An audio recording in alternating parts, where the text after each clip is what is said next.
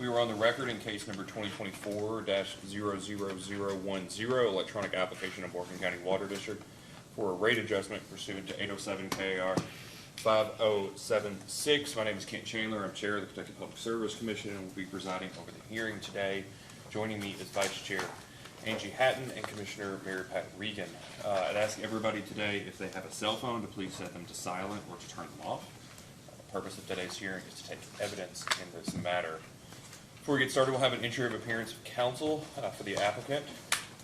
Brittany Koenig for Morgan County Water District. And for commission staff. Morgan Hall for commission staff.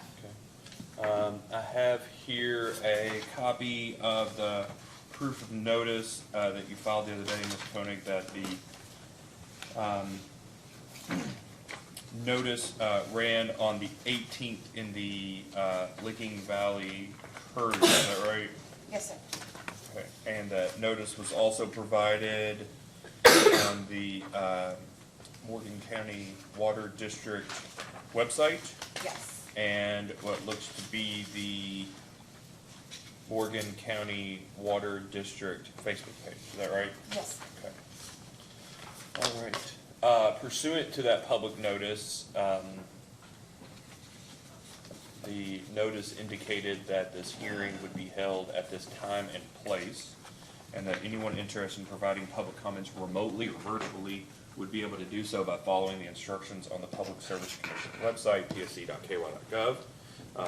As of us walking into this hearing, no one had indicated their interest pursuant to those instructions on providing comments virtually. Seeing that there's no one here from the public to provide comments in person, I would just remind anybody watching this hearing live or a video of this hearing prior to submission of this case that public comments can be provided at any time, a number of ways. They can be provided by email to psc.comment@ky.gov. They can be entered through our website at psc.ky.gov, or they can be mailed to the PSC at 211 Sower, S-O-W-E-R, Boulevard, Frankfort, Kentucky, 40601. We just ask that in any public comment you include your name, where you're from, and the case number, which in this matter is case number 2024-00010. All right. Seeing that there is no one interested in providing public comments, Ms. Koenig, you may call your first witness. Thank you. We'd like to call Robert Miller from Straight Line, Kentucky, please.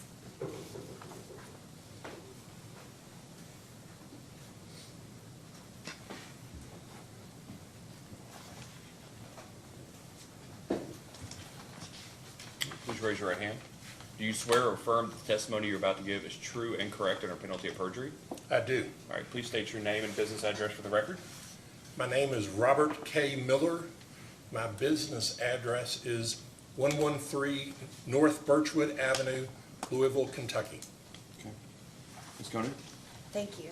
Good morning, Mr. Miller. Could you please describe your business and your consultant's role? I'm an independent consultant working on behalf of utilities, elected officials, and suppliers to public utilities, providing them with management consulting services. Okay, great. And could you describe your education and background? My education background is a Bachelor of Science in Commerce from University of Louisville and a master's degree in Business Administration from Indiana University. Okay, great. And you also have some interesting work experience at Louisville Water Company and also in New Orleans after the hurricanes? My work experience, I spent 26 years at Louisville Water Company. 17 of those years was as their Vice President Treasurer. From there, I served 1 year as a management consultant with Municipal Financial Services Group out of Annapolis, Maryland. Then I decided I wanted to return back to the utility industry and went to Sewerage and Water Board of New Orleans. This was post-Katrina, where I served as Deputy Director and Chief Financial Officer, and on 2 different occasions as Acting Executive Director of Sewerage and Water Board.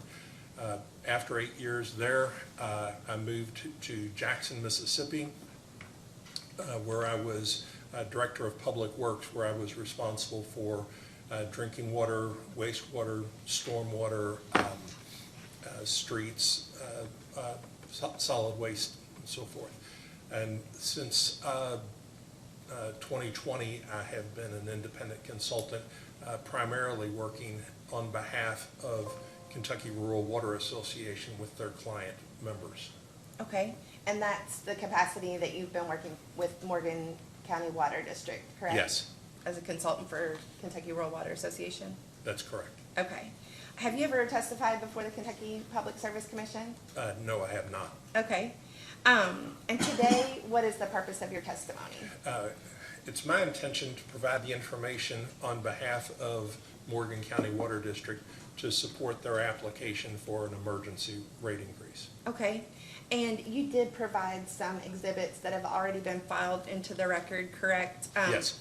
A couple of Excel spreadsheets that was filed with the motion for emergency rate increase, and then you also sponsored some responses to information requests from staff. That's correct. Do you have any changes or corrections to those exhibits? I do not.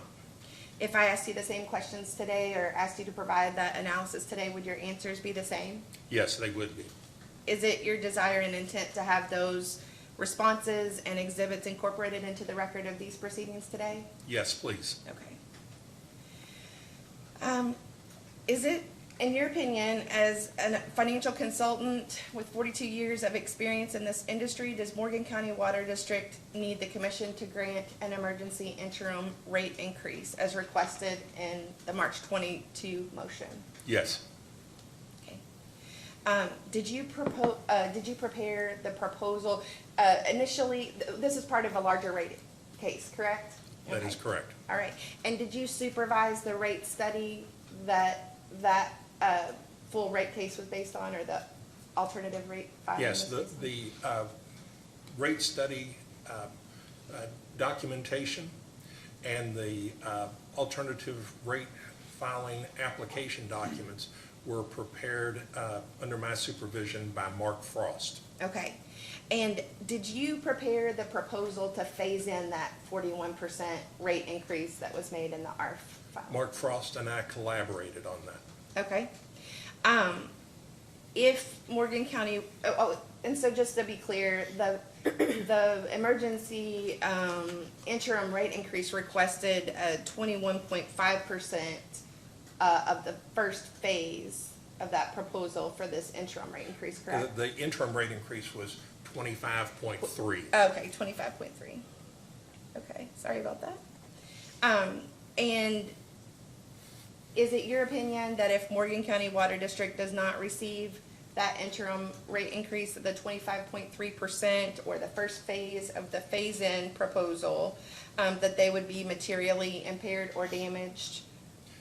Yes, I believe they would be materially impaired or damaged by inability to keep current on their invoices and on their payroll, and would be a significant risk of being able to make their upcoming debt service payments. Debt service, okay.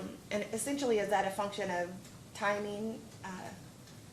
Yes. Okay, and so when did Morgan County Water District contact you initially to perform a rate study? Referring back to my notes, Morgan County contacted Kentucky Rural Water Association in November of 2022. We prepared a proposal and sent it to them on November 29th, 2022. Morgan District accepted the proposal on December 12th, about 2 weeks later, 2022. Then that put them into the queue because there's a backlog of projects that we're working on behalf of Kentucky Rural Water Association.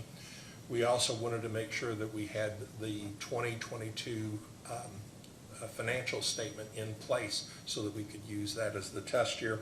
The project was initiated with an initial data request on January 21st, 2023, about 6 months later. Okay. So, in other words, you and your colleagues were working on a rate case for Morgan County Water District when you realized that you needed to request interim rate increase. Yes, that's Can you correct. describe the events that led up to the fact that you were working on a rate increase that turned into a request for an emergency rate increase?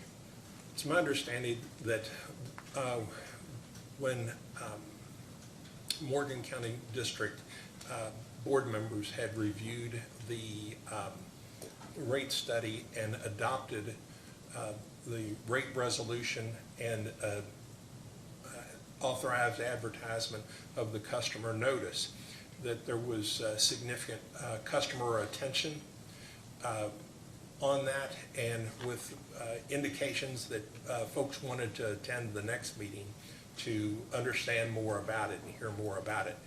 Because of my background and experience in dealing with public meetings, I decided it would be most appropriate for me to attend that meeting on behalf of Morgan County Water.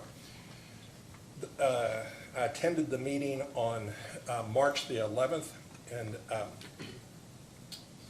my job was to describe the process that was underway and would take place next. Just prior to the start of that meeting, I was told by Shannon Elam that the cash expenses had exceeded the cash receipts by approximately $30,000 per month over the past 2 or 3 months. And that was a matter of considerable concern to me. Once I started making my remarks to the customers, I talked about that the rate increase was contemplated at 41%, but that could be implemented over multiple years. I explained that the first year increase would need to ensure that the revenues were adequate to cover the operating expenses, the debt service, and the debt service coverage, while also providing some minimal amount of liquidity. At that point, a representative of Morgan District, and I don't recall who it was, stated, because I talked a bit about how to compute the days of cash metric, and they remarked that using a days of cash metric, they had less than 30 days of cash. And that they further stated that they expected the expenses to deplete that, the expenses in excess of revenues would deplete the remaining unrestricted cash balances in short order. At that point, I began, because I had also discussed that when you file the alternative rate filing application, that once the documents are in place and acceptable to the commission, you get a letter of acceptance, the letter of no deficiencies. And that kicked off a process that typically took 6 months, but on occasions, due to exceptional items, might run as long as 12 months. At that point, the board members became concerned that they would not be able to remain viable for 6 more months. And that's when I said, at this point, we need to engage the emergency rate increase request process. Okay. So, in summary, that was the first time that you kind of realized their cash situation was extreme. Yes, the standard practices when we go to prepare the alternative rate filing application documents, that is typically focused on the data that would come from what's traditionally called the income statement, revenues and expenses and debt service. We typically do not get involved in reviewing either the balance sheet which includes the cash balances, or reviewing operations. And so it was at that meeting that we became aware of those circumstances.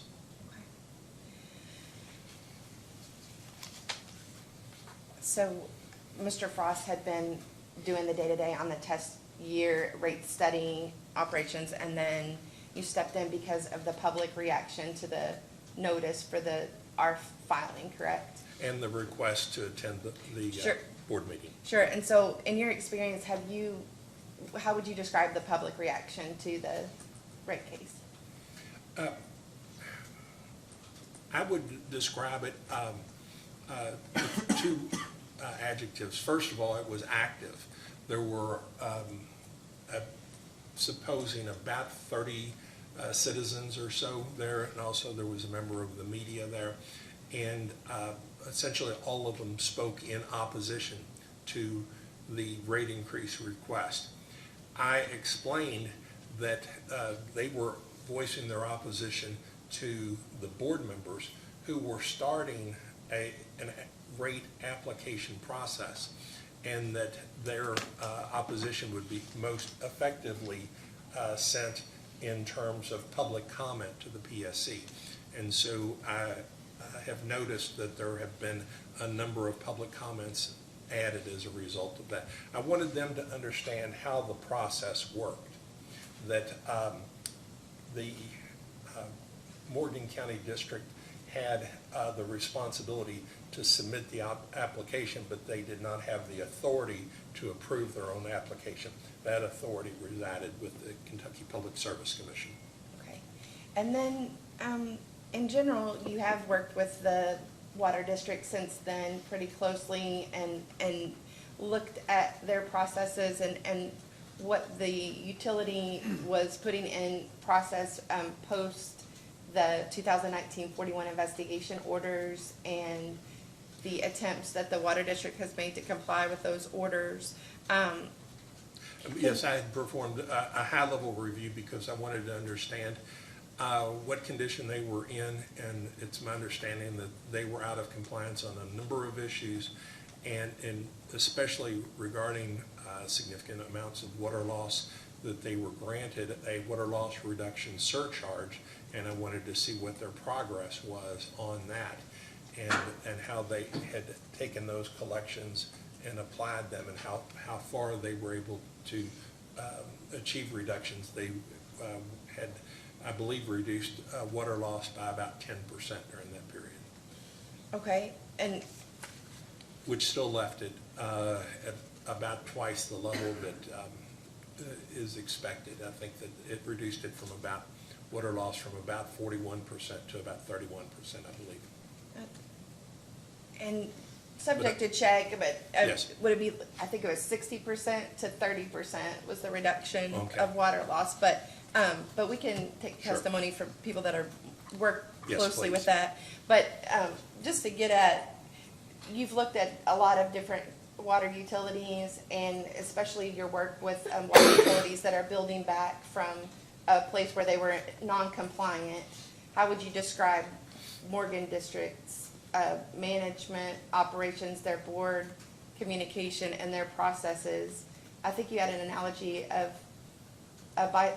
repairing a bicycle. Sure. Or your- Let me speak to my background on that. First of all, while I was at Louisville Water Company, I was a peer reviewer on behalf of American Water Works Association, and I led peer review teams around the country to look at utilities who were interested in having a critical self-examination done of their utilities. And beyond that, what I came to realize is that the professional challenge was not so much in running an exceptionally well-run organization, but to go in to a very, very challenged organization, such as Sewerage and Water Board of New Orleans post-Katrina, where somewhere between 70 and 80% of their citizenry had either damaged or destroyed homes and businesses, and approximately 60 to 70% of their workforce was scattered across the country, and that their bonds had become junk rating. And so I described that process of rebuilding back in New Orleans from a junk rating to, I think it was A1 or A plus rating, from having no cash in the bank to having about $250 million in the bank when I left. That process is akin to trying to fix the bicycle while you ride it. Because when usually there's typically not, when a utility is troubled, it's typically troubled in multiple ways. Either deferred maintenance, staff shortages, equipment breakdowns, things like that. And typically you have relatively high levels of customer dissatisfaction. And so you have to work back, while you're having to change the processes in order to bring your organization's capabilities back into compliance. But you're doing that every day while you're still delivering water, computing and mailing bills, answering phone calls, and so forth. And so I described that as fixing the bicycle while they ride it. And that's one of the things that I noted is that when you're looking at restoring a utility, the first thing is you have to stop getting worse. And then you have to set a target and start getting better continuously, day after day, month after month, year after year, as you work towards that target. And with that, I noticed that Morgan County Water had made progress across the board in a number of areas, whether it was reducing their water loss, replacing worn out equipment, improving their organizational capabilities, filling needed vacancies. And so would you say that Morgan County Water District represents a successful ongoing turnaround of a troubled utility? Yes, and I would add caveats that with that is that nobody does that on their own. The staff did it in conjunction with the board. The board did it in conjunction with the customers, ratepayers. But yeah, and also the water loss reduction surcharge that the Public Service Commission authorized for them made a significant difference. And so a lot of times when you see a success story like this, you have to look, there's contributors across the board.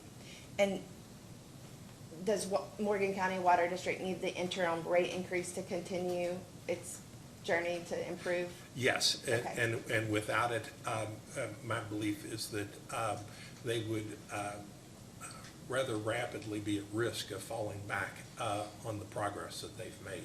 Okay, thank you very much. I offer this witness for questioning. Counsel? Hello, Mr. Miller. If you can't hear me, let me know and I'll speak up louder, okay? And if any of these questions, there's some that I may ask that may be better answered by somebody else. If that's the case, please just let me know, okay? When it comes to the financial documentation that was prepared for the ARF case, did you specifically prepare that documentation, or was it prepared by Mark Frost or somebody else? The documentation for the RF application was prepared by Mark Frost. Okay.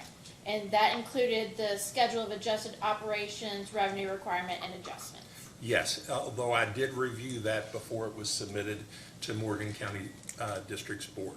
Okay.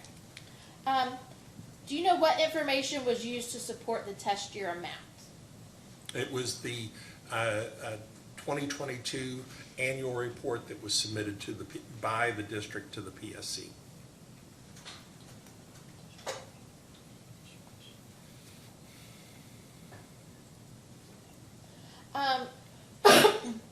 Did you reconcile the general ledger amounts by account to the categories in the schedule of adjustment operation or adjusted operations? No, we did not. That's typically a fairly straightforward task that can be accomplished quickly. However, one of the documents that we needed was not available, and that was an audited trial balance. We were in conversation with the auditor, and the auditor declined to provide that and considered that as part of their audit work papers and proprietary. And but they did offer the schedule of their adjusting entries. When we looked at the trial balance that was provided by Morgan County District and combined that with the adjusting entries, we were not able to reconcile that back to the numbers in the annual report. We feel that I'm sorry, let me ask a quick question here. When did you ask the auditor for that information? that was probably about a week or two prior to when we would have submitted the information in the response to the request for information. Normally, it only takes less than an hour to prepare that reconciliation. That's not a difficult task. But when they declined to do it, we ended up spending several hours on it and were not able to accomplish it. Yeah, was that in this year or was that last year? Oh, the reconciliation? No, when you asked the auditor for that documentation, for That was that just a few weeks audited ago. trial balance. Yes, sir. That was just a few weeks ago. Okay. Do you know if that's the auditor that the utility intends on using this year for their audit? I don't know. Who would likely know that, Ms. Koenig? The chairman of the board or Shannon, Okay. Elon, Jamie. All right, sorry. By the way, Mr. Chandler, that was the first occasion that I've ever had an auditor decline to provide that type The of first information. occasion I've ever heard of an auditor saying that the work product that they performed in furtherance of something they were being paid for was somehow proprietary, given it's the utilities property, but we'll cross that bridge when we get there. Mr. Miller, how are you able, if you weren't able to reconcile the general ledger with the schedule of adjusted operations, how can you have certainty about your adjustments if you don't know what's actually in the test year amount?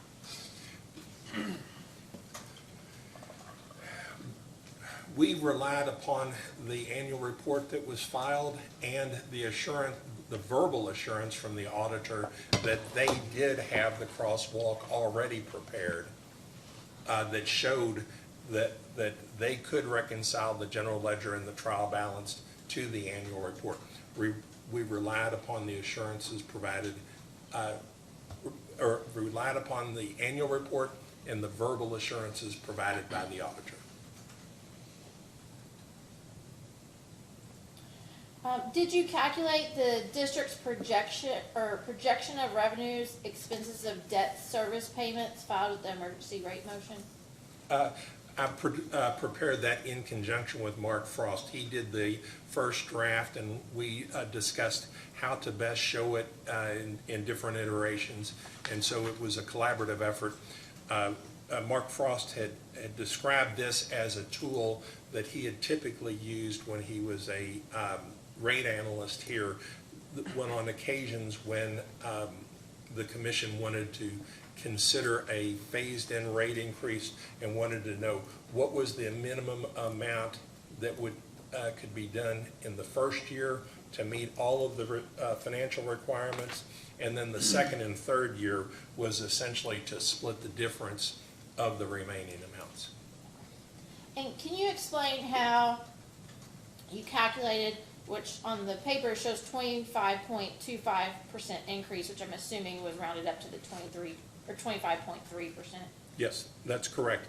That was to take the what amount of rate increase would be necessary given the current revenues plus the projected expenses that would yield a positive working capital amount. And so essentially that 25.25% yielded a working capital amount above the amount required in debt service coverage of just over $1,000. What was the source of information that you used to make this calculation? We used the information from the what's called the Schedule of Adjusted Operations that is part of the alternative rate filing application package, which was prepared from the 2022 annual report. Okay. So these next questions are the ones that I'm referred to that may be better answered by somebody else, so if that is the case, please just let me know. Can you explain how the phase-in increases in each year were chosen? Yes. The first year amount was the minimum amount that would be required.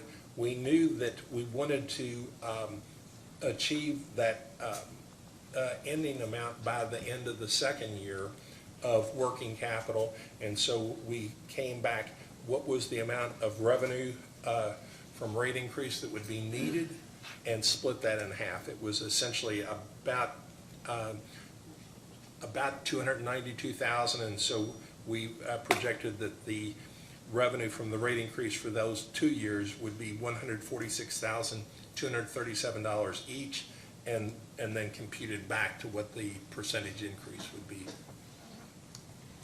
Why would it benefit the customers to have an approximate 25% rate increase in year 1, followed by an approximate 6% increase in years 2 and 3?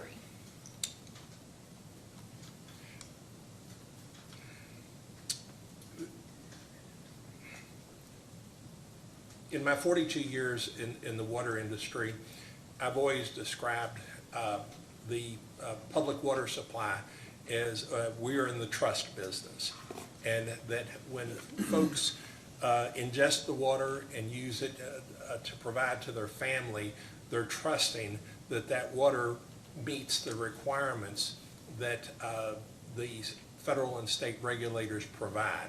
And I believe it's in their interest to have these rate increases in order to provide the best possible assurance that the water that they consume would be safe to drink. Did Morgan District consider implementing the rate increase all at once? In my discussions with them, it was their recollection that at the last time that the rate increase was submitted, was approved all at once, and that they felt that it was their job to submit the application and deferring to the commission as far as what would be essentially the best public policy for that. So no, they did not ask for a phased implementation as part of their application. Frankly, they did not feel it was that they really had the authority to do that. Did the district consider any alternative rate phase-in for years 1 through 3? Something beside, different than what you proposed? No, this is the only one that was considered, because this was considered to be the minimum amount. Can you, kind of in your own words, kind of summarize everything up and explain why you think Morgan District needs this emergency rate increase? Morgan District has obligations. It has obligations to its regulators, it has obligations to its customers, and obligations to its creditors. And my belief is that Morgan County District needs this rate increase to fulfill those obligations. And without it, they would not be able to? My belief is that there would be significant risk of being able to continue operations and make their debt service payments. No further questions, Chairman. Question? Good morning. Good morning. Can you hear me okay? I can. All righty. If you can't hear me, please let me know and I'll try to speak up. There was reference to some grant money that was funding up to 5 employees' salaries. Is that abnormal to use non-recurring money for recurring expenses? Is that advisable? I don't have a particular experience on that to offer an opinion. Okay. What was the inaccurate financial data that was being relied upon? Where did that come from, and why was the data inaccurate? Do you know? I can't speak to the inadequacies of data that was considered by their board as part of their operations. I can only speak to the data that came from the auditors to the Public Service Commission annual report. I'm not familiar with the inadequacies of the data that was unaudited and part of their day-to-day operations. Okay, well, after the audit. Yes. It's my belief that the audit had essentially demonstrated the accuracy of the finished numbers after the audit adjustments, and that those audited numbers could be relied upon as accurate. Even though you were denied some information that you needed? Yes, that is correct. That was disconcerting because, like I said, in 42 years, I've not had that happen before, but I recognize that auditors, just like, or CPAs, just as attorneys have professional standards, and that I might not be up on what the latest in terms of professional standards are. Can you be more specific about what you requested that wasn't provided? We specifically requested the post-audit trial balance and the post-audit general ledger, but focusing specifically on the post-audit trial balance.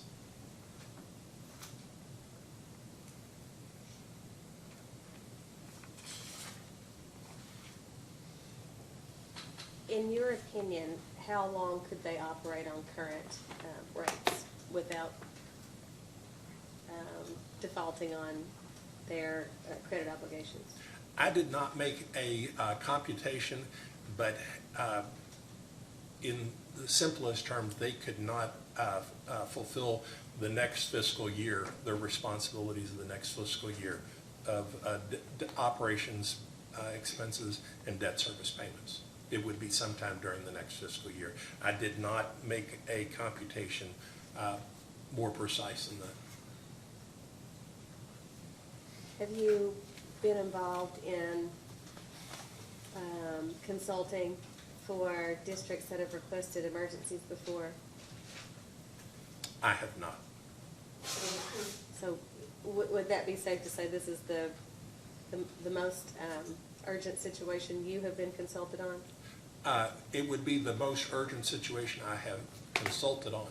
However, in both in Jackson, Mississippi, and in New Orleans, both of those, their bonds were at junk, and they were at serious risk of not making their next debt service payments.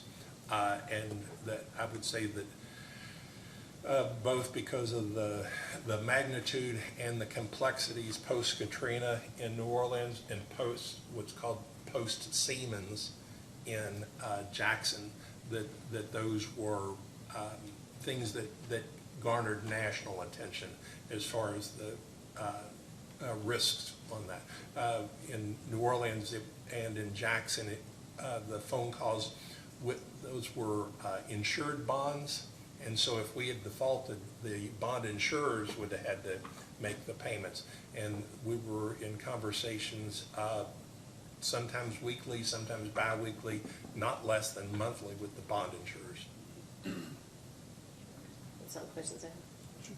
Good morning. Good morning. Using your expertise both in consulting and from your time at Louisville Water, can you form an opinion about why the water company is in the situation they're in?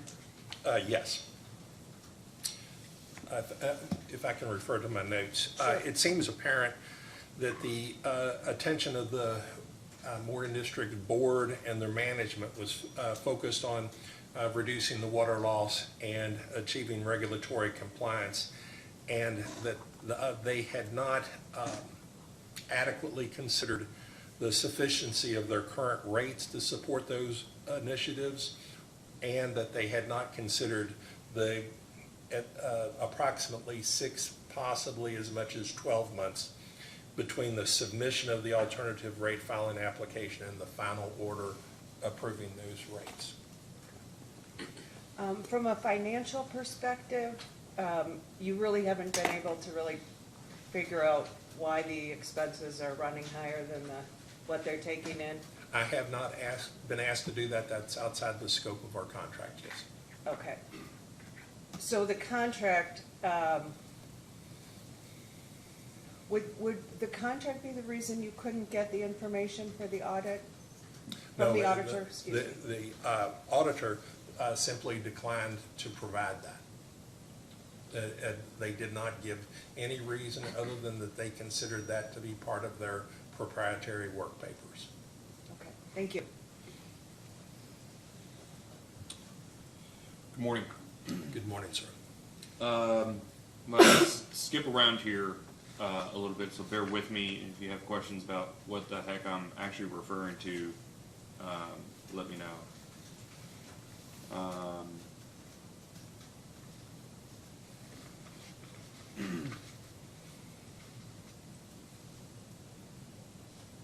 Do you know how long the last Morgan County Water District rate case took? No, I do not. Would you be surprised, based on your experience with the commission, that the last case was filed, or at least the application was signed in December of 2020, and the final order in that case was entered in June of 2021? No, that wouldn't surprise me because when I did a sampling of the previous cases that I've worked on across the board, on behalf of clients of members of Kentucky Rural Water Association, and I looked at from the letter of no deficiency to the date of the final order, it was consistently about that 6-month period with 2 or 3 outliers. Yeah. You said 12 months earlier, but are you aware that there's a statute that requires the commission act within 10 months of a accepted rate case or tariff filing, or the rates go into effect automatically? I am generally aware of that, and I can go back to my notes and identify which utilities it was that took that extra amount of time. So, And those had, where there were extensions authorized by the commission. I pulled up, when you brought it up, a copy of the most recent audit, which was done in May of 2023, or at least signed. Well, it wasn't signed by the auditor, it was signed by, anyway. It was signed in May of 2023. When would you have started working on the application for Morgan County? We did our initial request for information just after that on June 21st of 2023. So you would have had the audit available to you, is that right? Yes, Okay, and that audit was for 2021 and 2022, do you remember that? yes. Okay, It was my understanding that it was for 2022 and that it provided a comparison to 2021. I had assumed that there was an audit done also on 2021 and that, maybe that's the case, I Yes. just know it's entitled for the years ended December 31, 2022 and 2021. But It's my- that's neither here nor there, but it was done in May, and you all had it before you ever started working. that's correct. Okay. There were a number of items in the audit. For one, the auditor did not note, I just look, jumping over to your schedule of adjusted operations, the auditor did not note that the utility included the surcharge revenues as non-utility income as opposed to contribution aid construction, correct? Yes, that's my understanding, and that's one of the adjustments that we made in our ARF application documents. Did not notice that, or did not identify in the audit that $198,525 in 2022. Oh, sorry, that's the amount, right? The $198,525 is the amount that should have been included in contribution aided construction, and was included in other water revenues, right? Yes, sir. Okay. Did not identify the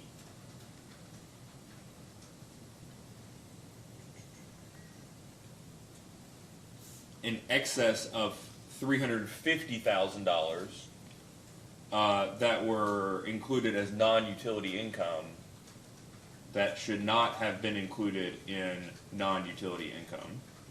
Is that correct? I'm not following where that number let's came just from. go to L. You all, you, or Mr. Frost, but you're here to testify, state in the application that Morgan District incorrectly recorded the following amounts as non-utility income in the year. And that they included, for instance, $292,591 from the U.S. Department of Agriculture for a water loss project that replaced sections of line that had multiple water leaks over the last few years. Yes, sir. How should that have been recorded by the utility as opposed to including it in non-utility income? I'm not a certified public accountant and typically don't offer advice on how to record journal entries. Well, okay, but it's been removed. What should they have done if it's being removed from non-utility income? I mean, you stated here it shouldn't have been a non-utility income, so you feel confident telling me where it shouldn't have gone. Yes. I'm trying to ask is there a place that it should have been recorded that you know of? Not I don't offer an opinion on that. I'm not qualified. Did Mr. Frost know it should have gone somewhere else? I would suppose so, yes. Well, I mean, that's half the rate increase, right? That is an amount equal to half the rate I mean, increase. that's what I'm, Yes. okay. Regardless, it's non-recurring. That's You correct. agree with that? Yes, sir. Is that the reason it's removed? Yes, sir. Okay. So do you feel confident stating you can say it was incorrectly recorded? Or are you just saying it should at least be removed because it's non-recurring? It's the latter item. It should not be included in the RF application. Okay.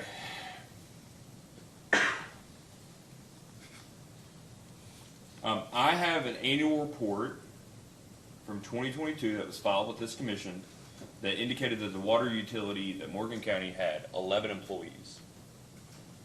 In the application that you all filed, it states that the utility had 14 employees in 2022 and now has 16 employees. Is that Yes. right? That's my understanding, yes.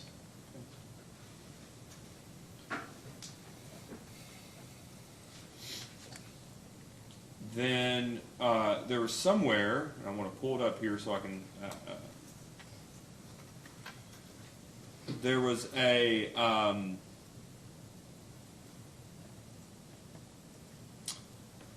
Ms. Koenig filed a motion that the affidavit of which was from Shannon Elam. So anything you can't answer, I've got somebody else to ask. That stated that the emergency nature of their request was necessary in part due to the question you had earlier, or got asked earlier, the inaccurate financial data and the end of receiving grant money that funded the positions of 5 employees. Are you aware of the grant money that funded the positions of 5 employees? Only from what I have read from the annual report and the work papers in the ARF. All right, let me ask it this way. You got the work papers in ARF, you got everything else. Can you show me where in the test year the utility received grant money and then subsequently used that to pay the 5 employees? No, sir. I would assume that I was relying on the auditors who have reviewed that information, and I used their output as an input to my processes. I did not make any evaluation of that. Do you know where I can find a reference to grant money equivalent to fund 5 positions? I would assume that that is in the footnotes of the auditor's annual report. Do you have a copy of the auditor's annual report? No, sir, not with me, no. Okay. Chairman, You can't. Okay.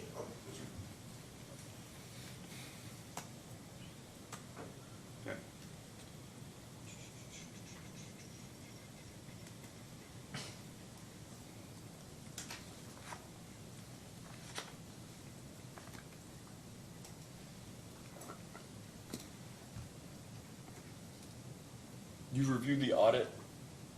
Is that correct? I've read it, yes, sir. Okay. In the audit, there was a note that there were multiple leases that each of the leases for vehicles, that the lease amounts were $0, but that the payment was continuing to be paid. Do you remember that portion? No, sir. Okay, do you have a copy of that audit? Not with me, no, sir. Counsel, do you have a copy of that audit by any chance?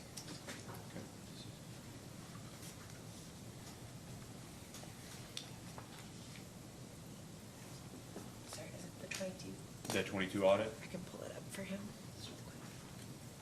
Well, I guess, I mean, the easiest question is, did you make adjustments to the test year expenses? If that was the case, let's just say that was the case. That the audit said that there were $4 or $5, close to $600 a month being paid for on leases, that the balance on lease was $0. Okay. If that was the case, did you make any adjustments? Did the utility make any adjustments in their application to remove those from expenses in the test year? Not that I recall, no, sir. Would you mind? May I have one? Yeah, thank you.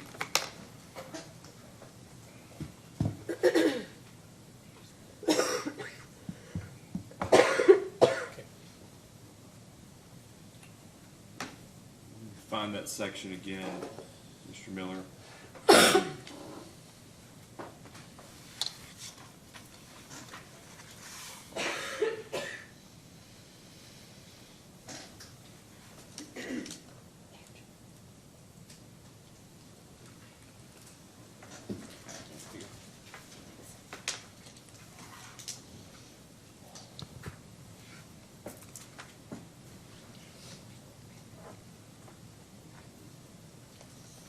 Mr. Chairman, I haven't found that, but I would have expected the auditors to have made an adjustment to take that from being an operating expense to a non-operating expense, with the difference being that an operating expense gets you some sort of used and useful benefit, where if they were paying for making payments on a lease that they did not owe, I would have considered that a non-operating expense.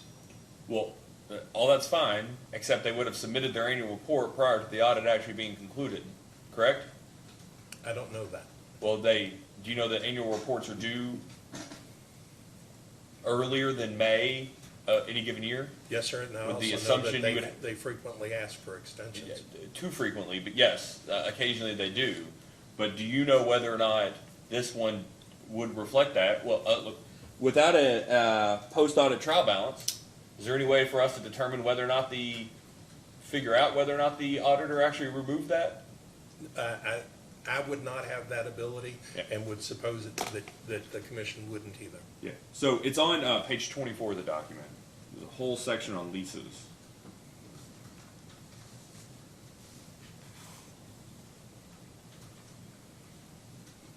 Let me know when you're there. I'm there, sir. Okay, A is a 2017 Ford F-250, and the final sentence says, the balance of the lease at December 31, 2022 was $0, however, the district continues to make monthly payments of $554. D, balance of the lease on a F-350 was $0, however, the district continues to make monthly payments of $420. C, 2018 F-150, balance was $1,837, and that lease should be gone by now, right? That's my understanding from what I'm reading. Yes, Okay. sir. At a payment of $469, 2 years later, it should be gone. The next one is an 2018 F-150, those lease payment, that amount was $5,500, that would be approximately 11 months of the payment of $577, that lease should be paid off, right? That's my expectation. Yes, sir. Okay. The next one is a $577, this is E for 2020 Escape, $577 monthly payment, $8,837 balance. That one should be paid off this year, right? I don't have an amortization table in front of me. Well, I'm just I doing know it would be- straight line lease payments. I would assume that it would be approximately that, yes, Yeah, sir. a little less than a year and a half that should take to pay that off. It should be later this year. Is that right? Yes. If you assume it's straight line, okay. But you did not, or you're unaware of any, in the schedule of adjusted operations, that there were any changes for those reductions in expenses? No, sir. Okay.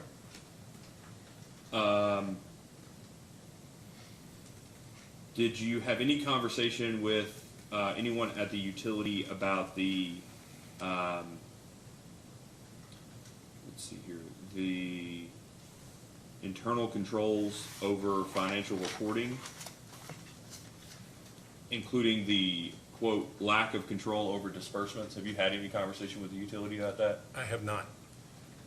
One of the items that they note is that a significant number of invoices were paid later than 30 days, including 2 checks written in March of 2022 that did not clear till January of 2023. I don't know that that's technically paying late. It sounds like they paid it in March 2023, but the people didn't cash the check until January or 2022, but they didn't cash the check until January 2023.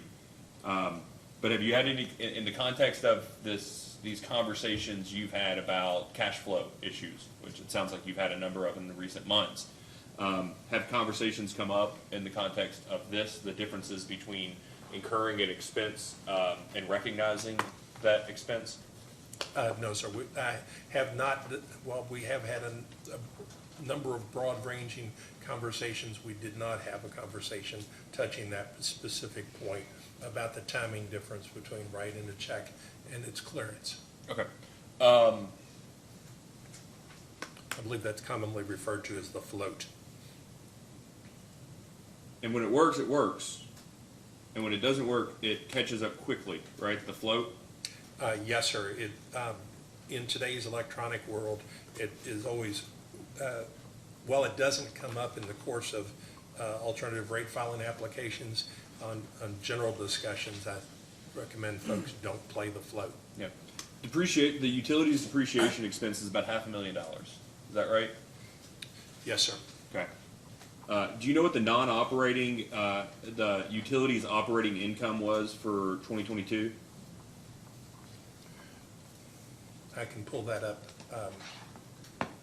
from their financial statements.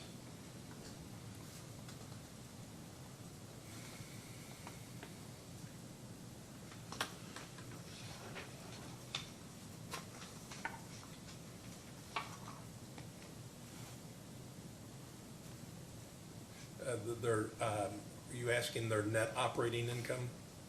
The utility operating income. The Yeah, net netted. Yeah, I'm sorry. Yes. Yes, the net operating income on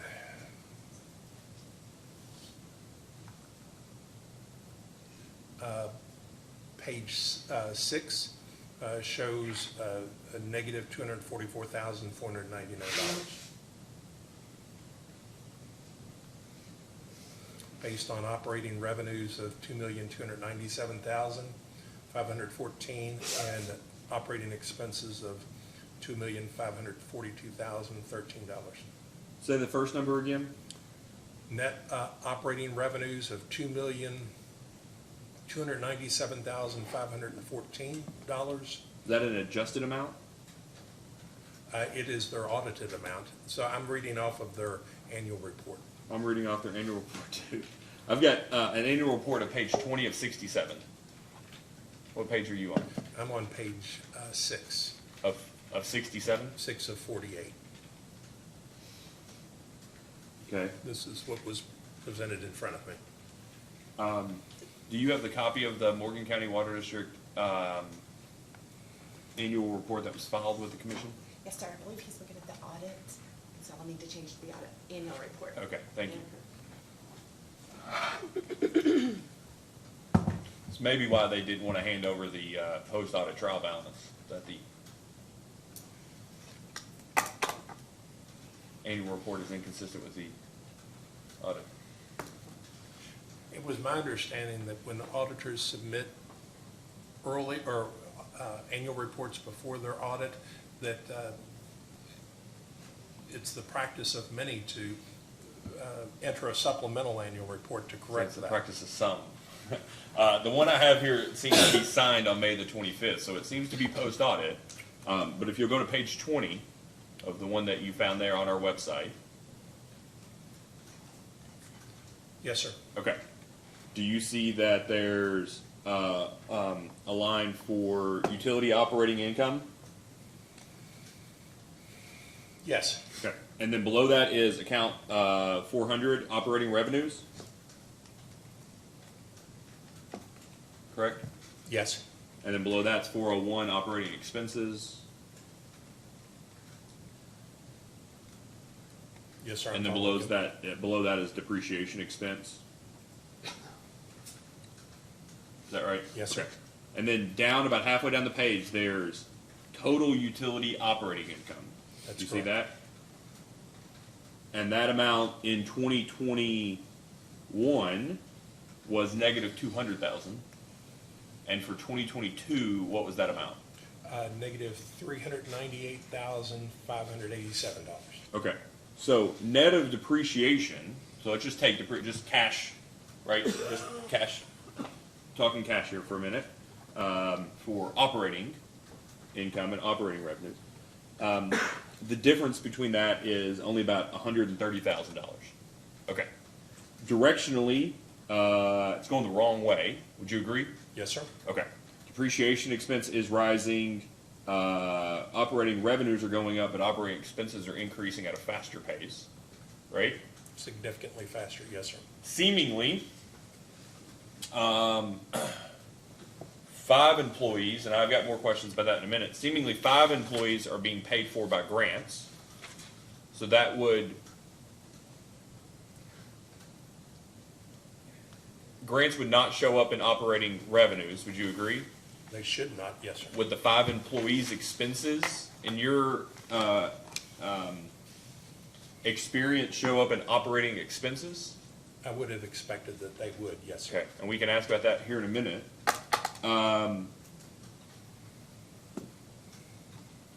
But directionally, it's going the wrong way. And when you all started doing this in like June, I'm trying to have an appreciation for, I guess, the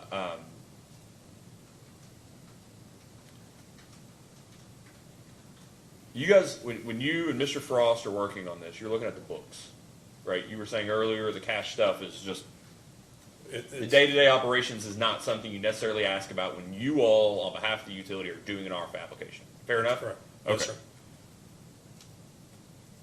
I'm trying to figure out post-June whether you all had any concerns prior to talking to the utility before that meeting that they thought they had less than 30 days cash on hand, that directionally, even if directionally what happened between 21 and 22, okay, went for another month exactly on a linear basis, exactly the same way in 2023, halfway through 2023, their operating expenses, their net operating income is equal to depreciation expense at a negative amount, right? Yes, And in the second half of 2023, they don't have enough operating income to pay for cash expenses. that's good. Linearly, is that just a correct statement? Yes, Okay. I guess I'm trying to figure out the second half of 2023, were you all not concerned for the exact same thing, that they weren't going to have enough income to pay for their operating expenses or their cash expenses? our scope of work that we perform on their behalf provides no financial advisory services, no review of operation, no comparison of trends. Our job is to simply facilitate the ARF application process. If we had performed that within our scope of work, then it would be logical that to expect that we would have noticed that, made observations about it, brought it to their attention. But it was simply outside of our scope of work. Is that an abnormal contract?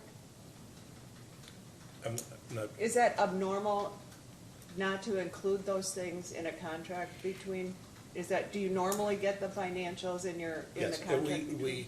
it is normal that we perform no financial analysis or management consulting services other than the facilitation of the preparation of the RF documents. Oh, okay. But your questions are certainly reasonable and appropriate of a financial consultant.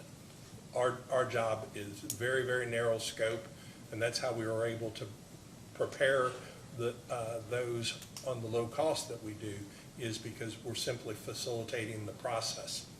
It's our understanding that the ARF process could be prepared and handled by the staff, but because it's so infrequent, they hire us to do it so that they can focus on day-to-day operations while we prepare the documents.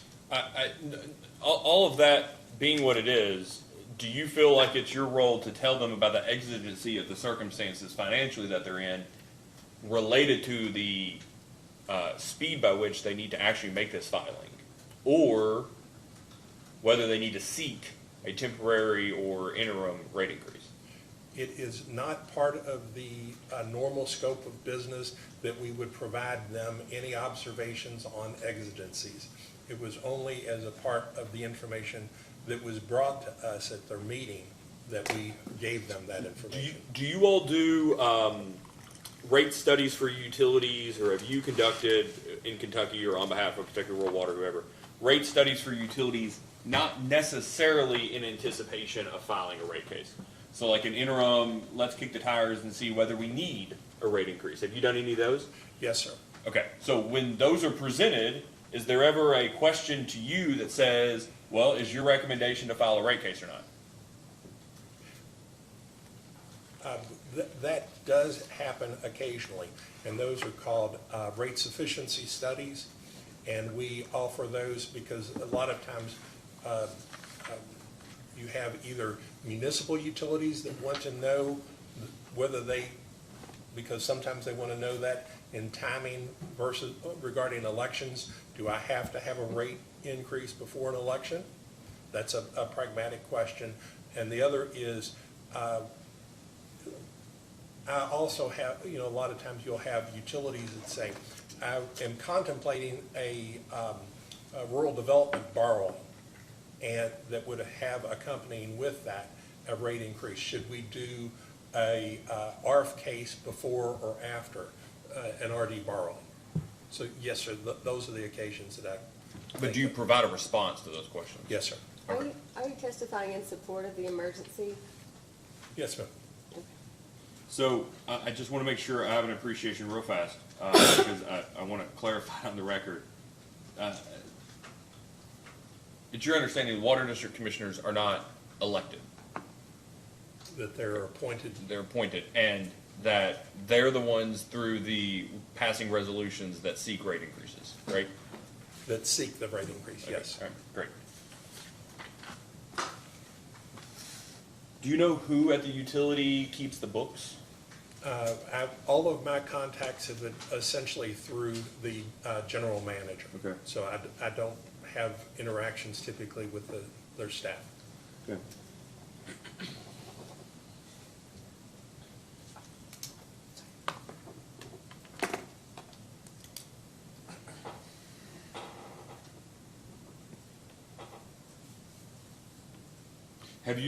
In preparation of a rate case, do you review previous rate applications and orders for utilities?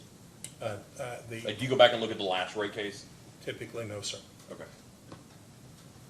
Are you aware of this utility's last two rate cases generally? Only in the highest level general terms that they had occurred, but no, again, our focus is very narrow.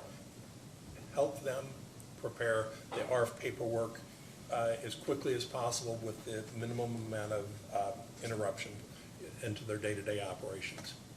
Okay.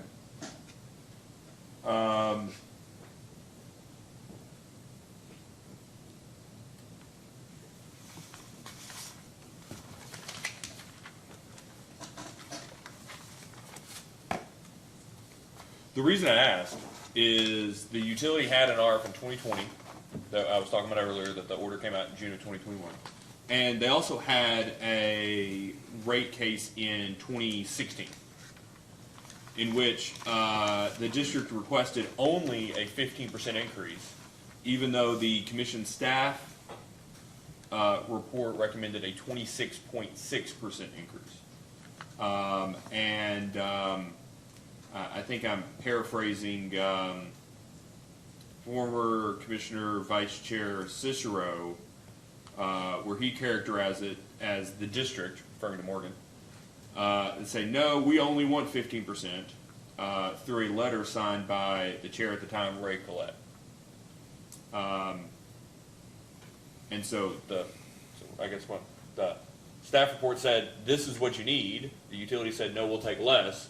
And then by 2019, again, exigent circumstances, realized what situation they're in, filed another rate case in 2020, and here we are, not that much, less than 3 years later from the final order in that case, saying we need another 41% increase, but it has to be at least 25.3, I think is the amount that you said earlier. And we've got to have that on an interim basis. We don't have enough we don't have enough to fund our ongoing operations. Okay. I guess I would ask, in the context of the acknowledgement by the utility that they should have taken the higher rate increase in 2016, do you have concerns about a phase-in, putting the utility exactly in the same place that they've consistently been in now for the last 8 years, which is behind on ability to fund operations? No, sir, my belief is that the minimum amounts that have been demonstrated in the schedule that I submitted should be sufficient for them to accomplish their objectives. All right, so 25.3, is that the amount? Yes, sir. Okay, 25.3, when would that be, 25.3 with what, starting on what date? As established in the final order from the commission. No, I mean, that's just I guess that's just a fact.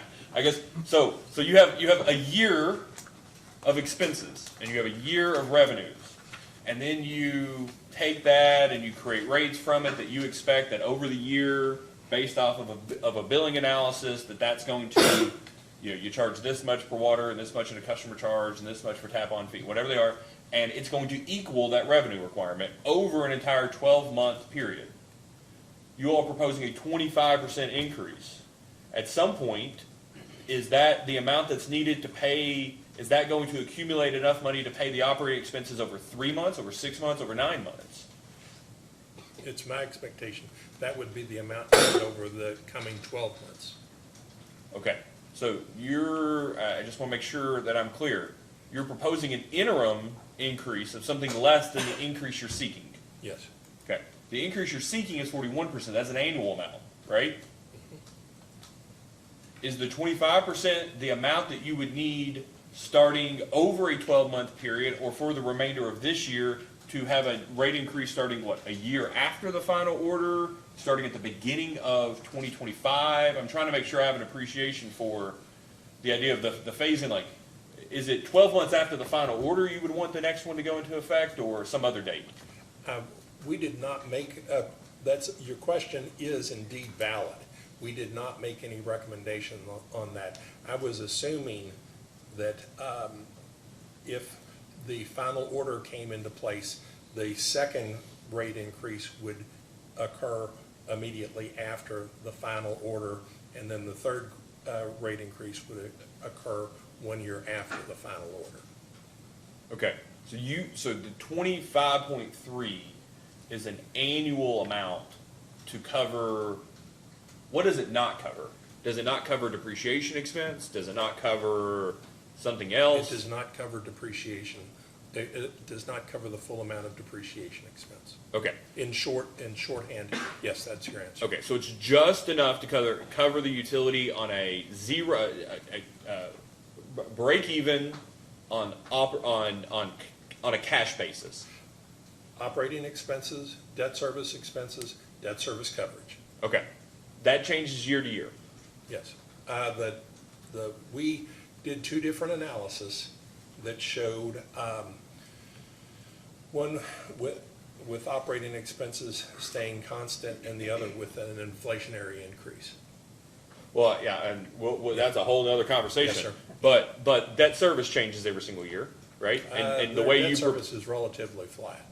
well, it does change. I mean, it does change every year. But the proposal you have in the schedule is an average. Yes. So that over time it should be fine, right? Yes, sir. But the expense is higher in earlier years, the way amortization schedules normally work.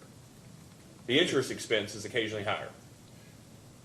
And offset by some lower principal payments, yes. Yeah. Okay, so then you've got leases that we've already talked about run out, right? Yes, sir. And we also have increased, an expectation, an increase in depreciation expense if additional assets are added to the system, correct? Yes. Okay.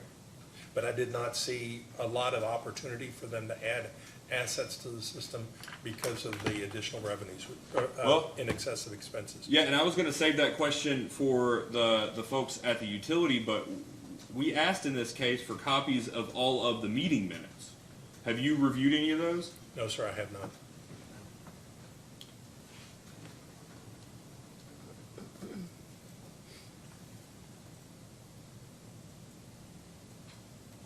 You've gone to some of the meetings of the board, is that I've right? attended one half of one meeting. One half of one meeting. You got me beat by half a meeting. But that's more than I've been to. Let me pull it up here. Make sure I have an appreciation.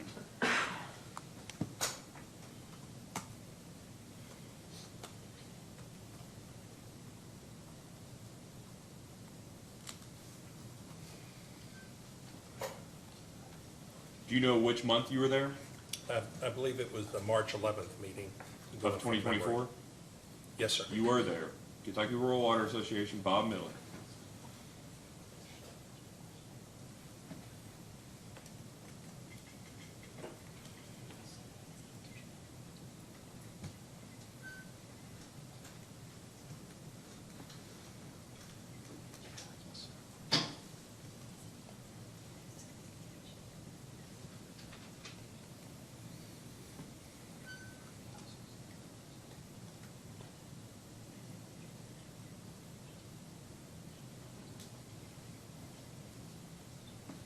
So, you were there in March.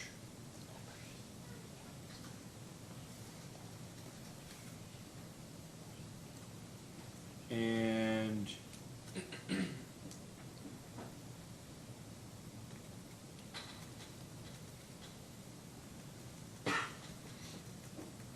in, get this right here.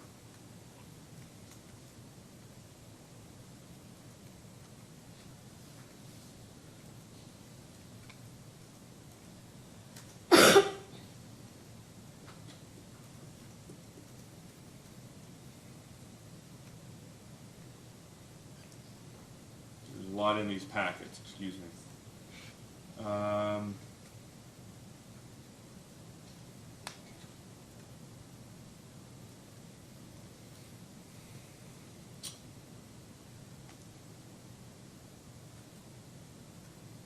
There's a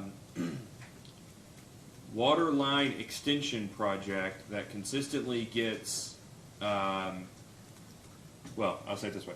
There are, there's a Highway 191 project, a Phase 1 project, a Phase 3 project, and a Phase 4 project. Apparently, I would assume, given there's a 1, 3, and a 4, there's probably a 2 somewhere. Phase 1, and I'm just reading from the January meeting minutes here, is a water line extensions project through a cleaner water grant that gets consistently referred to in meeting minutes throughout the month. Phase 3 is a water line extension project and office building project that the project is waiting for funding, and the district and Mr. Nesbitt, the engineer, are waiting to hear back from an ARC grant.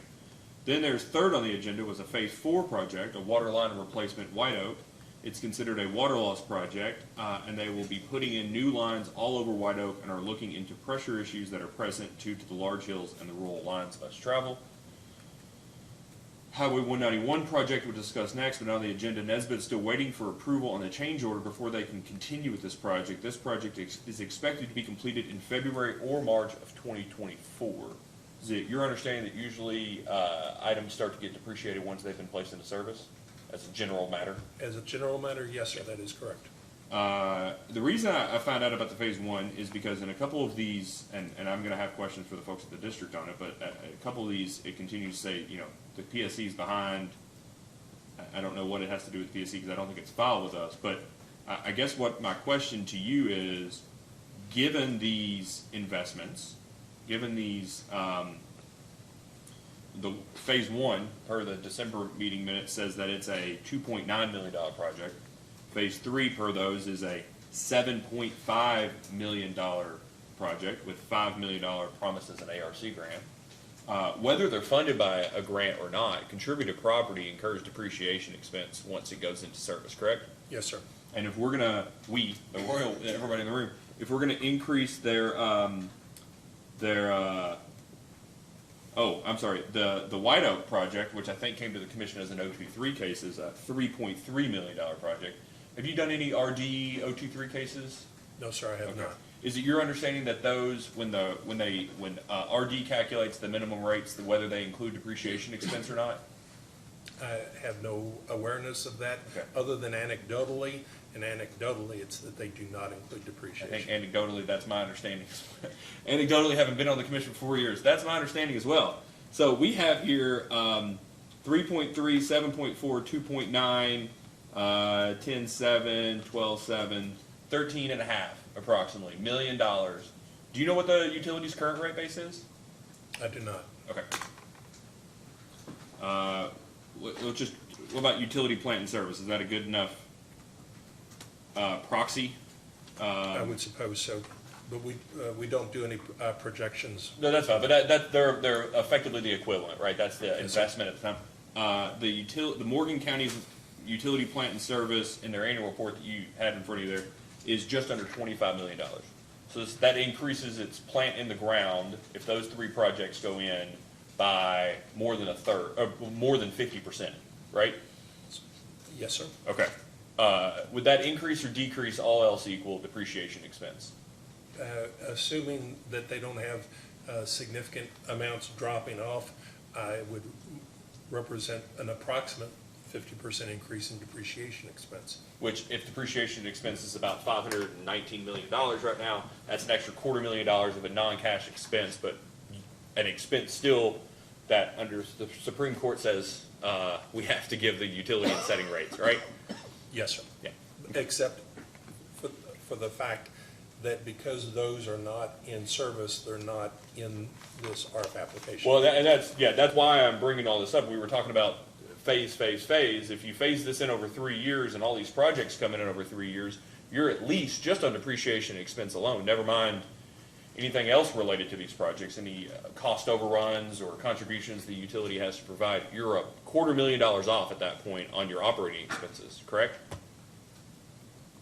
On the cash and non-cash operating expenses. Which is what But we it- set the rates on, Right. the non-cash. But I'm speaking to their viability as a going concern, paying their bills, paying their debt service, that increase in depreciation would not have an impact on For the it. 25.3 million, or the 25.3%. Yes, Yeah, but it would for the 41. That's the remainder of the increase is depreciation expense over 2 years, correct? yes, but that increase, the remaining depreciation, doesn't contemplate those new projects. That is what I'm saying, that by Yes. the time your proposed phase-in goes into effect, if these projects are in, it's already not enough money To recover that depreciation, yes, sir. to recover the utilities expenses. Yes, sir. Okay. All right.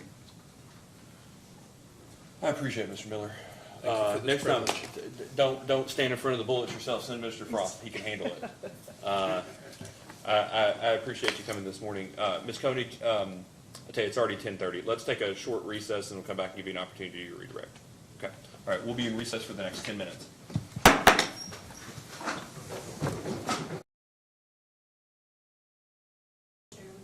We're back on the record. Ms. Koenig, do you have any redirect of this witness? Yes, sir, we just have a couple of clarifications.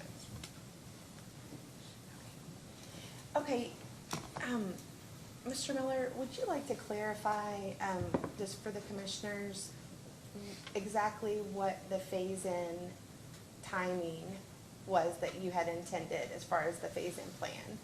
Yes, thank you, because I believe that I misspoke. My expectation is if the commission saw fit to approve this emergency rate increase, it might occur, for example, sometime within the next 30 days, and that the rate would go into effect for consumption on and after that date. And then, assuming that the rate case continued at its normal pace and a final order came out within 6 months, the second rate increase would go into effect at that time and remain in effect for the following year. And at the end of the first full year after the final order, the final portion of the rate increase would occur. Okay. And then you discussed the audit and the audited numbers quite a bit. Did you have any reason to question the audited numbers that were given? Now, we assume that the audit was prepared according to the standards that the audit industry applies against itself, and that we relied upon them completely. Okay, and when all of this discussion started in March, when you were at the meeting, the public meeting that was called after the rate case notice came out, you were given notice that Morgan County Water District had how many days of cash on hand? It was my understanding less than 30. Okay, and when the discussion went to how could this have been missed in the preparation of a rate case, can you explain? Sure. You kind of explained, it's not within the scope. Right. In order to accomplish the work during the time that we allow and for the fee that we charge, we simply take the records as they're provided from the utility, whether that's from the auditor or from their, for example, their either their billing system or their payroll system, and use those. We don't perform any type of analysis. The observations that the chairman made are correct and valid. They're just outside the scope of work of what we are responsible for doing. Okay, and is it reasonable, one of the questions was, how was this a surprise? And they started looking at their data reports that the board had received and the billing, and that there had been problems with the data that the board had received and the billing, and the utility questioned Mr. Frost and Kentucky Rural Water about making sure that they had the proper data, and I believe the response was did they use the audited numbers, so it bypassed the sort of incorrect data that the board was concerned with. That's correct. Okay. Was there anything else? Sorry, Ms. Koenig, I guess what I'm still confused about is, you got asked the question earlier, I think by me and somebody else, about the inaccurate data. Do you know anything about the inaccurate data? Not particularly, no. It's my understanding that the inaccurate data was data produced for management purposes on a monthly basis. The numbers that I was dealing with had already been scrubbed by the auditors by the time they got to us. But just to be clear, those numbers showed on a linear basis, just taking the end of 2023 or end of 2022, on a linear basis, the assumption of the trend is that by the middle of the year of 2023, they were already going to be operating on a negative cash income basis. That's what we agreed to earlier, right? Yes, sir, that is correct. So accurate or inaccurate, it doesn't matter. Those numbers themselves, the numbers that would have been used, the books you would have had available to you and audited starting in June, showed for anybody that looked at them that based on that trend, and it doesn't seem like there was much intervening, it's not like somebody showed up and started paying $1 million bill a year, right? Based on the trend and knowing that there was no material changes either way, a person with financial training looking at that should have known by the middle of 2023 on a cash income basis, it was already a perilous situation. Would you agree with that? No, sir. Okay. Why not? Your question is valid. My task as part of this contract. I'm sorry, I don't think you, I'm not saying you should have known, or I'm saying Okay. that a person whose job it is to know and understand the financial situation of the utility should have been able to look at the 2021 audit and the 2022 audit. If they had an understanding of current operations, should have known that at some point in 2023, not in 2024, but should have known in 2023 that on a cash basis, it was already a problem. Yes, sir. A person with fiduciary responsibilities, I think it's reasonable to expect that based on the numbers provided in the audit that you recited from, that those trends were clearly indicative. Because we know in the audit, or at least the annual report following the audit that's filed with the commission, net income on a just net income was already negative, right? Yes, sir. Okay, which, knowing the trend meant every, we covered that ground. Sorry, Ms. Coney? I believe that's all I have. Thank you. I have a, Go I ahead. have a brief follow-up. Mr. Miller, do you ever recommend, or did you recommend, to Morgan District a water loss surcharge? We did not on this one because it was our understanding, based on my limited understanding, they had already had that. They had received the full complement that was allotted, and it had come off. We did not recommend it a second time, although it's my belief that they would certainly benefit from that surcharge. Okay. So if you believe that they would benefit from that, then why didn't you recommend it, just because they previously had It was one? my understanding that they had essentially used that tool and that they weren't eligible for it again. But I may be mistaken on that. All of my experience to date has only been in getting someone a surcharge for the first time. I have not yet worked long enough with any utility that had collected the full amount and still may have beneficial work to do. No further questions. Yeah, you may want to go back and look at it. I think that with the exception of, I can think of maybe one or two utilities. I do believe that Morgan County is one of the first, if not the first, to get it in the way that they did. So that may just been a function of a first mover paradigm. Ms. Coney, do you have any additional redirect following those questions? No, sir. All right, thank you very much, Mr. Miller. May I be excused for the day, or do I need to remain? It's fine with me if he's excused. That'll be fine. Thank you.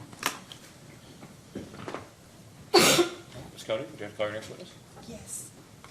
I have a question for the commissioners. Sure. If you, in the lineup of witnesses, I have Alexis Franklin, who is the current bookkeeper. However, she was only hired in December, so she has, she was gonna provide updated profits and losses and kind of a limited testimony. And then we have the chairman, and then Shannon Elam. Who is best situated to inform us about the, and I would assume it's the general manager, because that's whose affidavit accompanied your motion. Yes. But So if you. the discussed inaccuracies from the motion. Yes, if you would like to just continue with that questioning, we can call the general manager up to address Okay. that specifically, if you want to just keep that flow going. It's up to you. I mean, this is your case and it's your burden, but it seems like, I don't believe that Ms. Franklin will be able to answer a lot of your detailed questions about Okay. the finances. However, she can address some of the problems with the bookkeeping and the record keeping and data. I'll leave it up to you, but I think that's the next line that we're all gonna have questions for. Okay, and like I said, I mean, the chairman of the board and the general manager are prepared to speak on that as well. However, Okay. she's in that position right now, and we do need to provide those updated profits and losses, so I can go ahead and call Alexis Franklin then, please. Okay.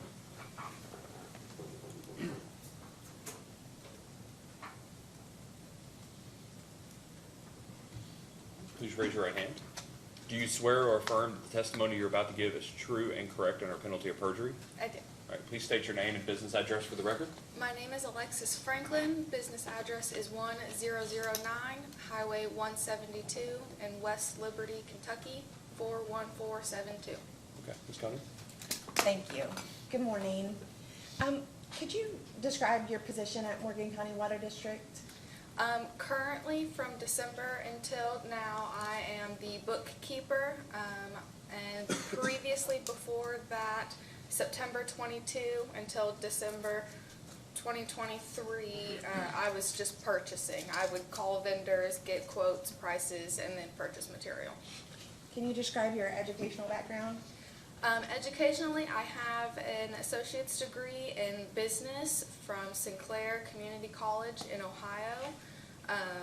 It had a few accounting, financing courses. However, we are currently looking into getting more training and more classes for me to better fulfill my position.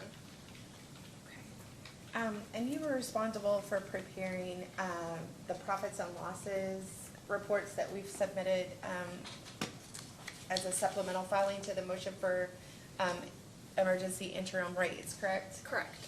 Do you have any changes to those or updates? No. Actually, do you have an update for the March, because that was filed sort of in the middle of the month? Do you have a full report prepared? That I sent you?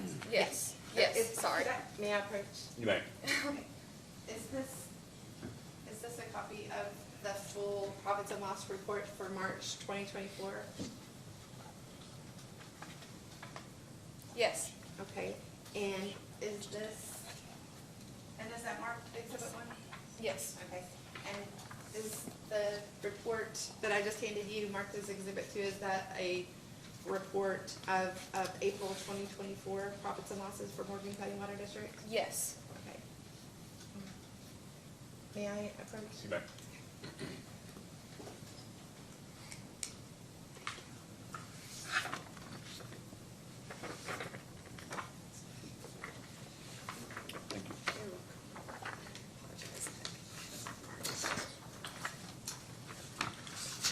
Thank you. Ms. Koenig, would you like to go ahead and identify and mark these? Yes, sir. I've provided the commissioners exhibit 1 and exhibit 2, and I'd like to move that those be entered into the record at this time. Okay, No. so moved. No objection. I just want to verify, March is going to be 1 and April's 2. That's what I have, yes. Yes. Mine were marked 3 and 4, so I just want to make sure. Okay.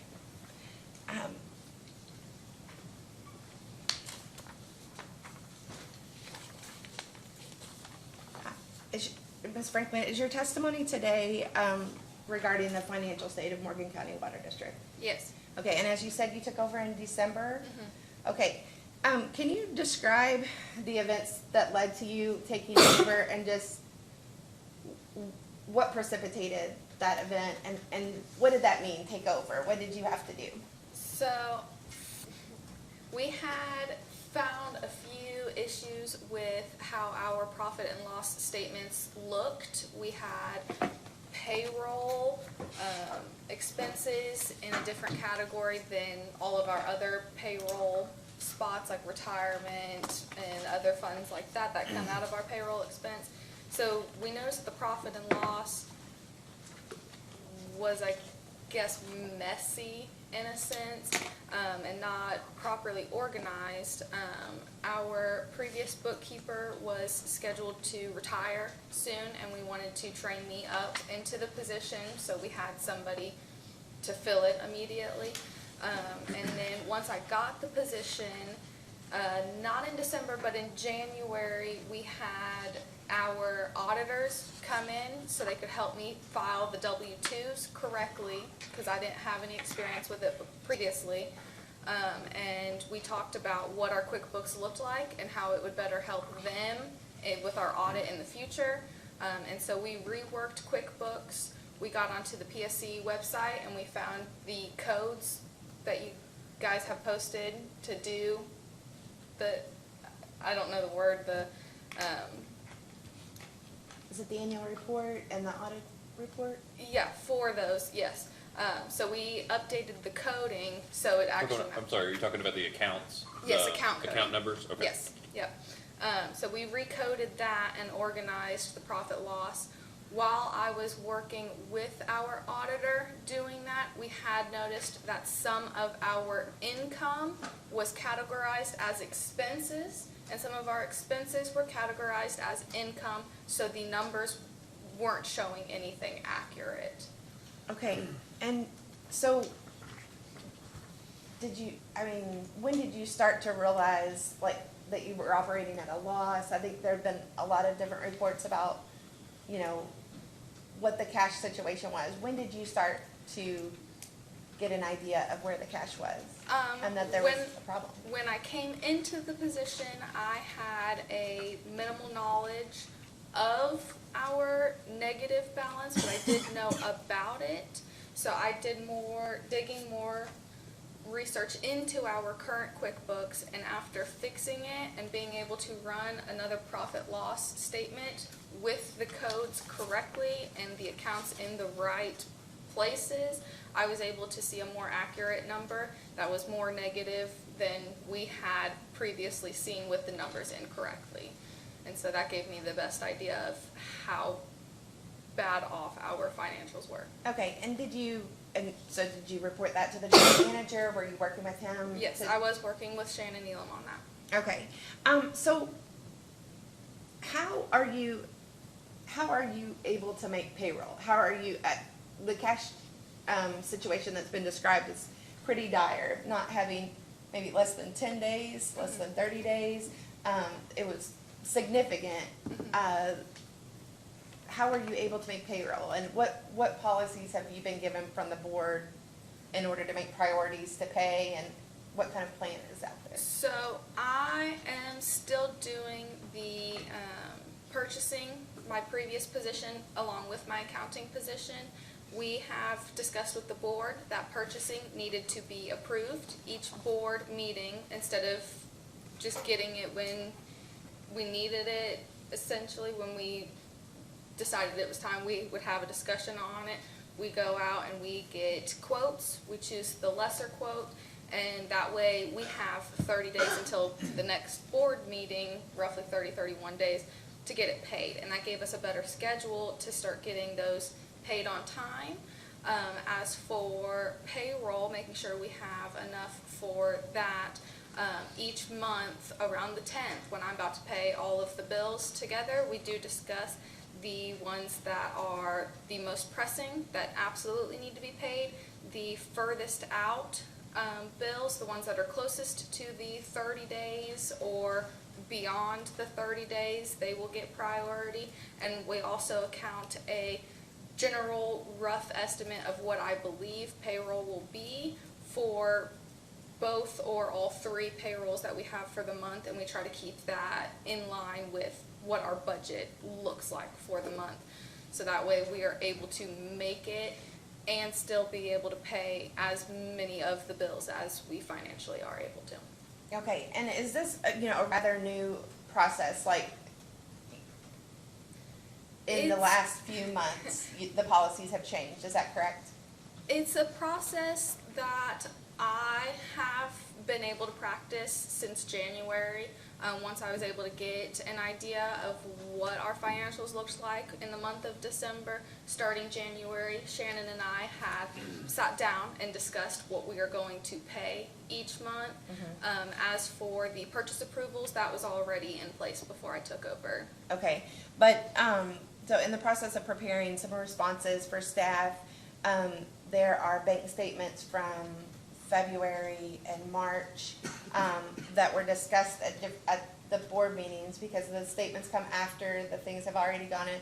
And so there was a discussion about, Amazon purchasing. What is purchased through Amazon? What? Amazon purchases are mostly related to our office needs. If we need brooms, garbage cans, trash bags, new Okay. pens, pencils, that's Sure. just office. Understood, okay. And then, but did you have to purchase a computer through Amazon as well? I personally didn't, was that? Okay, yeah, I'm so sorry. That's okay, it's okay. But if you don't remember, that's okay. I do not remember. That's sorry. okay, that's okay. So, but they changed, the board asked you to just make One or One- two purchases a one month. order, like Yeah. to save, A and then, bulk. and then are you supposed to request approval for water system purchases? Yes. Okay, and then are you, so there were also bank statements that had charges for Apple, and it looked like, apps or purchases made from a phone. Do you know what those were? There was a $2.99 charge, a reoccurring charge that I am aware of. That was a subscription for more phone storage, since the phone in use was using a GIS system, and that took up a lot of the storage to be able to go and do stuff out on the field. But they also needed to be able to have the storage to have the pictures that went along with any of our work orders, and being able to be in communication with the office at the same time. Okay. Were there charges that were made from an employee phone that were, or do you know anything about that? I'm unaware of any. Okay, that's okay. All right. I'd like to offer this witness for cross, please. Kelsey? Okay. Ms. Franklin, can you hear me okay? Yes. Okay. Sometimes with the lovely divider, it becomes difficult. I have a lot of questions for you. I get that you're newer in this role, so if you're not able to answer them, just let me know, or if somebody else is better equipped to Okay. respond to them, please let me know that also. Okay. Okay? Do you know what account the Gateway ADD loan classified in the 2022 ledger, or what account it is in? I'm unaware of anything in 2022. What about 2024? Do you know if it's in there? 2024, I do have a code for it, if I can look at these. I don't remember the number specifically, but there should be a code in here, and it says Gateway Add.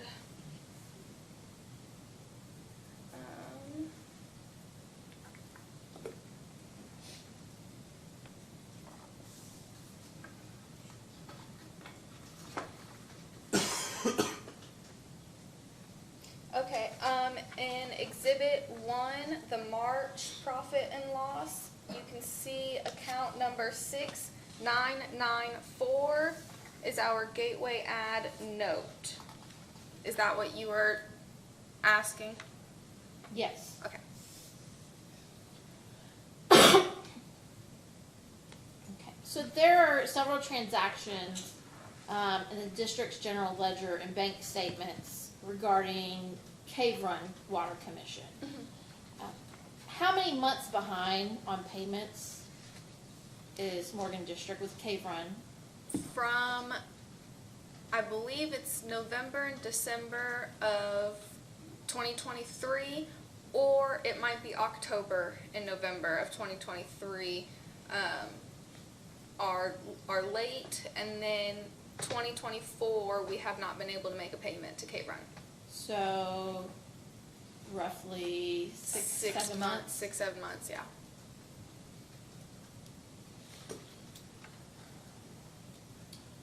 Would you be in a data request be able to provide those invoices in a total amount, and how many in a total amount that Morgan District's I behind? have not received the invoices from Cave Run for any of the 2024 months of usage, but I do have the 2023 outstanding invoices. And Morgan District also buys water from West Liberty, is that correct? Correct. Are you all, is Morgan District behind on the West Liberty? No. Why is Morgan District up to date on West Liberty but not Cave Run? To my knowledge, Cave Run was not sending invoices in a timely manner in 2023 before I had started, and so I'm assuming that it got misplaced or forgotten in the mix of bills. As of 2024, I still have yet to receive a single invoice from Cave Run. Do you have any idea as to why they have been delayed? I have no idea. And this next, I'm gonna have Mr. Abner pull up something on a screen, and I'll kind of walk through this. It's kind of a leading up question to explain this, and you may or may not be able to explain this. It's referring to the 2022 ledger, so I know that you may not be aware of this. There are accounts in the 2022 ledger that appear to be expenses, but commission staff has not been able to tell if they are actually included in the schedule of adjusted operations. And this is an example that we're looking at. It's under account 675.4, non-budget items, which contains 3 trailer purchases, which total around a little $18,420. But there's 2 trailers that show up as capitalized.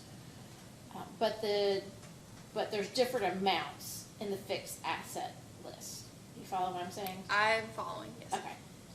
Are those the same items or are they different trailers? I am unaware. Would you be able to figure out that information if we asked it in a data request? I'm sure I could, yes.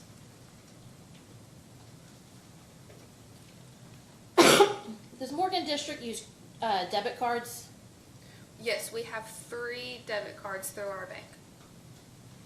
Who is in possession of those debit cards? I have possession of one. Shannon Elam, our general manager, has possession of one, and Ashley Mason, our HR or human resources, also has a debit card. What bank accounts are those debit cards attached to? All of them are Bank of the Mountains.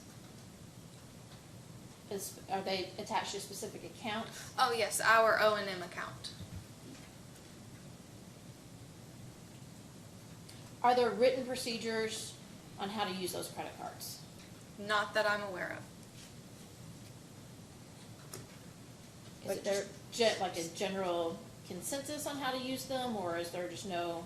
All 3 of us are in discussion before we use them to make sure that we have the funds to cover it and that it's something that is absolutely needed, but there's not a written policy in place.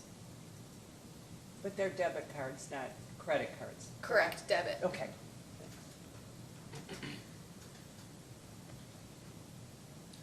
Are there written procedures for purchases by Morgan District? All of our purchases go to board meetings for approval. Is that written or just agreed upon? Agreed upon. I believe it was written in one of the board minutes, but it's not a written policy. Okay.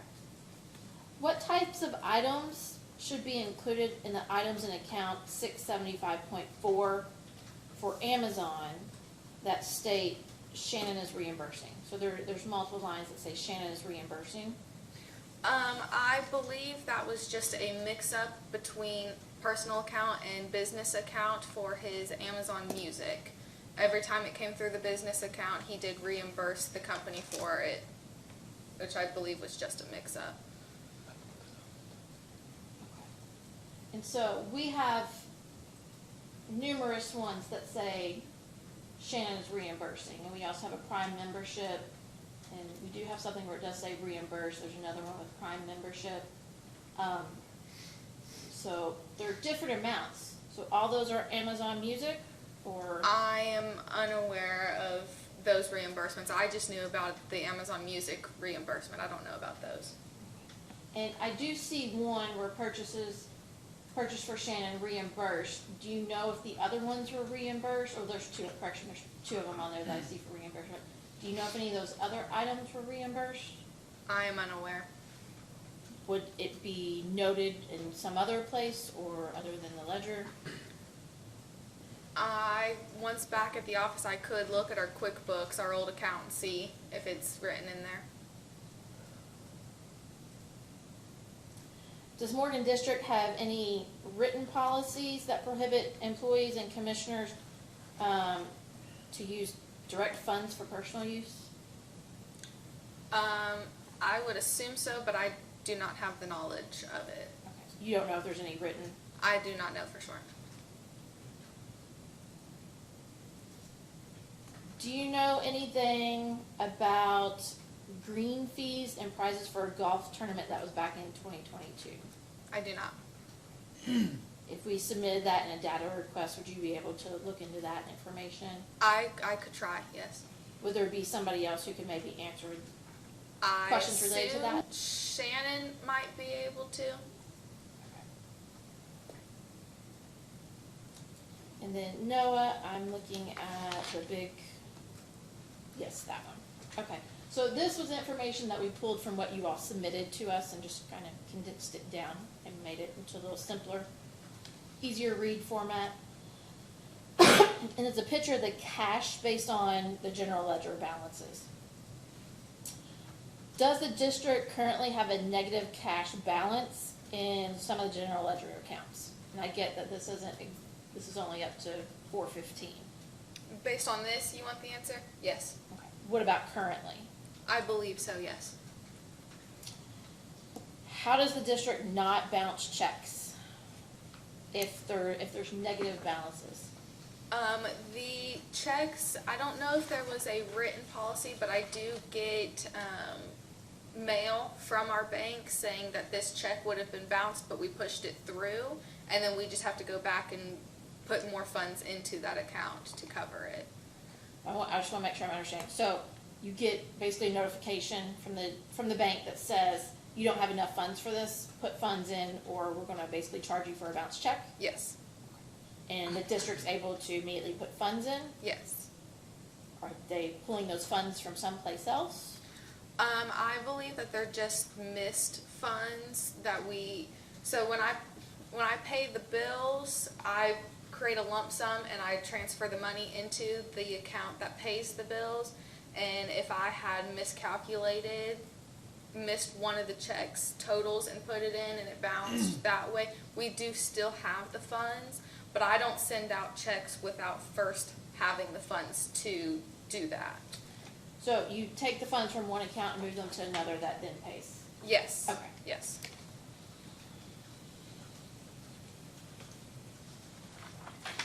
Does the year-to-date that was submitted to the commission, I get that there's new ones, include all payables outstanding, or are there invoices that have not yet been recorded? As of April 15th, it should have been correct, all accounted for. In a data request, would you be able to provide all unpaid invoices and the amounts as of April 30th, 2024? Yes. And could you split those between the operating expenses and capital expenditures, and also age them between 0 to 30 days, 30 to 60, and over 60? Yes. And Ms. Koenig kind of touched on this, but according to this, we have a negative payroll account as of April 15th. How are employees getting paid? We just allocate the funds monthly to make sure that we have it to be able to transfer it into the payroll account.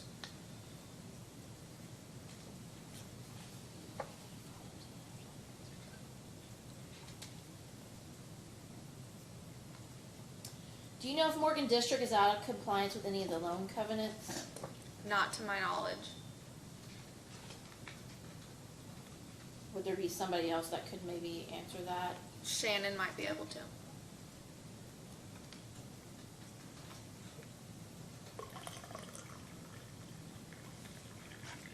If the commission were to grant this increase that's requested, or grant an increase that is lower, let me back up. You all are, for interim emergency rates, requesting 25.3%. That would be subject to refund. If the commission ultimately orders an amount lower than that at the end of this rate case, would Morgan District have the ability to issue a refund? Yes. If you all are in negative, how would you have the ability to issue that refund to customers? I believe this is a question that would be more detailed with Shannon's answer. I just know that we have the ability to issue refunds. But you don't know, you can't answer if you would have the money to actually be able to refund. No. Who's responsible for presenting financial information to the board? I am. And you've only been doing that though since December? December, yes. Who did that prior to December? Chernell, our old accountant.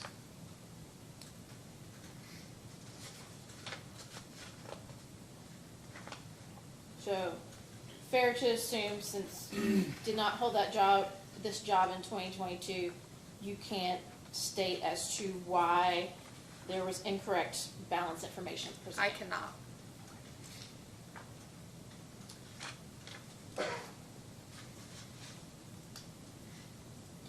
And do you have any knowledge of any of the grant money that was funded for or for 5 employees? Or I don't know about any of that specifically, no. that's fine. I suspected you didn't, but wanted to check. Can you explain in your own words why you think Morgan District needs this emergency rate increase? We currently have at minimum 4 vendors right now that are beyond 30 days. 2 of them are beyond 2024, like they're well out. And we don't have the funds right now to even be able to make double payments to try to get it caught up. And I believe with this rate increase, we will be able to get all of our funds at minimum even with our revenue. Would you be able to, currently, without an increase, would you be able to even make, not double payments, but even regular payments on those? Half payments for 2 of our outsourced vendors where we get our supplies, we could do half payments for that. As for Cave Run, if we did half payments for 2 of the outstanding, we would be able to make 1 payment for that and then 1 payment for our 4th vendor, yes. I don't have any other questions right now, Chairman. Oh, sure. Commissioner Brigham? Just one question. Can you bring up the spreadsheet again? Yeah. And I'm not sure if you can answer this, and, the one before that?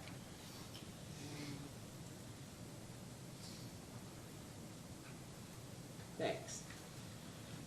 And this is just, so freezer fresh dairy, is it normal for these things to be taken out of the business account or checks written out of the business account? Not since I have started, but I can't speak for before then. Okay. Okay, thanks. Thank you. Morning. Good morning. What are some of the expenses that were being entered as revenue, and what are some of the revenue items that were being entered as expenses? You remember any off the top of your head?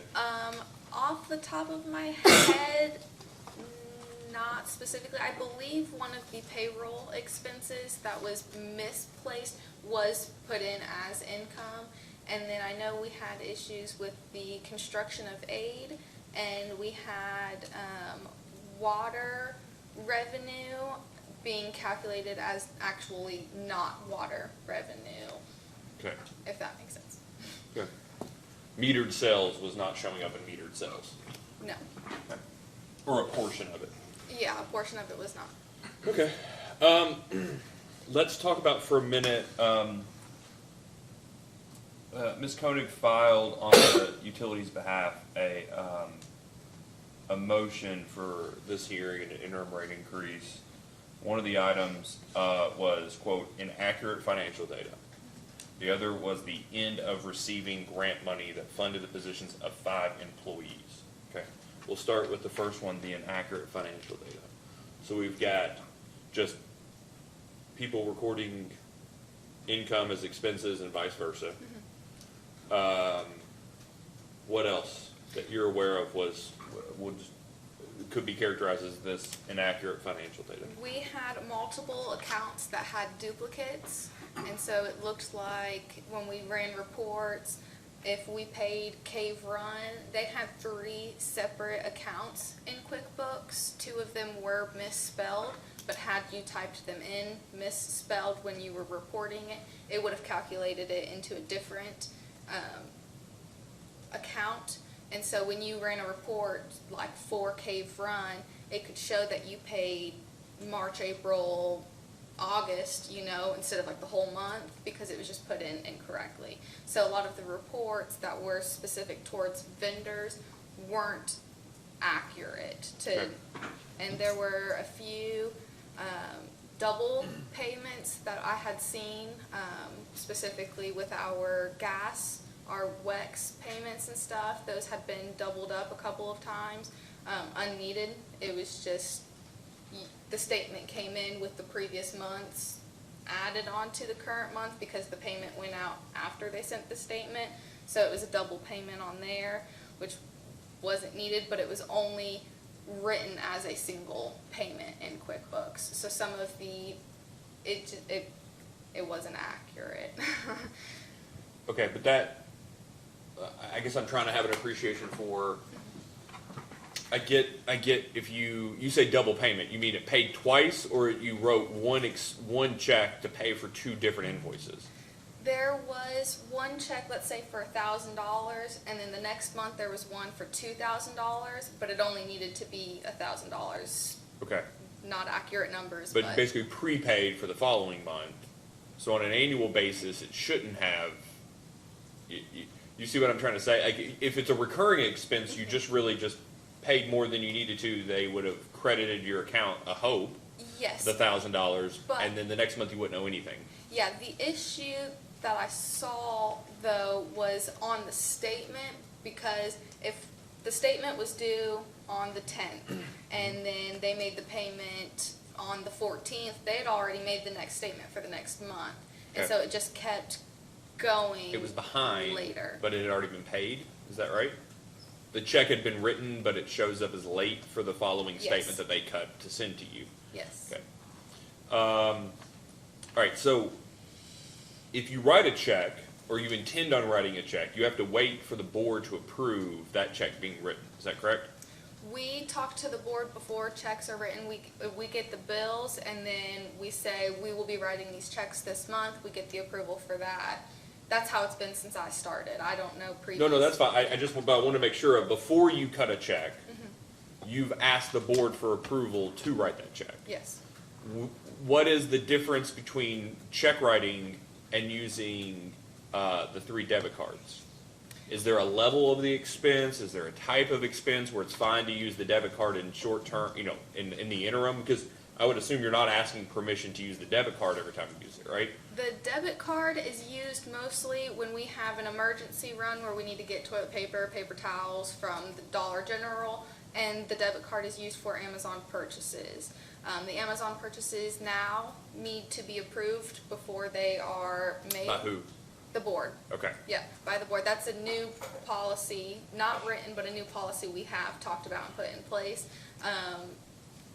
Last month or then the month before that, that's when that policy came Okay. through. But no, the debit card isn't board approved every single time, but we use it more like a petty cash. But if you use it as a petty cash, is there a policy that says you can't spend more than X? Like petty cash is usually expenses under a certain threshold.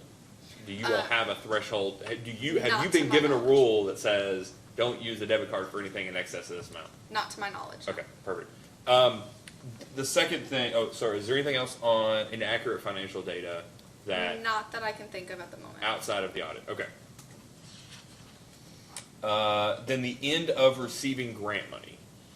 Has the utility received grant money while you've been in your current position?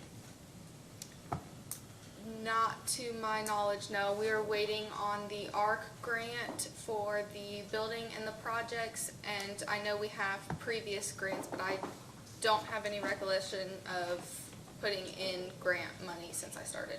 Do you know where that grant money would have been entered as an entry into the utilities books? I have the accounts, the 699.4, like I had the gateway add note, I would put it in that category. So you would put grants in as debt service. Oh, wait. 699 is the debt service bonds and notes. No, that was debt services. I was incorrect. No, I do not have the knowledge then of where the grant money would go into the accounts at the moment. Okay.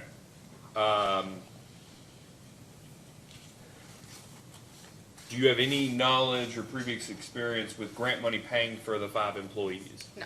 Do you know who the 5 employees are?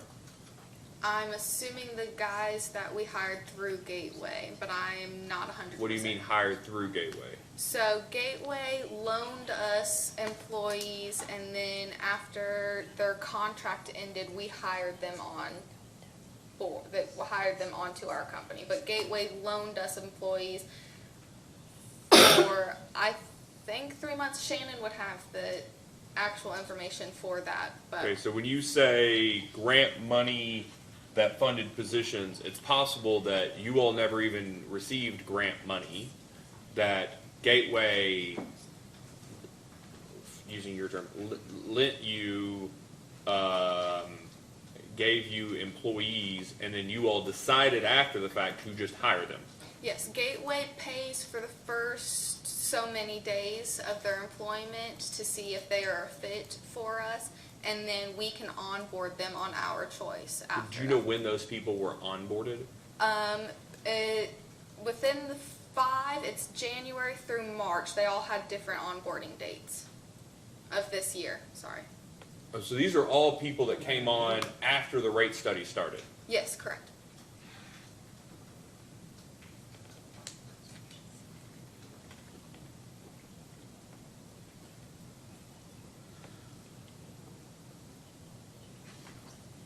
And so just to be clear, their 2022 is the test year for the rate case. It wouldn't be until sometime, well, it would be this month, would be the first month you all would actually be incurring the expense for labor for any of those folks. Is that right? We had one employee start in January, a handful of them start in February, and I think our last one was the first week of March. Okay, so they've onboarded to you all as employees Yes. between January and March, not Yes. started the grant process January to March. No, they were Okay. Gateway last year. So you would have had the cash expense in starting in February. Most of them, yes. We had one in January. Okay.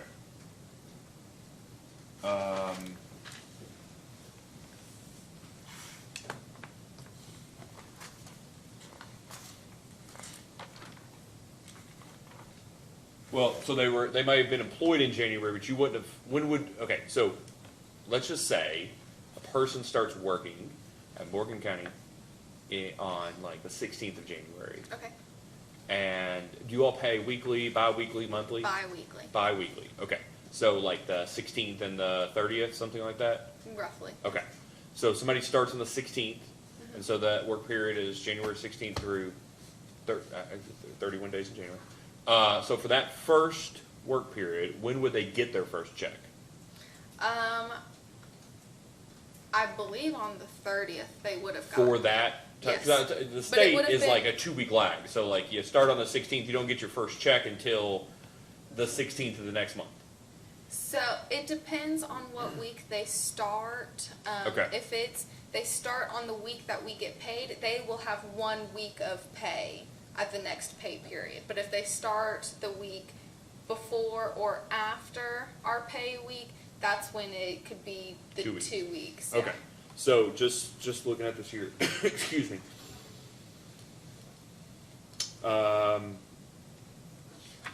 For expenses for March, for payroll expenses, at least one, maybe two, possibly more than that, of the employees that have been onboarded in 2024 that previously were free would show up in payroll expenses. Is that right? Correct. Okay. And that a portion of their health expenses would show up in 604. Correct. Okay. And then 6044, uniforms and boots, I assume. I don't, at least one of our new employees would have had uniforms and boots Okay. in March. All right.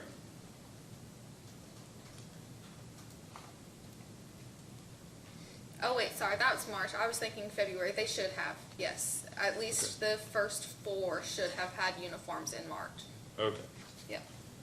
All right. So just so I'm clear here, In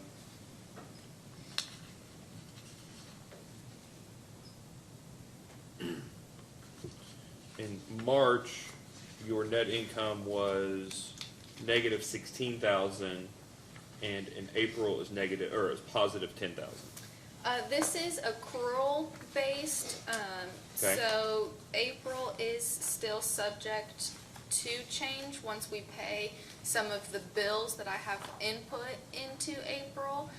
If you look and compare March and April, West Liberty Waterworks is not on the April profit and loss because that bill will be paid next week when it's due. Well, that's why I was gonna ask about the outstanding, payments to, Cave Run. Do you, well, have the, where would the outstanding expenses for those 2 months last year be, reflected? On a profit loss that's updated for that because it's accrual. If I were to do a cash profit and loss, it would show it on that month that I But paid you it. haven't, they haven't been paid, right? They're an outstanding debt of the utility, right? They're an accounts payable. Yes, they're in accounts payable right now. Okay. Yes. But you all haven't, because I hear what you're saying, you haven't gotten the invoices for Cave Run since a certain point. Since 2024, I have not received one invoice. And so there's no reflection of the fact that you all know you've There used is water no from them. reflection currently, no. Okay, that's not reflected anywhere as an accounts payable? No. Because you haven't received the Because I have invoice not received them. yet. What's an average? About 27,000. Okay, so it's likely that's another $100,000 Mm-hmm. that's hanging out there that you all expect to get a bill for. Yes, And those are, I assume, under contract, payable within 30 days of receipt of invoice? I'm assuming, but I do not know for sure. Okay. Things like that, that you all have a contract, that's, I would assume, I shouldn't assume with a lot of these municipal contracts for purchased water, but usually, utilities and cities, when the regulated utility buys water from a city, there's a contract that states how the cost should be calculated and everything else. If there's a contract that is entered into like that says this is the rate we will pay, and it's been approved by somebody like the PSC, do you still have to seek approval to pay that invoice, or is that, have you been given direction that that's an invoice you can pay without taking it to the board first? With the checks written, that is most of the bills that we pay for the month. I give those so the board can see what it is. I don't necessarily have a written policy saying that it has to be approved Okay. for me to pay a bill. Like, let's say if the board meeting's on the 15th, but the bill's due on the 10th, I would pay the bill on the 10th and let the board know that it was paid. Okay. In the audit report from 2022, or the audit for 2022, there were statements that were discussed about the difference between,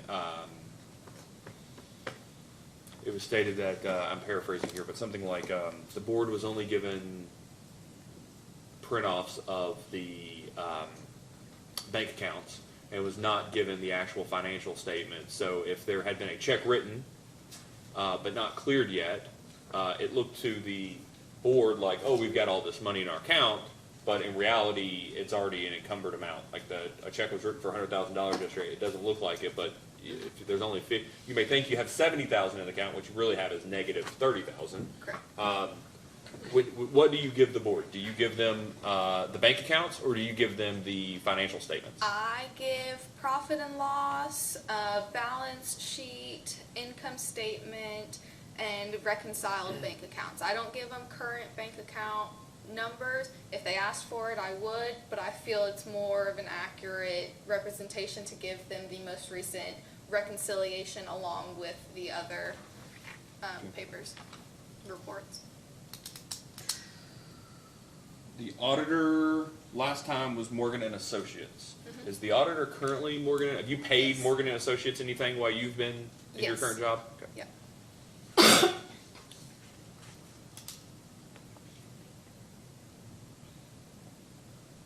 Do you know whether you all are today paying for leases for which the balance is $0? I'm not aware of that. We are paying an enterprise fleet, which is where we do our truck leases, but I'm not aware if any of them are zero balances, but I could find that out for you. Well, I've got,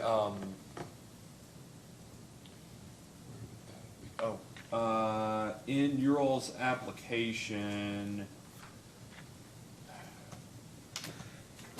we were given an amortization schedule. No, it's not there. A depreciation schedule. Do you all depreciate lease vehicles? Currently, I do not know how to do that. We are working with I don't remember the company's name, but the man, his name is David Foster. He's coming in quarterly to help me and answer any questions that I have about accounting and bookkeeping. And we are specifically have planned for a depreciation training the next time he comes in, so I can have better knowledge and be able to more accurately represent Okay. that. You have, it looks like 4 leased Ford trucks and 1 leased Ford Escape. Does that sound right? We do have those vehicles, yes. And it looks like at least the vehicles, the trucks, were all leased in 2018. Are you aware, and the Escape was leased in 2020, are you aware of any leases that are more recent than that? We have a 2023 Ford F-150. I am not 100% sure if that was bought out or if it was leased, though. Would you be surprised to find out that that 2023 Ford truck is not on the utilities depreciation schedule? That would not surprise me, no.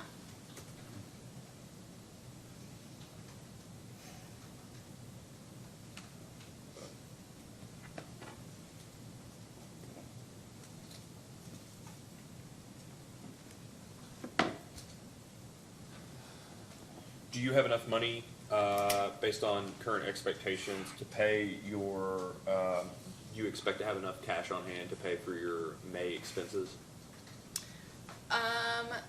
The current bills that we have, not including payroll, yes.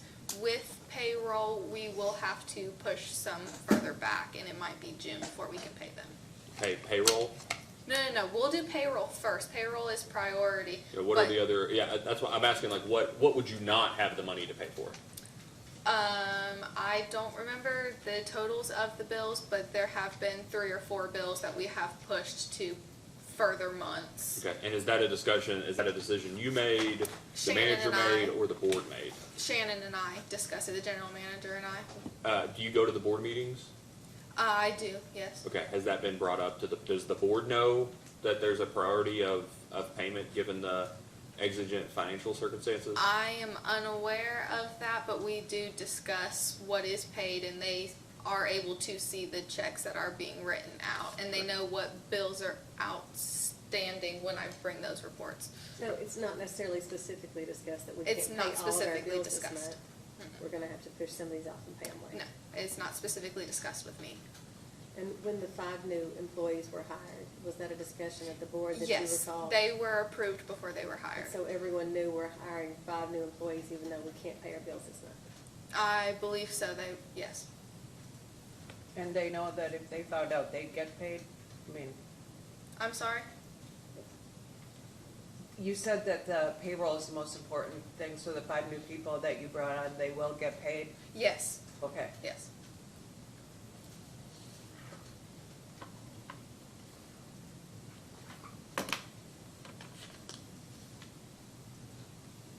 So just between March and April, payroll expenses went up $12,000. That look right? I know it went up with. I'm just looking at exhibit 1 and 2. Yes. 601 payroll expense in March is 60,729, and April it's it's broken out in April for some reason, but anyways, it's almost 70. Well, it is $74,000 combined for the 601 accounts.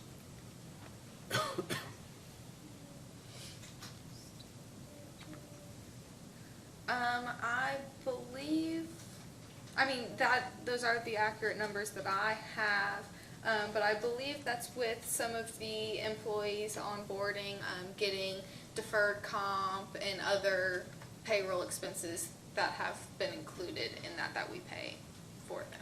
I don't, explain that. Deferred comp it's like a retirement plan, and we've got like Globe Life, which is an insurance plan, and we've added that onto it. And I'm wondering if that's reflecting in these numbers. Okay.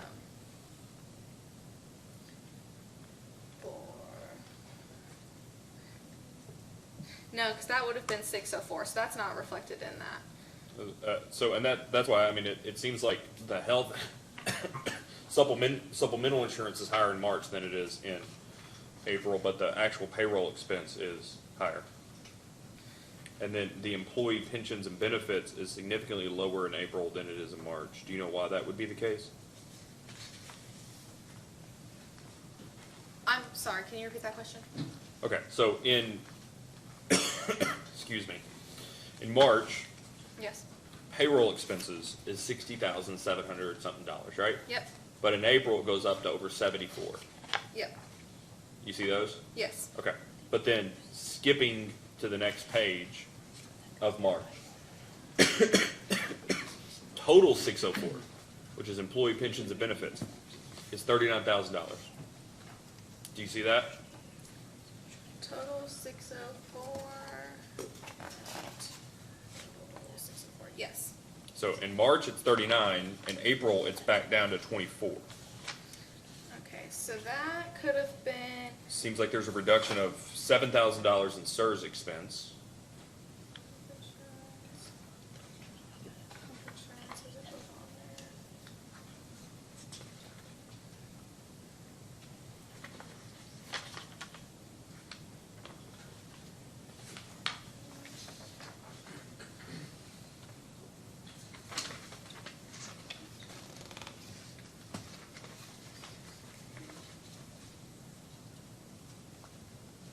Oh, okay, I remember. The retirement, the Sears 604.2, there was a double payment in March.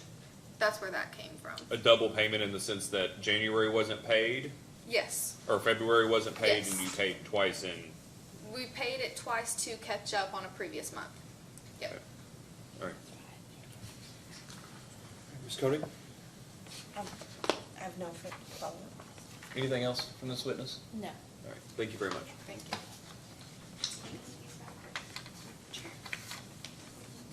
Would you like to call your next witness? Yes, we'd like to call Brian Wells, please.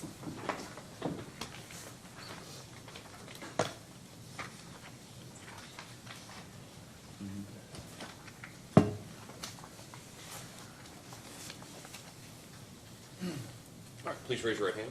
Do you swear or affirm that the testimony you're about to give is true and correct under penalty of perjury? I do.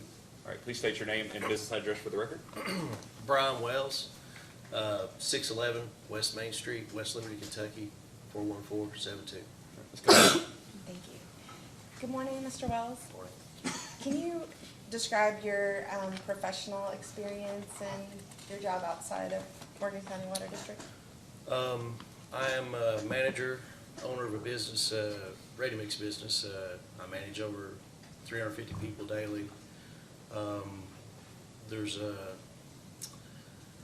I've worked in mechanics garages. I've sat on many boards, ready-mix boards mainly, bank boards, that sort of thing. Okay. And what is your position with Morgan County Water District? I am currently the chairman. Okay. And how long have you served? As chairman, How long have you been on the board and then, I believe 2019 I came on. okay. The records I have, and you can correct me if I'm wrong, it says you came out in 2019, and yet you're currently in your second term, that you started, your second term ends 2028. Okay, that sounds about right. Is that right? Yeah. Okay. Are you paid? No, ma'am. So all of the board positions are volunteer? We're volunteers. Okay. And so by the date of things, you've been serving since Morgan County Water District was involved in the 2019 41 investigation? Yes. Okay. Have you ever testified before the commission before? No, I haven't. Okay. All right. So I know that I attended one of your board meetings and I had asked the board if you were up to date on your training.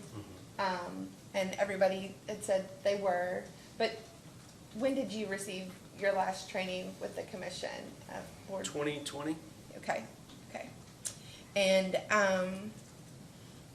okay, so you've been sitting in the hearing room, listening to the other testimony, so I'm gonna go ahead and ask you a few things that kind of came up in other testimony that I think that you could speak to.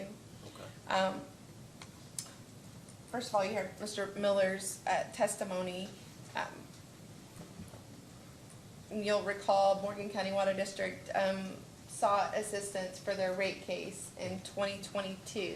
Was that coming off of a rate case that you had already been, where you got the order in 2021, I believe, for the last rate case? That sounds correct, yes. Okay, and you were ordered to file another rate case by 2025, I believe? Whatever 3 years later was, I guess. Okay, but you thought that you were on track, getting Right. in early enough, making sure that you were getting some, a Get in front of consultant. them. Yeah. Okay, okay, all right. So, you've also heard a lot of testimony about the motion for interim rates, where, we explained that there were some problems with the riders that the board was getting. Do you recall, could you explain that situation about the, financial reports that the board was receiving, and what were the problems or the inaccuracies? What happened? Well, as Lexi previously alluded to, a lot of things were misplaced, miscategorized. In accounting, depending upon what money comes in or what money goes out, it goes out in a category. Or, some monies were, they have to be placed in account. Sometimes they got put in the wrong account and they had to move them. But there were several ineligible accounting practices. And you're familiar with financial reports because of your business? Yes. So the board, did they talk to Mr. Elam about reassignment or getting training? Or? We first tried to make corrections with her, being she was in that position. And after seeing that she was either unwilling or unable to provide those, we chose another route, and Lexi became the accounting person. Okay.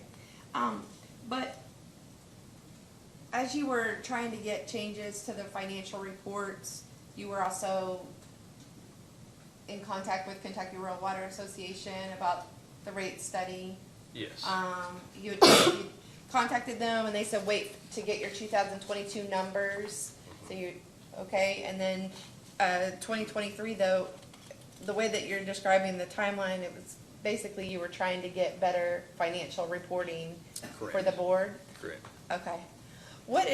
Could you describe the statements about how the board was focused on water loss to save money? I mean, you were in the position of building back from being out of compliance, not having correct employees, not meeting regulations for PSC or Division of Water. So the board was doing a lot. Can you describe? Yes, when I first got on the board, we had water loss near 70%, and we were robbing Peter to pay Paul to make payroll, and I don't know how the state hadn't taken it over, to be honest with you. It was on its last leg, and we decided the best way to try to find our way out of this hole is, we got to find the leaks and, stop the bleeding. And maybe we'll survive, was the thought. So we first did that. We concentrated that on that for some time. We even hired a leak detection guy I believe that was with the surcharge money later on. But he's dedicated to finding leaks, and we have reduced water loss down. It hovers in the 30s somewhere, low to mid 30s. Did you just make a significant find here recently? Yes, we, I can't remember how much it was, but it was quite a big leak. I think it was back in March or April. We got a substantial leak And fix. maybe Shannon could provide more details of that. Yes, Shannon would be best to answer that. Okay. But you were addressing the water loss, and was there a focus on water loss versus the office? Because I guess we're trying to determine how you could be in the throes of a rate case and really paying attention, trying to do the right thing, and then all of a sudden realize. Well, we didn't have enough staff to comply with everything that the PSC wanted. Secondly, we were trying to find all the leaks, and of course, we always we put leaks as priority. And then after we started getting our water loss back down, we turned our focus into the office on our accounting and all those reporting kind of things. Okay, and so as far as like policies to address the reason that you had to file an emergency rate case, do you feel like that you had already addressed that by changing the personnel? As to what? Like, you know, did the board address the policies that you feel like contributed to the fact that you had to file for an emergency interim rate increase? Well, based upon the good accounting numbers we were getting, we soon realized after a month or two of them that, you know, we've got a negative cash flow. And secondly, you know, we hadn't taken a rate increase other than the one just a few years ago. I think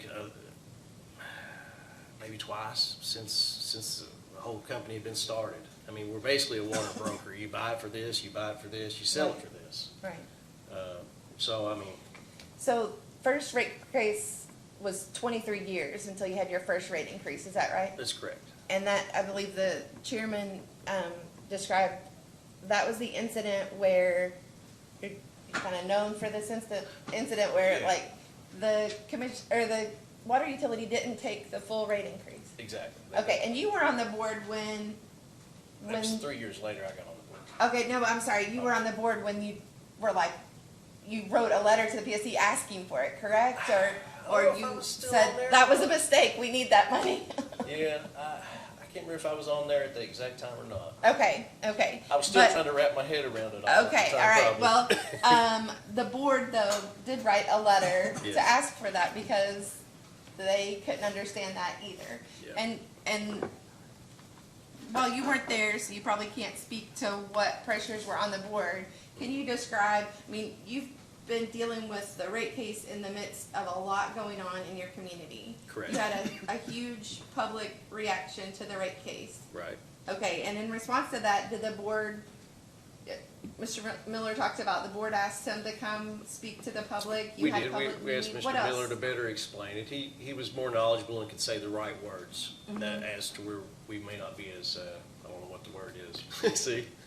Well, so you asked him to come and you gave the public opportunity to Yes. come in and speak to the board? Yes. Open that. You changed your social media policy? We did. Do you appoint a media person so that you could? Ashley's our media person. Okay, and just kind of, but this is all recent because you're kind of dealing with it. Right. And she runs it through all of the board to make sure Get it we get our approval before she does run it. Okay, Yes. and that's a little bit of trial and error, right? Yes, Because, okay, yes. because, just to make things clear, okay. Can you describe, I mean, the atmosphere for the people that work at the water district in the face of the rate increase and the different incidents that have happened with social media, comments that are made, and Well, there is a lot of backlash, and, you know, anytime you present a ratepayer with a 41% increase and they have, you know, they're forced to pay it, that's your utility. I understand their pain, and we don't, when they came back with that 41%, and said, you know, no, we all looked around the table and were like, oh, God. I don't know if I want to sit here or not. Right. You know? Okay. But it's one of those things that we knew it would probably be stepped in, but they've had to deal with a little misinformation that went into the newspaper, it just wasn't stated correctly. And, you know, the public gets a little torn up about it, especially if they don't know exactly how the water district works. They didn't know we were out of compliance. They didn't know we needed people to get into compliance, and they have no idea. A lot of times they have no idea how to, you know, run a business basically. So Okay. Well, can you describe the incidents that led up to the 2 board members resigning? there was a lot of pressure put on them. They held positions that were volatile, I could say. They were appointed positions, or they had to answer to a superior person. One was losing customers, and the upper management said, you know, maybe you ought to let this go, and he took that advice. The other one was an appointed government position, and he's close to retirement, and he was here close, locally, home next to his family, and he didn't want to spend these last few years in Paducah. Okay. All right. So, but there's a lot of pressure on the board that's Yes. not getting paid. And throughout Morgan County's history, there's been a lot of interplay between the water district board and the fiscal court, the magistrates and the judge executive. Correct. Can you describe that relationship?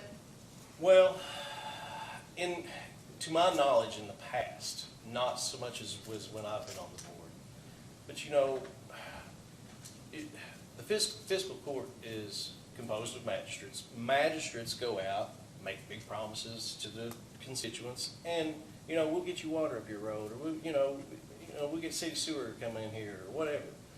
And you get kind of used as a pawn for them, basically. And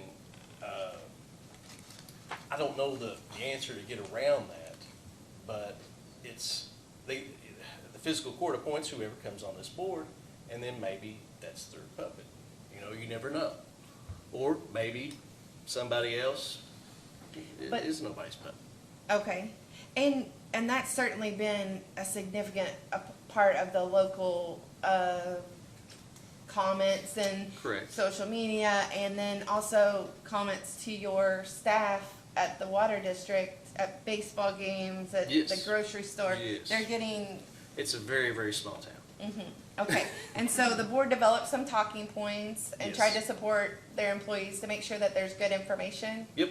We out did. there. Okay. Is there anything else that you wanted to cover on that situation? About the backlash? Yeah. Not really. Okay, all right. But suffice it to say, there have been two new appointees from the fiscal court. There are. And that those appointees kind of came between board meetings, so they haven't necessarily started yet, although they are board members. Yes. And, okay, and you have written packet of board policies that you hand to new board members coming on? Correct. And they The- agree and sign to those, okay? And I don't think those have been signed yet, but Our first meeting is here in a week or so. May 13th, I believe, is your Yeah. next meeting, okay.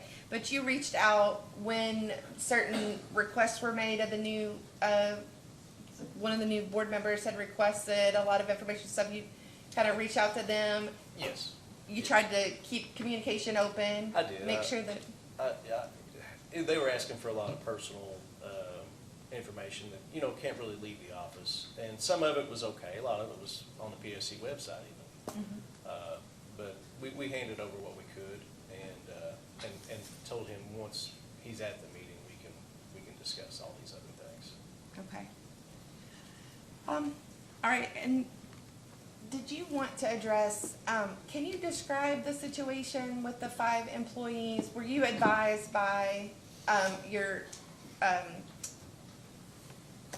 consultant that was helping devise your rate study to add members to your staff so that they could be counted on your ARF filing? Or would Shannon Dana might be better to answer that. Okay, I do recall something about that, and that we, if you don't have them, you can't, include them in your rate case. okay, But, also you need, it's almost like getting the cart before the horse. If you need people to comply with PSC, then, but you don't have them, how do you hire them when you can't afford them? Do you see what I'm saying? were they paid for, like, Through Gateway, Gateway paid for them, it wasn't a grant handing us money I think Gateway paid them. okay, But they were at our disposal.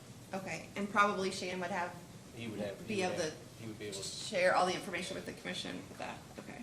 So Gateway paid them really for the training, Correct. almost, okay. Correct. What was that time period that they were paid for by Gateway?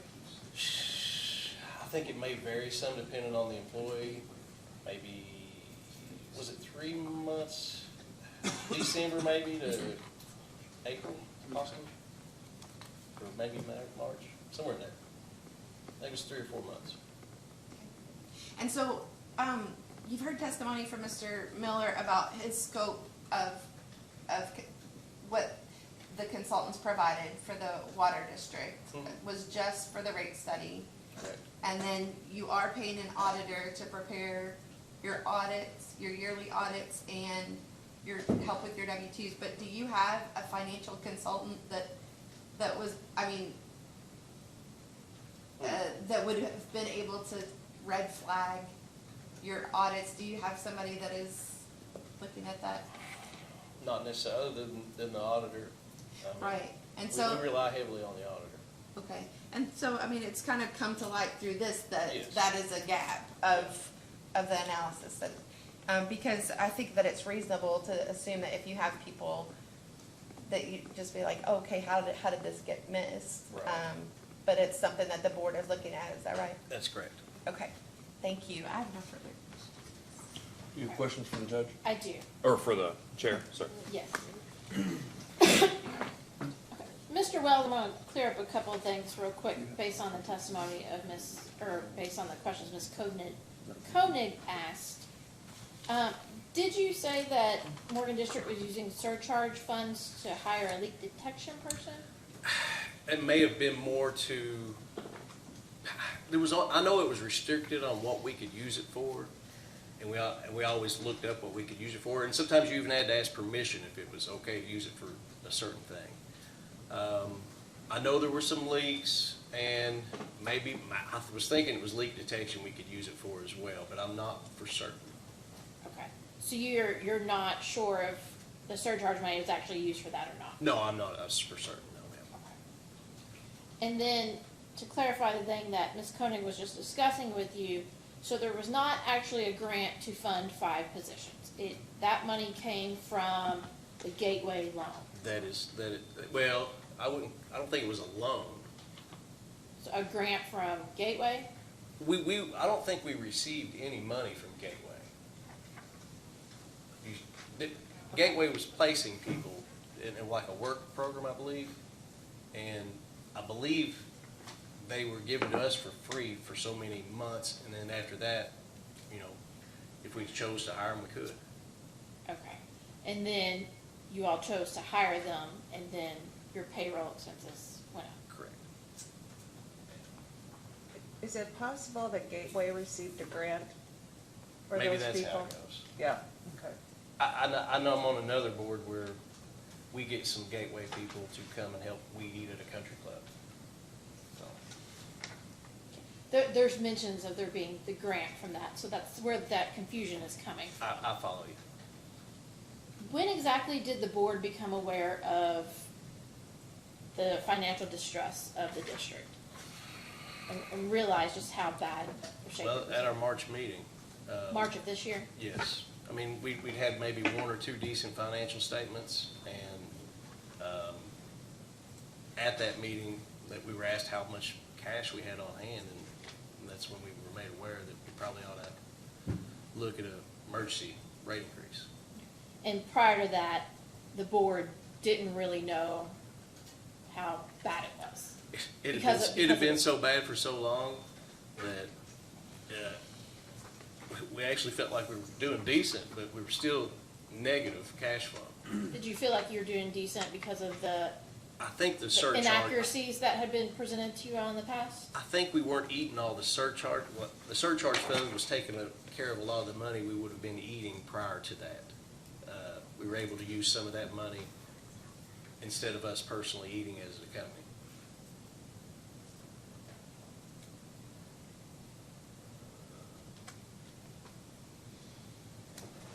The 2022 audited financial statements note that Morgan District took a Gateway Area Development or a loan from Gateway Area Development District in May of 2021 for working capital and equipment purchases. Do you know how much of the loan was used for equipment? No, I do not. What about for working capital? Or would these questions be better for Mr. Elam? It'd probably be a better question for Mr. Elo.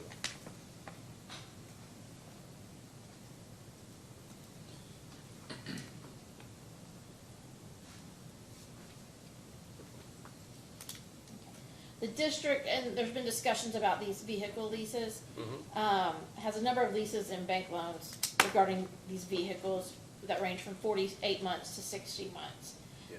Do you know if the district obtained a financial approval from the commission for those? For the vehicles? Yes. I do not know, no, Would Mr. Elam know? possibly, yes.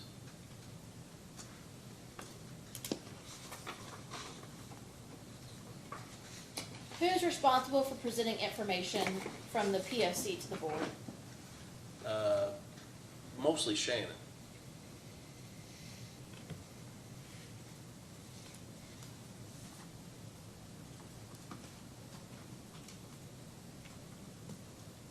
And who was it back in 2022, I believe it was 2022, that, where it was noted that there had been the bank balance information that was being presented to the board instead of the actual reconciled books? Yeah. Who was presenting that information to you all? Probably Shannon or Chanel. When you all learned that that you all were getting just the bank statements that didn't give you the full picture, did the board inquire as to why they had not been presented with the reconciled information? I'm thinking we did, but I don't know what the answer was. It's been too long.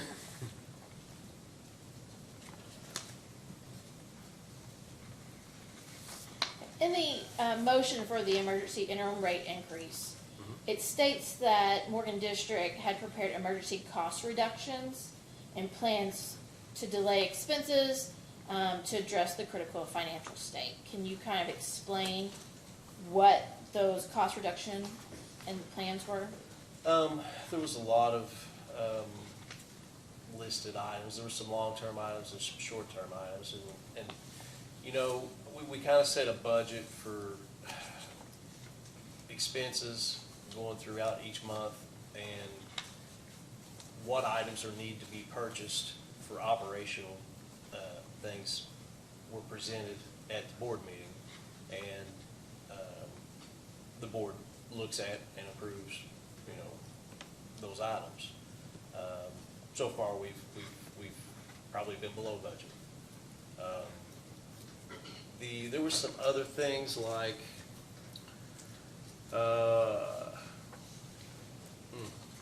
I know it's on our plan, I just can't recall. Excuse me. May I approach you? You may. I have an exhibit, but it was prepared by Mr. Elam, but Yeah. we could offer it right now. Oh, yeah, continued work water loss, replace 2-inch and above master meters that fed schools, trailer parks and such. Testing meters, getting good meters back in the ground. We kept all the employees' raises on hold. Purchase only essential parts for water systems, no new equipment purchases, hire freezing. Long-term cost, continue efforts of water loss below 15%. All efforts, or all customers' water meters, 100% tested and replaced that are over 10 years old. 100% auto flushers are metered, savings over 100,000 over 4 years. Continue to monitor auto flushing. I think they estimated the auto flushing, and there was too much put into flushing. Now we're metering our flushing. Continue to investigate ways to reduce continue to improve reducing waste, defects, overproduction, waiting, transport, inventory, motion, extra processing, and, just kind of watch what we spend on fuel too as well. Were these plans put in place prior to the board figuring out how bad a shape the district was in? Yeah, we've had, I don't know, I can't remember how long we've had them bring the operational needs to our board meetings that we set a budget for.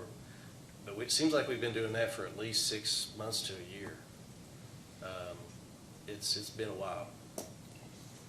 Other than having the board just approve purchases, is there anything else that since, I think you said March of this year when the board really realized how bad things were, is there anything else additional that has been done to try to cut costs? I'm sure there's been something and I'm not thinking of it. I mean, we've tried to do several things, but the only thing I can think of is just finding more leaks. We still got 30% water loss, and we've got a goal to get it down, but it takes time. And I do believe truly that a lot of those are meters, and I think that's one of the things that's on my list here. In the same motion, it was stated that Morgan District had implemented policies to prevent an emergency situation, such as the current financial state that you're in. Other than this cost reduction plan, was there anything else that has been done or that you all didn't account for that resulted? Does that make sense? Say that last part again, I'm sorry. So you all had implemented policies to prevent emergency situations. Correct. And I get that you have this cost reduction plan. Is there anything else that was done or that was planned for to prevent these emergency situations? Well, we've asked for more money. So, it's, other than that, I mean, it's like I say, it is a balancing act to try to come in and say, yes, I want to comply with all these things that you want us to comply with. So I need this amount of people to do so. Now, secondly, we're in a unique situation where, let's say in the city, they may have a mile of line, and they may have 70, 80 customers on that mile of line. We might have 4. So we're maintaining the same mile of line with much less revenue coming in. Do you follow? To do that and be mindful of the people paying those water bills. And I know you've got to kind of be a little bit productive as far as revenue and have an income, but you got to balance that and to where you can fund your depreciation accounts. You can fund this account that needs to be funded. It's recommended to have so much money in. There's a lot of thought that we actually put into it and want to do, but we don't have the monetary means to do so.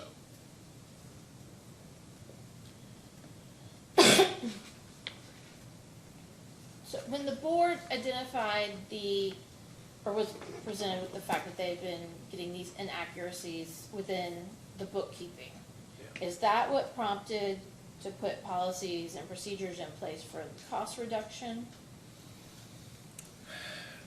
We've initiated some of those a long time ago. We build upon them monthly, I could say.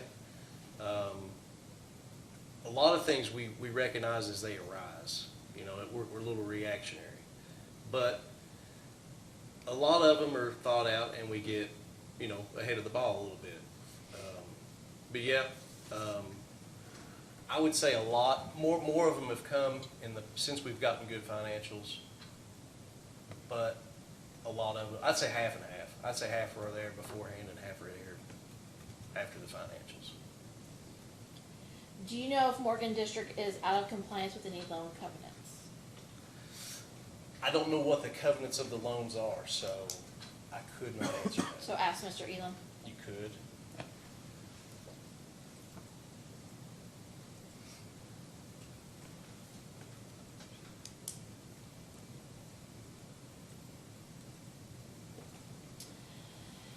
Why did Morgan District not request a phase-in rate in the application? We didn't know we could. Fair enough. Would the minimum increase of 25.3% allow the district to break even?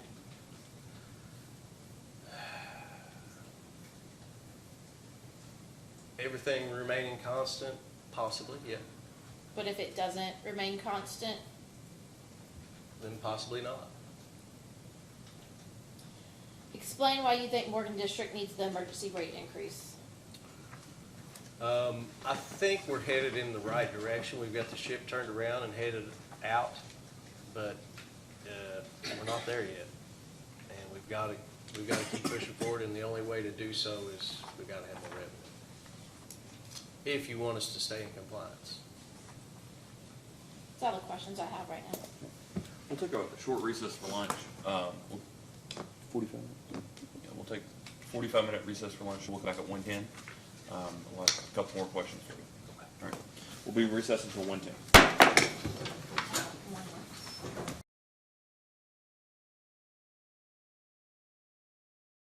We're back on the record in case number 2024-00010. Good afternoon, Mr. Wells. Howdy.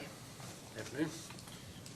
Last time we had a hearing on, well, 2 times ago that we had a hearing on Morgan County, your name came up a number of times as a board member. Are you aware of that? Maybe.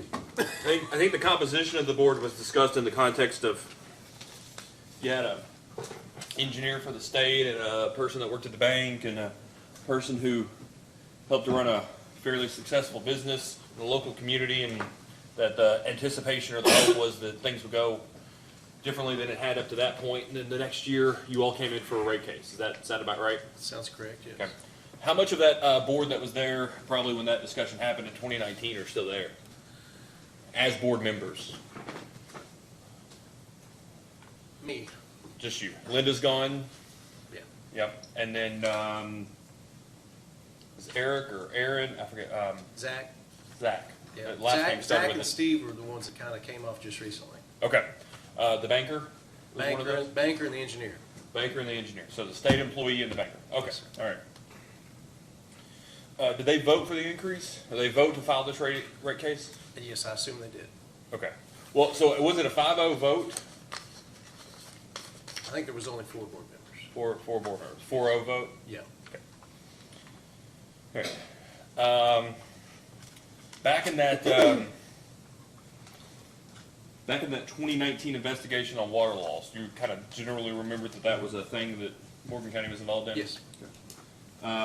Discussions came up about the judge executive point blank telling the water district, do not file for a rate increase until you fix your water loss. Do you remember that? I do.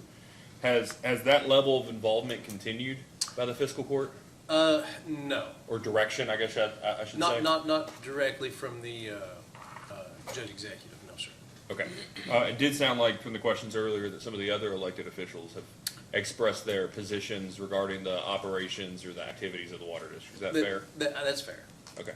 But the judge is a little more, or it sounds like a lot more hands-off than maybe Yeah, had we have a previously. new judge. What's that? We have a new judge. You have a new judge. New judge starting, Whatever the last election was. okay, all right, okay. That's up. So the previous judge was just a one-term? Yes. Yes, It one term was Ray judge. Collette? No, that was chair of the board. There was It was John Will, Stacy. yeah, but before that, He went to prison. that's right. That's right. Sorry, I do, yeah, okay, all right. But there was no, it seemed like the testimony said no, not much involvement. Then there was that one incident with, don't raise the rates until the leaks are fixed. I think the utility went ahead and filed the rate case anyways. You got the surcharge. Right. The water loss from all reports are the water loss is down. God forbid, it takes money to occasionally fix problems, right? Yes. Okay. Did you all bring on those 5 employees, even though you couldn't afford them, exclusively to reflect them as employees in the test year in your case here? Yes, and to be able to comply with the PSC regulations as far Yeah, as so- testing meters and valve Yeah. exercise, yeah. During the year that investigation was going on in the water loss 2019, the annual report that year states that you had 8 employees. For your 2022 report says 11. You heard me ask Yes. Mr. Miller that earlier, right? Yes. Sounds like from his testimony, from his testimony today, it's 14, or it was 14, now it's 16. Does that sound about right? Give or take one, yes. Okay, so it's about double, at least what was reported in 2019. Okay, so I guess I'm trying to have an appreciation for, the bring-in compliance sort of position that I can understand for what you all have done since 2019, 2020 till, through 2023, that might take, I don't know, 3, 4, 5, 6 employees, whatever. I guess I'm just curious about the sort of the increment of 5 at once and have an appreciation for, was that a function of, to your comment, bring you into compliance, or was that a function of, look, they were available through the grant, we already had them trained, might as well hire the full 5? You might have to ask Shannon the exact consideration we took on that, because he was the one that recommended them to the board. Yeah. And I do not recall exactly what our talk was, but I think it was more so just for our rate, to get them in for the rate case. Yeah. Let me ask you a point blank question. Yes. Knowing everything that you know right now, Uh-huh. all the testimony we've heard today and the things you found out since March, Correct. would you have agreed to hire all 5 of them going back in time, would you have agreed to hire the 5 of them the way you did? State that again, I'm sorry. Yeah, just knowing everything you know now about the exigent circumstances and the cash on hand and all that kind of, would you all have hired the 5 at the exact same time, the same way you did, knowing what you know now?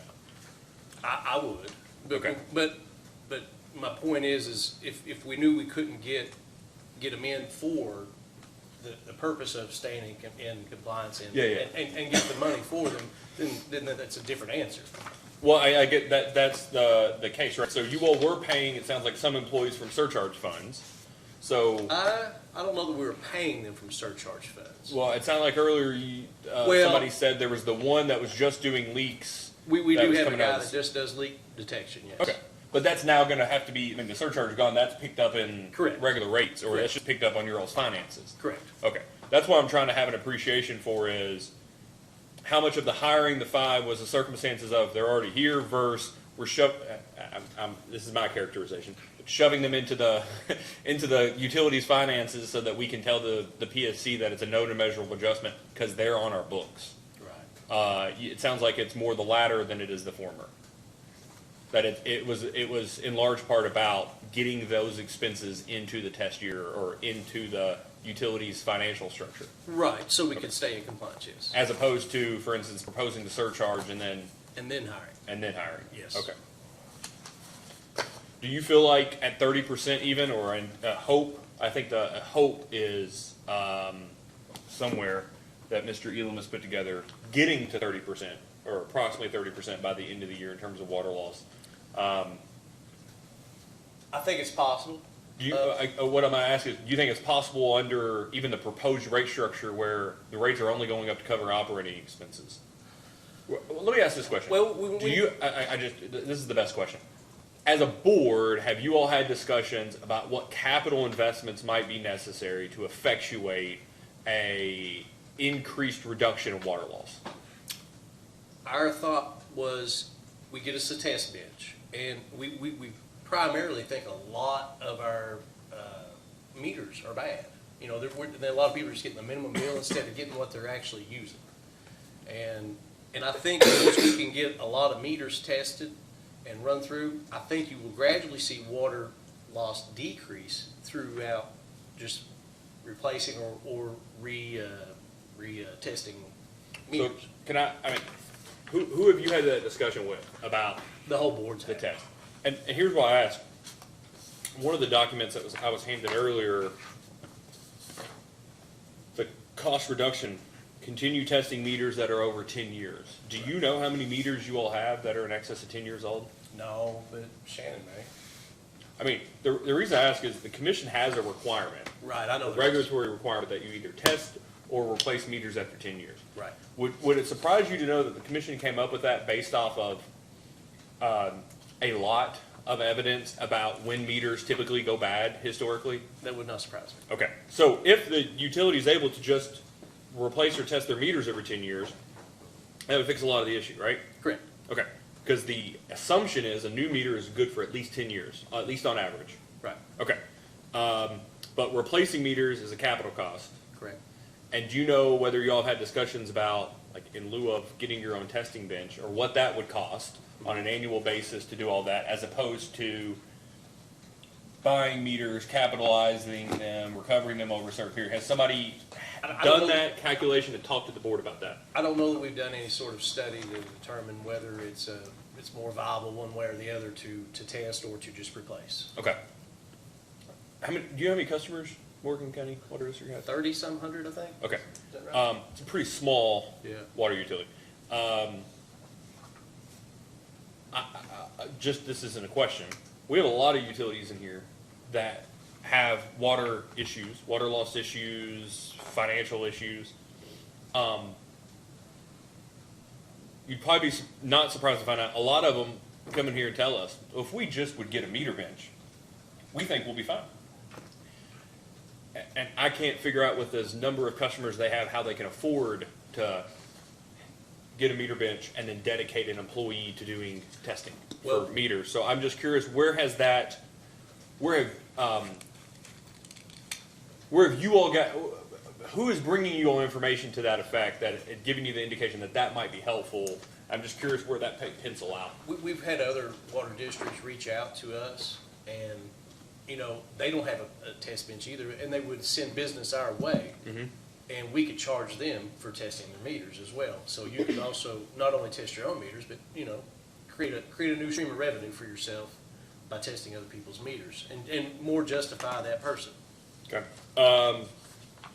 Have you, while you've been on the board, had discussions about becoming either, you all being a successor entity or someone else becoming a bigger entity yourselves? Through You know, merger, consolidation, regionalization? Just some, you know, chippering about being, you know, some water districts consolidating others. There's been no specifics, no, sir. Okay. Well, and I just asked, I mean, you're in a unique position. You're in a business, you work in a business, right? Right. There are real inherent benefits of economies of scale and scope and expansion, right? Yep. On your business side, you all have expanded significantly over the years Correct. through mergers, consolidation, expansion, right? Yep. You buy a company, it only takes one CEO to run the new company as opposed to two CEOs, right? There's a salary. Right. You might only have one accountant. They can take both of the work. You're reducing the expense by an accountant. You start being able to buy stuff in bulk. You're buying 2, 3, 4, 5 times the volume of a chemical. People tend to charge you a little less, right? Yep. Okay. Any of those discussions occurred about like jointly buying pipe with the city of West Liberty or with Cave Run? I don't know, sharing equipment that you may only use on average every other month. Right. Sharing that with somebody else. You all jointly owning them or purchasing it together. Any of those conversations happen while you've been on the board? No, not as far as, you know, day-to-day pipe or such, Yeah. no. But I mean, it's not a bad thought, it's just, you're talking about a municipality, and it's more of an accounting nightmare to together be on the same account to purchase something together and then divide it out later. Do you see what I'm saying?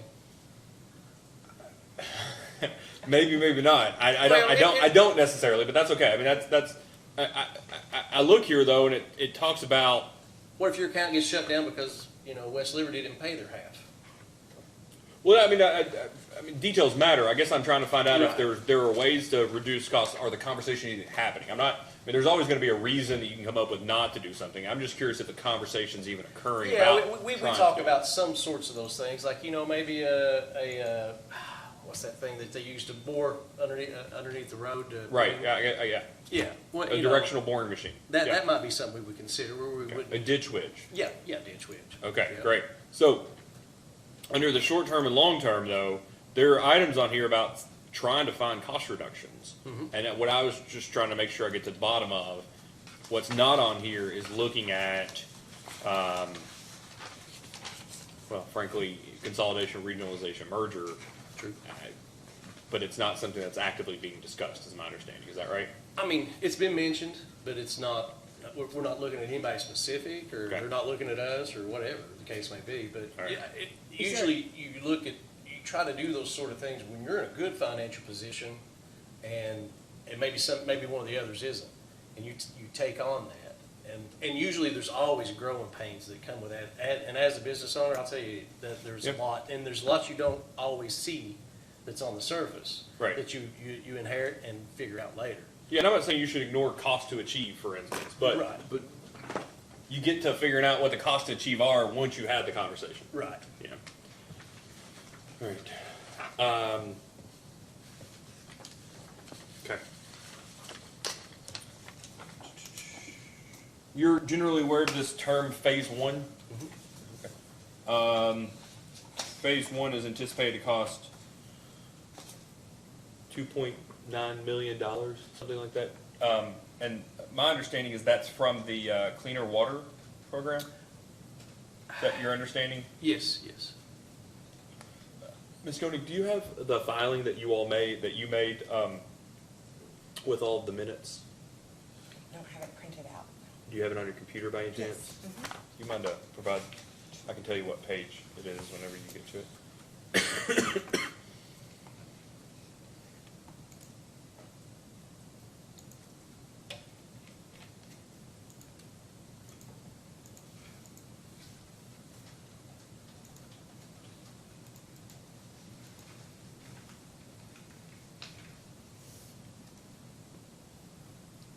Okay. Do you mind to go to page 525 of 805 of the PDF filing?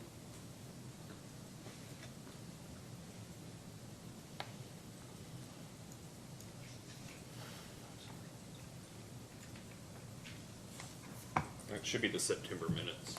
Okay, you mind to provide that to the witness? So what your attorney is saying to you there is, this is Ural's filing, but this is a scan or a filing of the September board minutes. Do you see that? Yep. September of last year? Mm-hmm. And you were one of the board members in attendance? Yes. So first is, there's the phase two, which is the Highway 191 water line replacement. Yes. You see that? Yep. Now, that, I was asking earlier, that's already in process, is that right?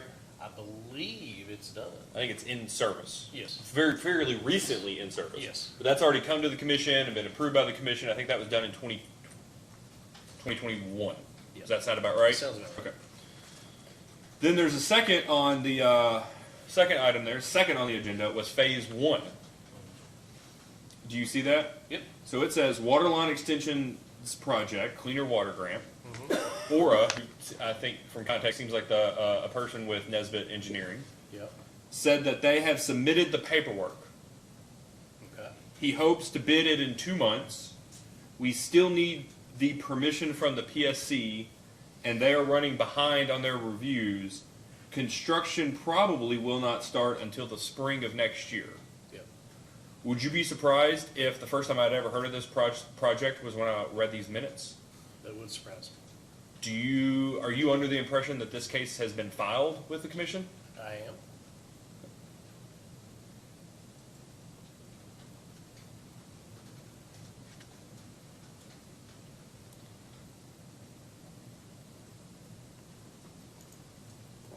And then,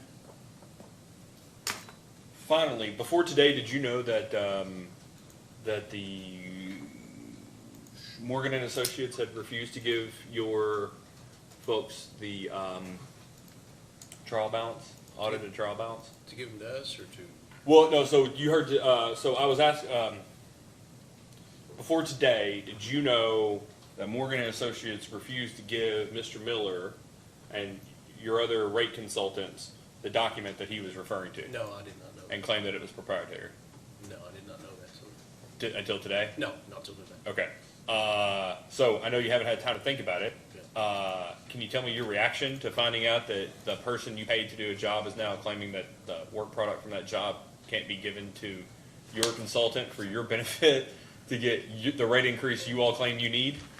My only thought is, with any sort of accounting group that you sign a contract with, they either deal directly with you or no one else, whoever's paying them, basically. And if this guy wasn't paying him, then they may have refused him. That's my only thought. So, Yeah, but it would sound like this is your all's I mean, well, I know. It seems sounds like like we could request them and then maybe share them with him. yeah, but, okay. And do you know how many years you all have used Morgan and Associates for your audits? As far as I can remember. Just curious, in your experience, do you, in any other boards or businesses you're involved in, consistently use the same auditor, or do you rotate auditors? The country club is how we use them too. Okay. Yeah. I think a lot of, I think the state recommends, and I can't remember where it is, but for like boards of education, for instance, I think the best practice is to rotate every 3 years. The auditor that you use to get a fresh set of eyes. Has the board had any discussion about rotating auditors? No, but maybe we should. Okay. We've kind of used them because they are the cheapest. We have taken some quotes from people, we kind of. Yeah. But they're local and they're affordable. Well, I guess the reason I ask is, based off Ms. Franklin's testimony, do you think there may be a benefit of having some maybe additional looks at folks that can look at your books and say, maybe you should have been recording this way, that's the benefit of an auditor, correct? No, I agree, and that's probably something that should be maybe reviewed by somebody and sent to us. And I'd say, do you think the board has benefited from Ms. Franklin's eyes being on things? well, I don't think it's hurt anything. Sounds like quite the opposite. Yeah. It seems like things are being kept in the way that they maybe ought to have been. Yeah. Okay. Are you aware of whether the 2 open positions have been filled? 2 open positions. The 2 resignations have been filled by the judge executive yet? I mean, it's only been two and a half Oh, weeks. yes, they have been filled. They have been filled. Yes. They will attend their first meeting in a week or so. Okay. Yeah, but they may not have been sworn in yet, but they've I at think least they've been. been sworn in as well. Okay. By the judge, not by us. Right. They haven't signed our welcome packet. Can I ask you a favor? Apparently, we're being told that they've lost the feed. Okay. We'll give it just a So- second, Mr. Wells. We have some IT issues in the back. We're still recording them? Looks like it to me. Okay, we'll just go ahead and, I just got one more question. Okay. Will you do me a favor, Mr. Wells, just while you're under oath here for a minute? You're the chair of the board, is that right? Yes, sir. At the first meeting that both of those new members attend, will you please remind them that they are under an obligation per Chapter 74 to attend training within 12 months of their appointment? I will. Okay. Can you redirect, Ms. Conan? I don't have any redirect. All right, thank you very much. You may be excused. All right, we'll take a short recess until we fix our IT issues.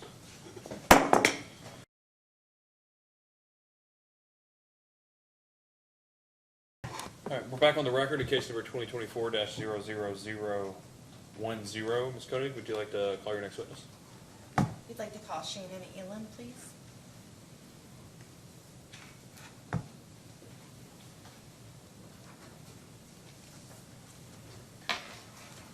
Please raise your right hand. Do you swear or affirm that the testimony you're about to give is true and correct under penalty of perjury? I do. All right, please state your name and address for the record. Shannon Elam, business address is 1009 Highway 172, West Liberty, Kentucky, 41472. Okay, Ms. Koenig? Thank you. Good afternoon, Mr. Elam. Can you explain, could you just describe your professional experience and your educational background? Sure. I have a bachelor's degree from Morehead State University, have a master's degree from Walden University. I've been in operations and management for over 30 years. Okay. And can you briefly describe your duties at Morgan County Water District? Sure. I am the general manager. I'm responsible for day-to-day duties and to make sure that we are following the policies and procedures that the board places. Okay. And before that, you were actually on the board Yes, ma'am. for, okay. Yep. I was on the board from 2016 to 2019. I took over as chairman in the spring of 19. Okay. And you have previously testified Yes, ma'am. at the PSC. Yeah, the 2019 case and the 21 case. Okay. And what's your purpose of your testimony here today? To talk about the improvements that the water district has made over the last 4 years, but also talk about why we need this emergency rate. Okay. You have caused some exhibits and responses to be filed into the record. Do you have any changes or corrections to No, ma'am. those today? And if I asked you the same questions today, would you have the same answers? Yes, ma'am. Is it your desire and intent to have those responses incorporated into this proceeding? Yes, ma'am. Okay. Can you kind of just describe how you went from being a board member to the general manager? Sure. Go back to that? Yep, I was appointed, to the best of my knowledge, I was appointed the board chair in March of 19.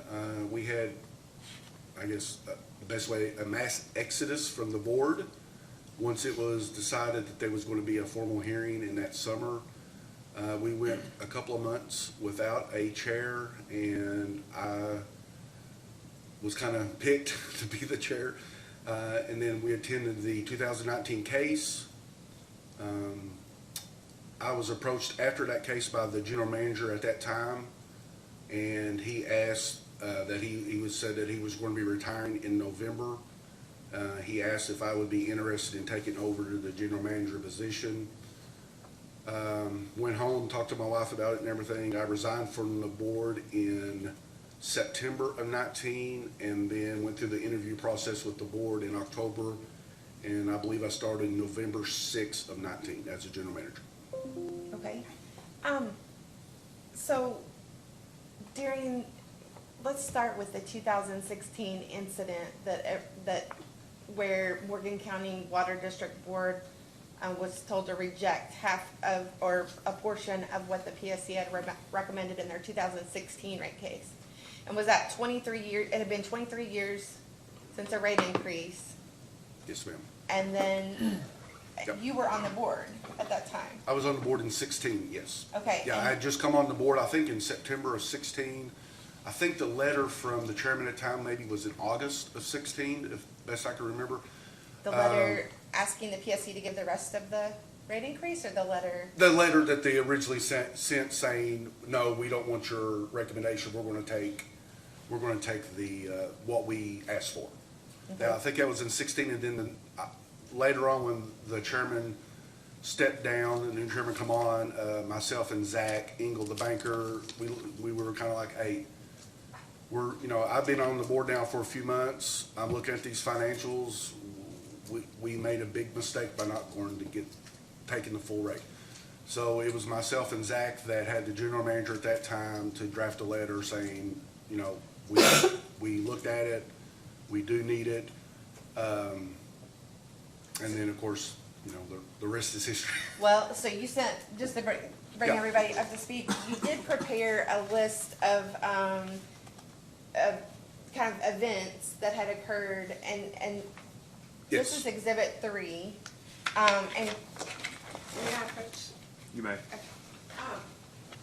did you prepare this list of events to Yes. help your employees respond to questions during the rate case about improvements that have been made since the 2019 41, investigation case? Yes, I prepared this, when we started getting the, Facebook feedback from the customers about when the notice went in the paper.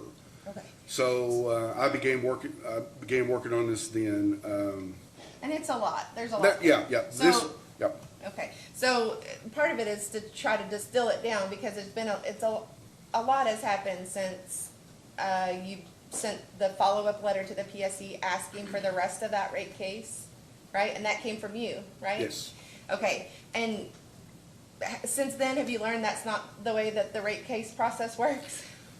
Yes, yes, from the 2019 case, when Chairman Smith and Cicero, they got the point across. Okay, and so during the course of events with the 2019 investigation, you had to testify actually a few times, right, for the commissioners at that time? And then since that time, there's been one more rate case in 2020, and you've had the surcharge case. But other than that, have you had much experience with rate cases? No, the rate case we're in now is just my second rate case. Okay, and so, just so that we're clear, there was a misunderstanding with the PSC order, the last rate case. Yes, ma'am. So we had the way I remember, we had an informal hearing, and then we went to an actual formal hearing, and the PSC thought that we had a project going on with R&D, and we also were trying to do our rate case from the 2019 order, that we was supposed to do a rate case within a year. And the information I was given at that time was not good information, was, hey, let's not have two rate cases at the same time. It's gonna be confusing. Let's try to get the R&D one through first, because it's quicker. Normally it goes quicker. That didn't happen, and we missed the deadline, and I had to ask for an extension from the Public Service Commission on our ordered 2019. And they basically want an explanation of why. Why are you not following your orders? And so, we had a formal hearing, and we explained that, we wasn't trying not to fulfill the order, but we had this other case going through. We tried to get it through so not to have confusion. So that's why this time around, we started way early to make sure that we had the filing. I think the deadline for the next case was February of 25, was Okay. our next deadline. And just to be clear, because it has come up in different industry discussions with training and different things, but because the order said, to seek a rate case in 3 to 5 years, did you think that you had to wait until that time? Yes, ma'am. Okay. Yeah, I've been to 3 Public Service Commission trainings since I've been to, I think I went in 17, 20, and 23. I went last year, so I've been to 3 Public Service, and I try to go I want to try to go every couple of years just to stay up and try to learn, because I've never worked in government. My background's in manufacturing, and just to learn, Right. being part of a That's government. understood. That's understood. But when you were talking with, you said yourself, you saw a consultant, you saw Kentucky Rural Water in November 2022, right after that rate case, to make sure you were in line, right? Yeah, yes. And Mr. Miller has already testified to that timeline. They asked you to wait to get the 22 numbers. Then you did that, and then you got started in June of 2023. Along those same lines, Mr. Wells explained the board was having trouble with the reports they were getting. It wasn't the information that they needed. They didn't feel like they could use it. And you've described your position as from 2019 to the 21 rate case, and then through, you were focusing on water loss. Yes. And Yes, ma'am. so there was a conscious decision for you to focus on office. Yeah, so when I took over What time general. was that? Yeah, so when I took over as general manager in November of 19, we started talking with the board and stuff, and we felt like at that time, we would start working on our rate case that was due, later on, but we needed to make immediate cost savings. So we focused on asset management, because at that time, We had no GIS mapping in place, so everything was as-built maps.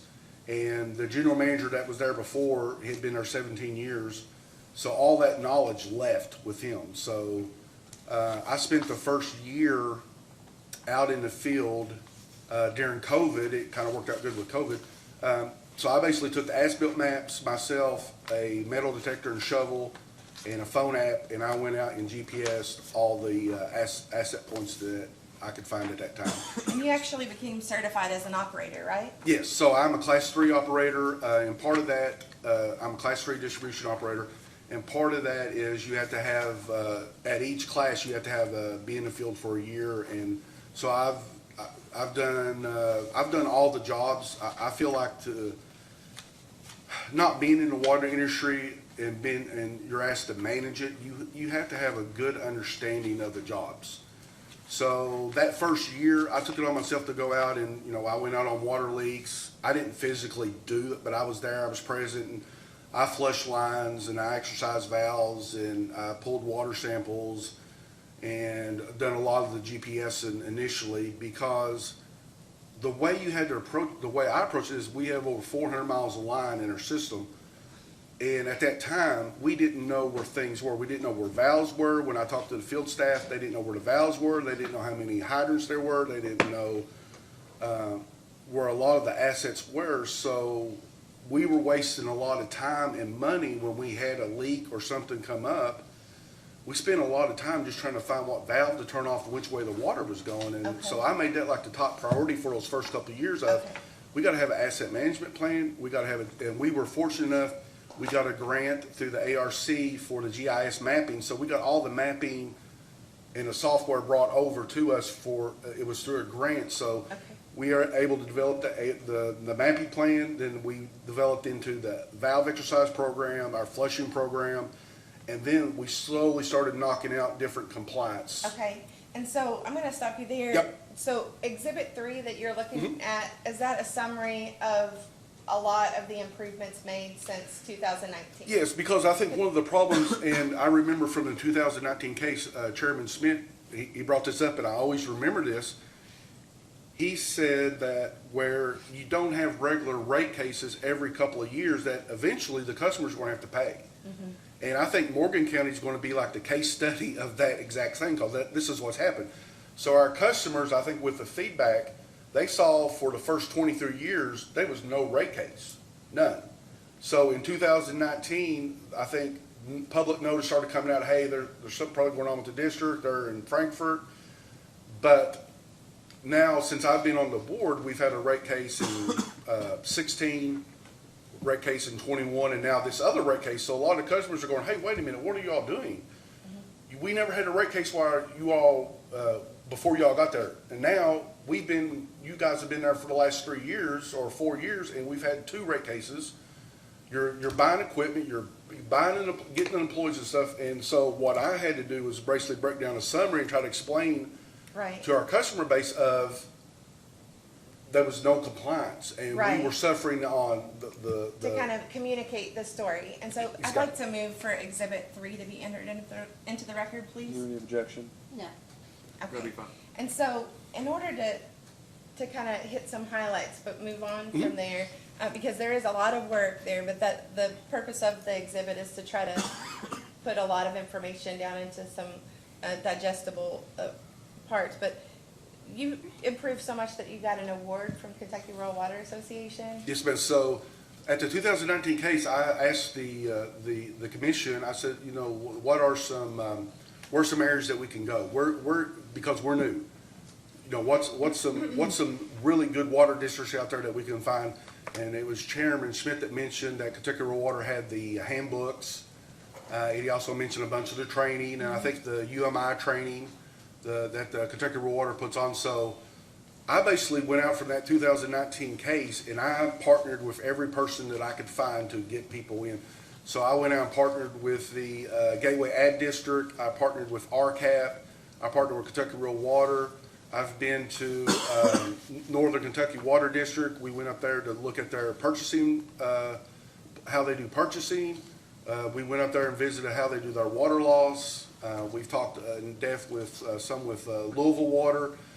And through the trainings and everything we got, so we were getting kind of, and making all this progress, we starting bringing our water loss down. And truly, it was really a worst case scenario for us in 2019. We were so bad off financially in compliance. In 2020, when COVID hit, that was the worst case for us, because at that same time that COVID hit, that's when the order came with the Public Service Commission about not being able to do cutoffs. And then also we had an ice storm and two ice storms and a flood. And the flood really crippled us. We came in that morning and we had all 8 of our tanks that were losing water. And we were out over a week just trying to get everything back up in place. So the COVID event and those, if we had not brought our water loss down and made it a priority, we would have been in really bad trouble. Okay, and just in summary, you brought it from about 70%. Ms. Koenig, I don't want to interrupt here, but we are happy to have a hearing in this case on the underlying application and Okay. the position, but the purpose of our hearing today is on the interim rate increase, and I appreciate all the operational things that we're talking about, but we're trying to ask, I think, be fairly specific to what is necessary in the interim order, and then gathering documentation and information for a subsequent order. But as it relates to the hearing today and the motion in front of us, I don't know that this is the most helpful line of direct examination. Okay. Let's go ahead and just address the issues that have come up today. How are your vehicles leased? Are they leased through the judge executive's office? Yes, so those leases were, I think they started in 2017, and they are actually leased through the fiscal court. So the judge executive signs off on those leases. Okay. Is that why they don't have PSC approval? That's my understanding, yes. Okay. And could you just describe the situation, how the 5 employees came about? Yep, so last year, it hasn't been brought up, but I think that's with the employee numbers being different each year and stuff. So last year, we had one employee that was in an automobile accident. He was our one of the field guys. He was not able to return to work, and then after we had our board meeting in March of last year, we actually laid off a couple of people, so we made that cut. And immediately when we made those cuts with 2 field staff, we started kind of falling back in. We wasn't able to get the exercising done, the flushing done. And so I didn't want us to fall back into the old habits of starting to lose compliance in the field. That's when I talked to Mark Frost about, how I need to add these positions. How, with us beginning this rate case, how can I get these positions added? Because I don't want to wait 3 to 5 years before we can do this. And that's when he gave me the thing of, okay, you got to have them on your payroll. And so that's with I went out because we couldn't afford them. I went out and talked to the local Gateway Ad Community Action, and they had a workforce development grant, and they were able to we were able to bring those 5 people through that program. And they pay the workers' comp. It's basically, I look at it, it's like a temp service, but they get some kind of workforce development grant to run this through. And they pay for the first 480 hours. And we're under no obligation. We can hire them on at any time, or we can let them go at any time. We just call the Gateway Ad and say, hey, they're not working out and we don't want them back, or they're doing really great and we can bring them on. So that's how that kind of came about. Okay, and was there discussion about, first of all, did you hire all of the people that? Yes, we hired 5, yes. Okay, I thought that there were maybe 2 that didn't work out. One didn't, but we brought in someone else. Okay, so you didn't hire everyone that was a part of that program. It was. No, we've had some people that didn't work out at all. Okay, and then was there discussion of what was gonna happen when that 480 hours ran out? Because you said you knew that you couldn't afford them when they started, but you Right. saw a different way to get them. Yeah, And so, then at some point, that was gonna end. yeah, exactly. So the way I kind of talked to the board about it, and the discussions was, we need these people. We got to have them. This is bare minimum. We get them for 480 hours. We're getting ready to submit our rate case. One, the option was we might go back and talk to Gateway Community Action about doing an extension. Maybe they'll give us more hours. Or we're going to have to really cut costs and wait until we get our increase, our ratings. And did you talk to, Mr. Miller or Mr. Frost about it? I mean, there was discussion about not having the 5 employees included in the rate case. There was discussion about that. Yes. And their recommendation was that you needed to keep them in there to be known and measurable. Right, that was my understanding, that you're not allowed to just add 5 positions in there without actually have them boots on the ground, I guess is the right way. So I looked at it as, I gotta get these 5 people, we're right in the middle of this rate, it's a good time to do it. And I mean, do you need the 5 people, or Yes. can you, okay. Yeah. That was a question that they Yes. asked. Yeah. Until it was determined that they weren't needed, their recommendation was to put them in there, or to leave them on and figure out a way to pay them. Okay. I'd like to show you exhibit number 4, the cost reduction plan. Do you have a copy of that? I Or- Did you prepare this cost reduction plan? did. Did you show it to the board or email it to the board? I so that emailed they it, could yes. Review it? Okay, I have it. Okay, and you've heard some of the questioning, about some of the items on the list. All of the commissioners asked their own questions. But how did you develop this list? Well, again, for us, it's water loss and meters and the flushing. That, to me, that's still the biggest areas where we can make improvements or cut costs. So, we continue with the water loss. We did find the big leak. Yeah, that was recently. yeah. How much was that? It was 900,000 gallons a month, which I will say it's $4,000 or $5,000 a month savings just in that one leak. Okay, and So- what is the story about the meter bench? The meter bench. So the meter bench was on the 20 project, the Old 172 project, from the 2019 case.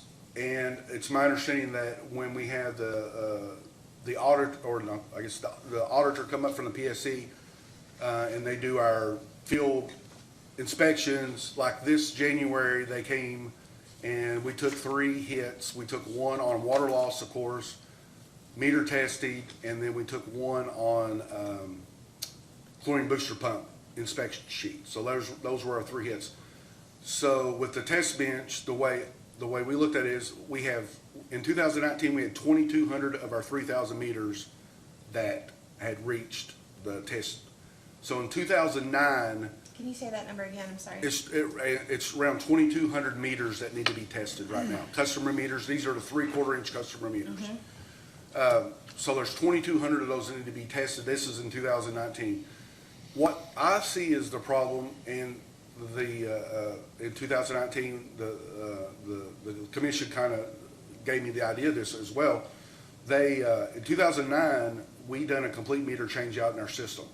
So what that did in 2009, that put 1,800 meters in that year.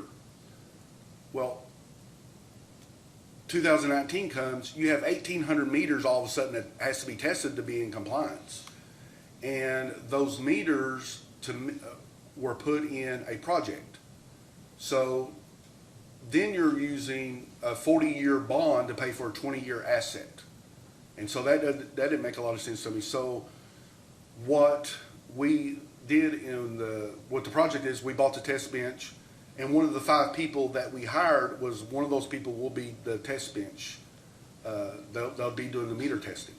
And it's actually going to take more people, where we have 2,200 meters to test right now. It's going to be a kind of all hands on deck, because you want to have a crew out there pulling the meter, bringing it in, and then someone's going back out to. So did you do the analysis on whether that is cheaper than replacing the meters, or how that works out? Yeah, because the SR2 meters, you're able to change out the internal components. So like a SR2 meter, don't hold me, I think they're around $300 a piece, but you're able to take the meter apart and replace the internal components. and those internal components run about $40. So what we were looking at doing is bring the meter in, test it. If it tests good, hey, it's good for another 10 years. If not, then we're able to buy these components separate, replace the internal parts, and basically have a new meter. Okay, and was there something with the funding to buy the meter test bench? Was that, did you It get a was in the grant? project. Okay, it was part of a project. It was part of the project, yes. Okay. All right, and so just to clear up a few questions that I think were referred to you, I'd like to move for the cost reduction plan, Exhibit 4, to be entered into the record. No, but So moved. Okay, Shannon, you saw some listings about Shannon reimburse. Yep. Could you please explain? Yeah, so when we decided to look at Amazon as a kind of save money, I already had an Amazon Prime account, so I was looking at, we can make purchases through my personal account, which now I know is wrong, but we looked at it as we were saving money because we don't have to buy the Amazon Prime account. But so that went on for a little while, but then the board was like, you better separate it out. The board actually brought that up to have that separation. So, but then what happened was when we set up the business Amazon account, it got still kind of linked into my personal account, and that's where some of the music and some of that stuff, and I was going in there, we was catching it, I was going in and, and paying that. So we finally got all that cleaned up, but yeah. Okay. And do you have written procedures on your purchasing policy? Yes, we have purchasing procedures, and we also have a credit card or debit card procedures that we have. There are a lot of written policies that you have. Did you develop those in response to the 2019 41 days? Yes. Okay, and so are those kept by you, or are they, how do employees know that those exist? We do an annual policy review. So I think the way we've done it in the past is we have all the handbooks and the policies for the employees in one binder, and then we kind of pass that binder around to each employee, and then they sign off. Okay. Do you know, are you out of compliance on your loan covenants? Is that the reserve account? No, your loan, your no obligations on your loans that you have, the payment, your debt service? Oh, yeah, no, we're not behind on anything, no. But, okay. We're not behind on our bond payments, Okay. yeah. Yeah, but are you out of compliance with the minimum reserve account? Yeah, that's what I was gonna say, yes, we Associated. are out of compliance with that, yes. Okay. But I have talked with the USDA, and they have allowed us to do like, I think we get a letter every year saying, this is your reserve account, it's basically $3,500 is what's in it right now. And I think we have to make a minimum of like $3,000 deposit each year into it, and so I've had discussions with them, and they kind of know the financial position we're in. Okay. All right, and so, can you explain the zero balance leases on the books? Yeah, so actually for our audit this year, the auditor asked for the master lease. I didn't get a chance to review it, but it's my understanding that when we do a vehicle lease, that it's 60 months. And if we haven't turned the vehicle back in or we're still using it, then they do another 12-month lease. And then at the end of that 72 months, if we still have it, then it goes down to like a $10 a month processing fee. And the reason why we decided to kind of go that route is because the vehicle is still theirs. So when we go to make when we turn that vehicle in, we're just able to turn it in, they come and pick it up. We've had one vehicle picked up so far, and so they came and picked it up, and they took it to the sale, and I think the district got $12,000 back for the sale of that vehicle. Okay. So just the same as Mr. Wells was talking about the financial consultants, I mean, you hired Kentucky Rural Water to do a specific rate study. Yes. And your auditor, as he would give all of your financial records to provide the audit report and your W-2s and stuff. But have you realized through this process that there are gaps that they were not necessarily pointing out things that you maybe should have known? I didn't know until Bob kind of started pointing some things out. Okay. we knew that, each year it takes longer for our auditor just because of all the adjustments I think they have to make. And was that a result of the way that the bookkeeping had been? It's the my understanding, inaccuracies yes. and things Yes. like that? Okay, so are you in compliance now, after all of the other? Are you in compliance with the PSE and the Division of Water? Have you Yes. been meeting your, Yes, yeah, we've made it a point to make sure, so, Kentucky Rural Water, or not, Division of Water, we've had, one of our sanitaries in all of our inspections, we get inspected twice a year. We've had no findings since I've been there. We only took one finding a year and a half ago it was a, wrong, website address for our CCR. But as far as compliance out in the field, as far as chlorine levels, inspections, everything like that, we've been 100%. okay, and so as far as your response to the public comments and to the rate case and things like that, I mean, is there anything that you want to clear up? Well, the big thing that, I've talked to a lot of customers, of course, and everything, and try to clear, is that we, as the district, were ordered to do this rate case, and we used a third party to come up with the rate. And I think everyone kind of jumped the gun on, all we did back in March was file the application. And that was not set in stone or anything like that. It was just the application to start the official process. You felt like it was part of your job and the board's duty Exactly. to file a rate case if you Yeah, needed rate. that's what got And- hammered into us in 2019. Okay, and then when you realized that you were in a very short, you had a very short amount of cash on hand and realized the emergency situation, then you filed for the emergency interim Exactly. rates. Yeah, so after we, I'm sorry, I don't think this is the best use of time to testify as to, that we're the audience here, not the customers back home. So do you have anything additionally on the actual evidence that we need to review the interim rate increase? Is it your testimony that Morgan County Water needs an emergency interim rate increase? yes. Thank you. Okay. Counsel?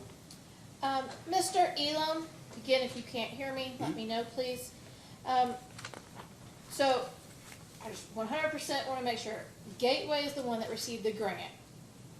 You essentially got free labor for a time period, so you benefited from that grant, but you all did not get the grant. Correct. Did you ever ask Gateway for an extension for those employees to not have to pay? Yes, and what we found out was we have a couple of the employees that qualified for the National Apprenticeship Program, and they have a grant for that National Apprenticeship Program. We just didn't get them in while they were Gateway employees, but they actually pay for the first year of employment if they are part of the National Apprenticeship Program. But we did not find it out until after we had brought them on, after our 480 hours. So moving forward, if we go into this, then we will definitely take advantage of that grant program. Right now, we have 2 of the 5 that are in the National Apprenticeship Program. So, currently, 2 of them you're not paying?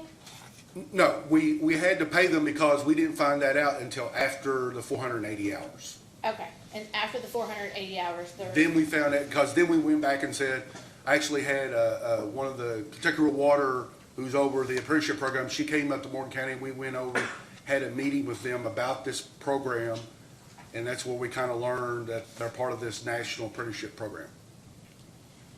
If one of the people in those 5 positions quit, would you replace them with somebody else? I would need to, yes. We're actually down 1 position right now we've not filled. With regarding the Amazon account and the Shannon to reimburse Yeah. comments that are on the general ledger,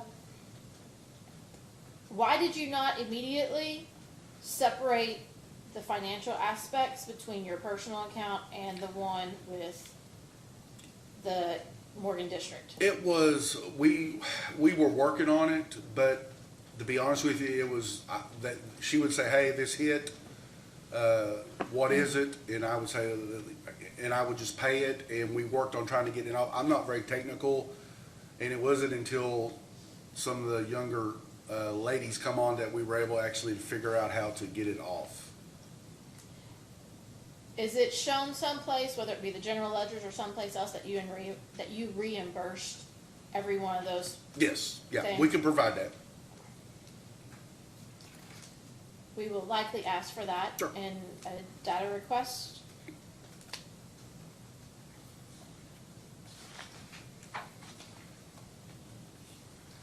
How much control do you have over or direct control do you have over the day-to-day spending authorization within the district? I approve everything. So what typically happens, one of the field staff will come in and say, hey, we need PRVs, we're running low on PRVs. And then I'll say, what do we need? They'll say, we need a dozen PRVs. I'll say, okay, let Lexi know to quote it and let her know that you talked to me. And- Or if they go to Lexi, Lexi will call me and say, hey, this employee came in and they're needing this, do I have your approval? And are there written policies for the types of expenditures that are permitted? Yes. Would you be able to provide Yes, a yes, ma'am. copy of those?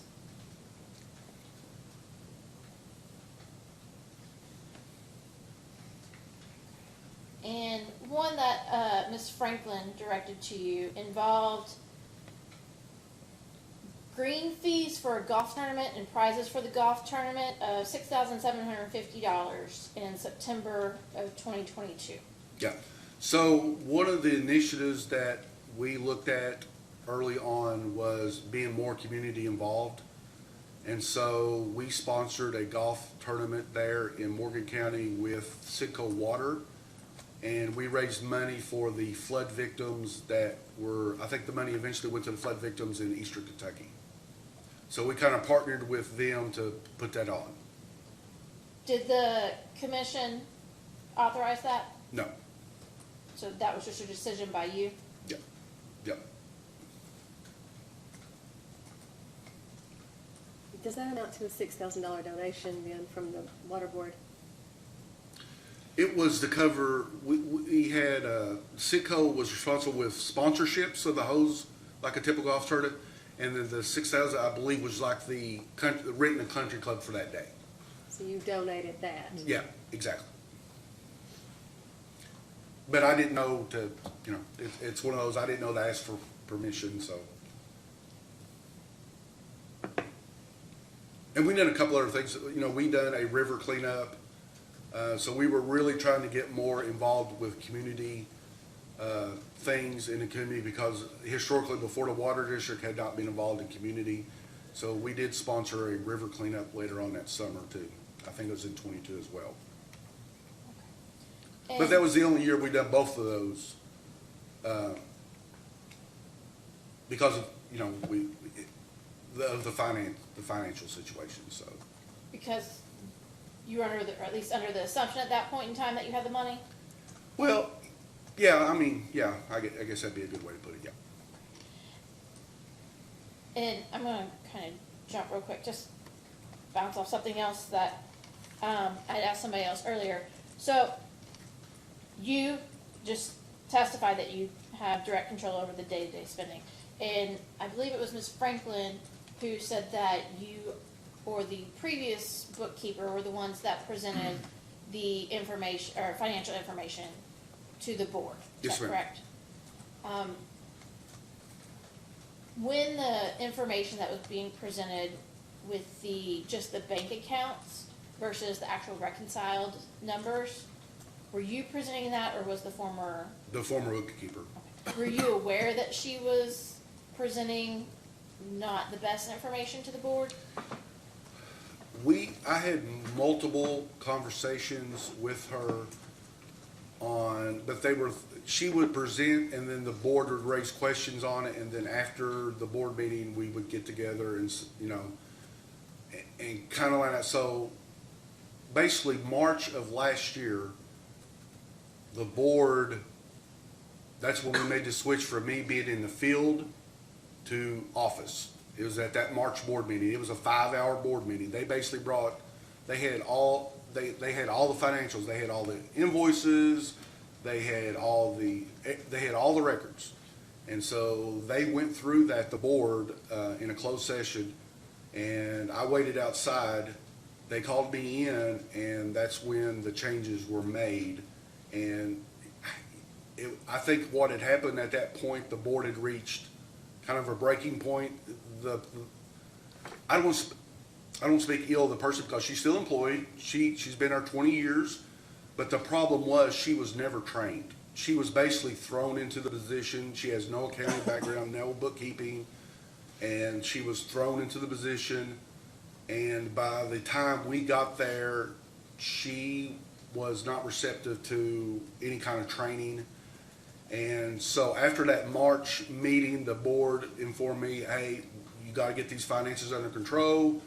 We're getting ready to go into another rate case. We know the history with the Public Service Commission, that they know we've had trouble with finances in the past. We need to get this fixed before we go into this rate case. And so I worked last summer with her on getting things more accurate. And I think it's in some of the board minutes, but I actually started tracking. After that March meeting, I took all of the invoicing on myself. I didn't do the QuickBooks, but I had all the invoices come to me, and I basically looked at them, and I had a separate spreadsheet. I had an Excel spreadsheet. I tracked everything there to help the board at the board meetings, because the QuickBooks that was being used was so just bad. It's just bad data. You just couldn't make sense of it. And there would be some months where it would show a $30,000 profit, but then you go down through there and like your bond payments wasn't included, or this wasn't included, and really it's this number. And I mean, the board members would draw lines through, and there would be some months things wouldn't reconcile. It was just a mess. So I worked with her for a couple more months, and then I basically sat down one afternoon, and the board kind of wanted me to sit down with her and say, look, we got to make a change. We appreciate your service, we appreciate everything you've done, but we've got to make a change. And so that's when we had Lexi kind of start stepping into that role, and she worked with Chanel through the fall, just getting the background and history. And then in December is when Lexi kind of took over, and that's when we sat down in December. Lexi and I, we had numerous meetings to get the codes in line, because we wasn't using codes or anything like that. And so we really started developing all the data where we wanted. And at that time, we was doing our budget for the next year, so we got our budget in line with the numbers, with the codes and stuff. So everything's really easy now to match the budget to our profit loss. Prior to the March 2023, when the board realized what the situation was with the books, were you aware of how bad the books were prior to that? No, because to be honest with you, I went back and reviewed like all the audits for the last 10 or so years. The district has been in financial bad shape forever. So I came in 19, I was on the board in 16. It's the same questions that were brought up at that time, same issues over and over and over. And to be honest with you, I think the board that came in 19 with Steve, Zach, and Brian, they're all professional. They really started diving deep into it more than probably any other board did, because I think the boards before, I was on some of those boards, and those boards before is more of a reporting meeting, if that makes sense. The board members would show up, here's your reports, okay, hey, we made it another month, we'll see you next month. That was. So it wasn't until these other board members came in and we really started doing deep dives, and they started holding me accountable. That was that meeting in March was, okay, we got the field kind of fixed. We still got, but it's we got, as Brian said, we got the ship pointed in the right direction there. We're able to hold on. Now we've got to concentrate on finance, because, and the chairman here might not remember, but in 22, he spoke at the Kentucky Rural Water annual meeting, and I went up to him after he spoke, and I said, Chairman, I said, I'm Moore County, blah, blah, blah. We just had a rate case, but I said, my biggest thing was we don't have reserve accounts. And I think it's always been a problem with us. And I approached the chairman and said, you know, we still don't have, we got a rate case, but we still don't have the reserves, and he said, file a rate case, file a rate case. You know, that was his worst. So it was in October of 22, after the August meeting in 22, that's kind of got what all this started was, I kind of went back to the board and said, hey, you know, I had a chance to talk to the chairman at the annual conference, and at that time, we were like, we thought we had to wait, but he's like, no, if you're having trouble, file. And so that's what got us started, the initial of starting us to file as early as we did with everything. Because as the general manager, that's the biggest weakness I see, is we don't have reserve accounts. So anytime we have a big leak or something unexpected, what's happened is we've always had to draw into our operating to fix this stuff. If we had reserve accounts, that we would be able to draw from there. And what happens is when we have these big problems, we draw out and then it puts us behind. And the commission, you know, pointed out this out in 19 and pointed out in 21. It's just taken us a long time to get to where we're at today because we had to fix the outside first. You know, our priority is clean drinking water. We had to make sure that we're providing the best water possible. We have the staff and everything in place. And what, as a manager, what I had to look at too, it was kind of, I didn't know how much expense we needed to be able to operate. But with these last 5 people that we brought in, we finally have that end number, if that makes sense. So now we know this is about what it takes. So I can say, you know, we need $200,000, $225,000, $200,000 a month. $225,000, somewhere in that. Right now we're drawing in like $175,000, $180,000. That's what our last couple of revenue months has been. So, but we know this is kind of the end expense. This is where, and that's what we really tried to get to, is that know where the end is, how many people do we need and everything. So. Okay. And Noah, can you pull up the stuff with Buffalo Wild you have? Well, is it even showing up there?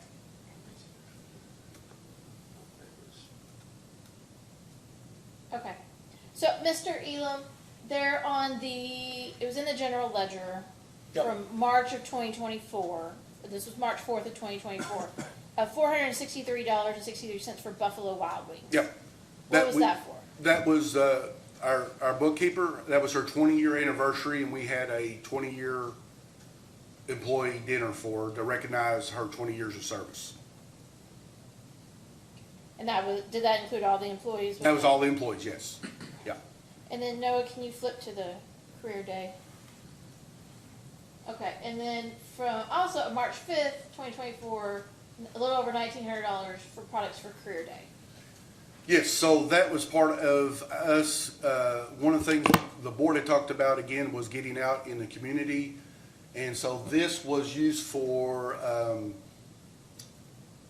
just things to give, like when we set up at schools, things like that, as far as, I think one of them was a magnet with a QR code on it. We have the leak detector for toilets, the dyes. So we've been giving those out to our customers to try to help them with their leaks. And so what we realized, the big thing I realized is from that, we felt like we were communicating to our customers, but from the outpouring of the Facebook comments and all the comments made on the PSC website, we realized that we had a huge disconnect with our customers.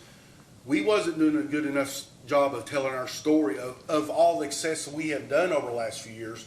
And I feel like we've been so focused on fixing the leaks and taking care of all these issues that we haven't done a very good job to communicate that to the community of all the good work that we've done. So this was a way for us to start trying to build better customer relations at a time when they're not real happy with us. Is there a reason why the supplier's not listed in this transaction? This is a screenshot. I don't know. We can get that though. Yeah, we can show all that.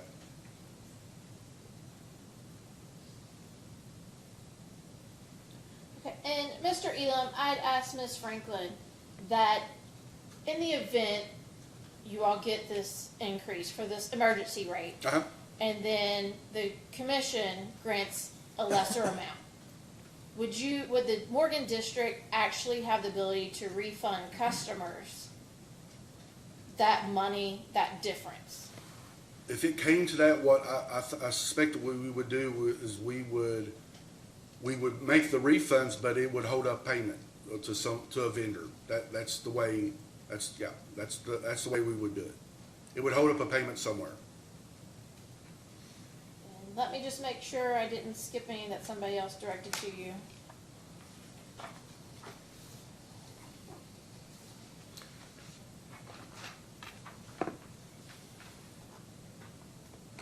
Oh, another one that Mr. Wells directed to you was the 2022 audited financial statements that noted a loan was taken from Gateway Area Development District in May of 2021. That was for working capital and equipment purchases. Do you know how much of that loan was for equipment? So that loan was used, really, remember when I spoke earlier of the weather hazards? We had the ice storm, we had the flood, and we had those things. So at that time, we had no money. So I basically went out to a couple of the companies and said, look, this is going to be FEMA.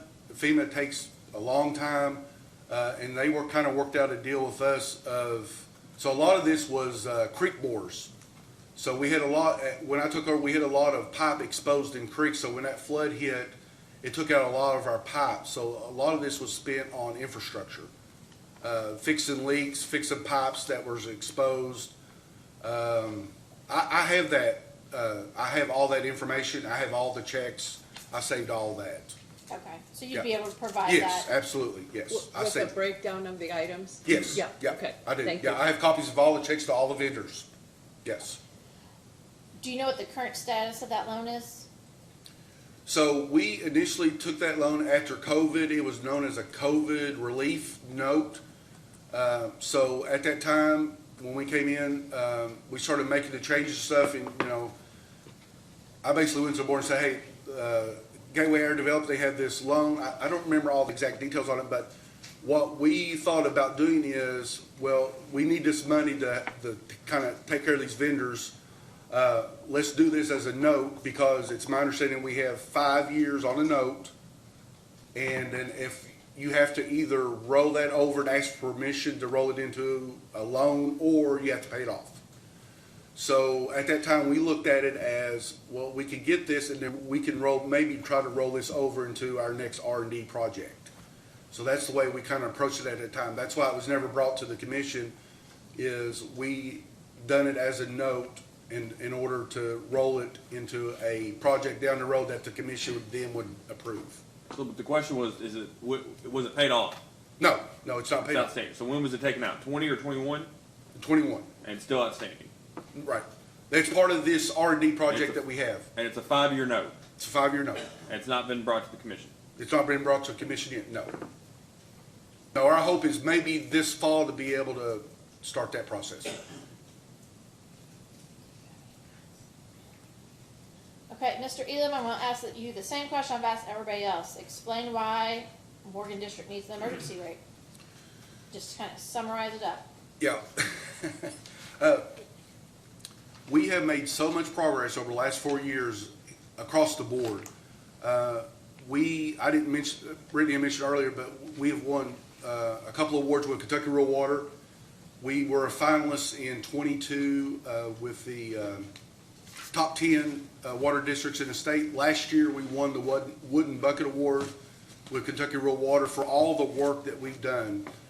So we're at the point now, like I said earlier, we know now this is the bare minimum employees. We have the vehicles, and so we know now this is what we need to operate. And so I look at it as we're able to now come to the commission and say, okay, this is what we need. One, to be able to pay our bills on time within 30 days, but also start building our reserve accounts. That's my big thing is we need to build our reserve accounts. So we need this to continue the good work we're doing. Not to fall back, because like I said, we fell back earlier last summer, and that kind of proved our point as, yes, we do need these employees, because I was pulled out of the field. So the board instructed me, when I got pulled out of the field, I was reading meters. So I done all the meter reading every month for the last 4 years, because I didn't have a meter reader. And so I done all the meter reading, I done the valve exercise, I did the flushing, I was doing all that. So what my basic day was, I would come in the morning at 6, and I would do all of my emails and all my managerial work, and then 8, I would go out in the field and come back in and work 4 to 6 or 7, answering emails and stuff later that day. And so when we got to that point, the board pulled me out. It really showed when we laid the 2 people off, the things wouldn't get done again, and I was like, we worked too hard not to be able to do this, so that's why we need this immediate increase. No questions, no further questions. Okay, so, can you hear me okay? Okay. In the underlying, rate increase, rate case, you're asking for a 41% increase, which amounts to $1,055,000. And the biggest part of that is for employee expenses. The increases, between benefits and salaries is $409,000 Yes, ma'am. of that million. You got gifted some employees from Gateway Mm-hmm. that worked for you for 12 weeks. Mm-hmm. And during that 12 weeks, that's 3 months, you realized that you couldn't live without them. Right. It seems like you had more notice of that than the immediate, oh my gosh, we're broke, because we hired 5 new employees and now we've started paying them. So why was that an emergency? Why, what now? Why is that an emergency? Because we have no reserves. So, like, that's what keeps me up at night, is I could go home this afternoon and something happened and we don't have any type of reserve, and all that's going to do is drive us further behind. Is that? I'm trying to figure out why you didn't plan for it.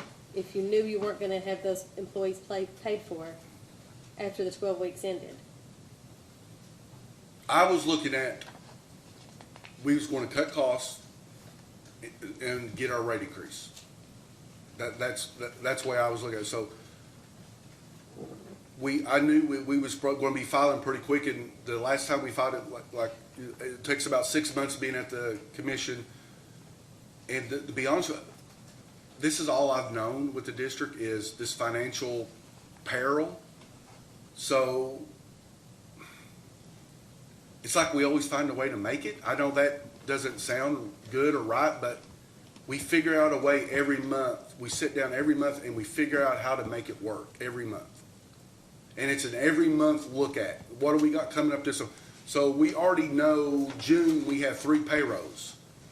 And that adds that extra expense in June. So we're already looking at how are we going to come up with our payroll in June? What do we need to do? How can we get ahead a little bit? Mm-hmm. And what I have tried to use these guys for, and it is a huge help finding this big leak we found. That was a huge win for us because that was the first leak we've ever found on our own without Kentucky Rural Water. And I'm not trying to diminish your accomplishment. Yeah. What I'm trying to do is figure out the justification for an emergency motion like Right, this. right. We get a lot of rate cases. Yeah. We don't get a lot of emergency motions. Okay. So when we see things like $6,000 in donations, $1,900 in giveaways, a bunch of employees that were given to you that, you know, you didn't have to pay for, and now suddenly, it's not suddenly. Yeah. that- Yeah. Because you knew they weren't gonna be paid for forever. Right, right. And then we see that fairly embarrassing Amazon charges, that are, you know, Right. your personal expenses coming Yep. out of a business. I'm asking how we're supposed to find an emergency there. Yep. That can't wait the 6 months or so that it normally takes us.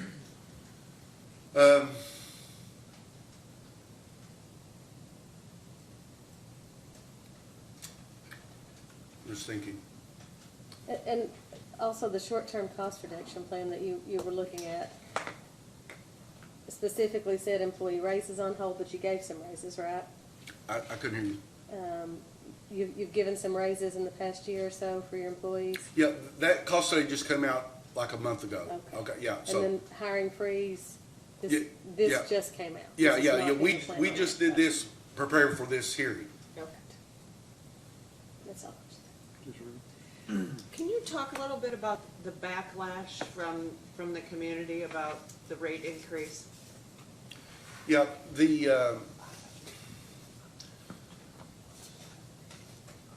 it's like I said earlier, I think, we didn't do, we haven't done a very good job of telling our story of the things that we have done. We've been more concentrating on fixing things and just keeping day to day. So I think we're trying to follow or be respectful, or not respectful, but we're trying to make sure that we're following the regulations and make sure that we're holding the district. And so while I've been there, it's been ordered by the commission of, you're gonna have this rate case by this time, you're gonna have this rate. So we've been under these orders, and that's what we've been telling our customers. You know, we're under order to do this. It's not because we want to, but we're under order to do this. So that was kind of the early on, but now, now that we kind of went through it, we realized that this is going to be an every 3 to 5 years to be able to do, to keep, hopefully, the rates. You know, the next time we come back in the next 2 or 3 years, hopefully it'll be a lot less, you know, or maybe none that we need. But it's just for them where they never had a rate increase for 23 years. And now all of a sudden they've had 3 in the last 8 years. They don't understand why. So, And are they opposed to the amount? Do they understand that, are they opposed to the 41% versus 25, or they're just opposed in general? I think they're opposed in general. Okay. Yeah, yeah. Because they don't understand, you just had one, why do you need another? Okay. And I've tried to explain to them, well, you know, we've had, of course, added costs, inflation. You know, you spoke earlier about the employees and paying more. When I took over in 19, our employees were making $9 and $10 an hour. We've been able to raise and that was one of the things brought out in the 19 hearing was we had a lot of employee turnover at that time. And employee turnover just kills you because in order to get that operator license, that's a year just to get that license. And what happens a lot in Eastern Kentucky, what we've been seeing is, not so much with us, but they'll go and train like at the city or, I think Bath County's even had the problem. They'll train there and get their training paid for, but then they'll move somewhere, they'll go somewhere else because they can make more money. Right. So we've been able to increase the employee pay. The new hires they started out at 15. So that was part of that 21 rate case, was being able to pay our employees more that's been there. And so that's what part of that went. So the other part of it, the saved money, was the water loss that we've done. And if you didn't pay them that much, you would lose Oh, the absolutely. employees to the other Yeah, because they're yeah. all. Right now, even in Okay. West Yeah. Liberty, McDonald's is paying $12 an hour. Right. Yeah. So, and yeah, exactly. Okay, thank you. Just talk about what cost you money here for a minute. In 2021, 146, you all were granted a CPCN for water loss, water improvements. Says here 2 miles of water line on 127 and about 60 meters. Is that right? 172, yes. Oh, 172, excuse me, 172. That project's done? Yes. Okay. Were you aware that that order said that you shall notify the commission within 1 week of the project starting and at the 50% completion point? Yes. I thought the engineer there's no. Are you aware of that requirement? Yes. Would you be surprised that the only notice that the commission got was back in May of 21 with the notice of beginning it, not the 50%? No, I did not. I'll make a note. How about case number 2022-245? And this is about like, you know, whether if you're going to have cash going out the door buying these things, putting these projects in. This is to borrow $3.26 million from KIA. Do you remember that? 3.2. Is that the phase? 200 meters. Is that the Highway 191? I don't know that we get the level of detail Okay. as to where the highway is normally. The 172 is, or whatever that last number was, well, it's over a $3 million loan from KA, with $1 million of it going to be forgiven. Here we go. The 191 project. Yeah, that's the one we just completed. So you aware you're supposed to give us notice when you started, and that's 50%. I did, and I actually talked to the engineer that, I know this time they got this, and they were in the midst of earlier this week of getting that filed. Okay, but you're supposed to give us notice 1 week before beginning construction or around construction and the 50% completion point. Are you aware that nothing has been filed in that docket? I'm not, because I have relied on the engineer to do that, but I made a note that I'll follow up to make sure that it happens. All right, so let's go to the September meeting minutes that I was asking the board chair about a second ago. You've been trying to get employees since the September board meeting so that you can include the cost in the rate case, correct? Yes. Okay, so it's not surprising when you got them in January, February, or March. You've been trying to get them since September. You talked to the board about it in September so that you could include the cost in the rate case, correct? Yes. Did you have a conversation in September, or when Mr. Wells wanted to table the discussion until the next month, did you inform them that you all would not have the money to pay them? At the end of at the end of the 480 hours. No, this is before Gateway, right? September was before Gateway? Gateway, the employee started in October. Okay, September is before Gateway. Right. You asked the board, and Just lost my screen. I'm sorry. I'm sorry, can you? I don't know what happened with the cigarettes.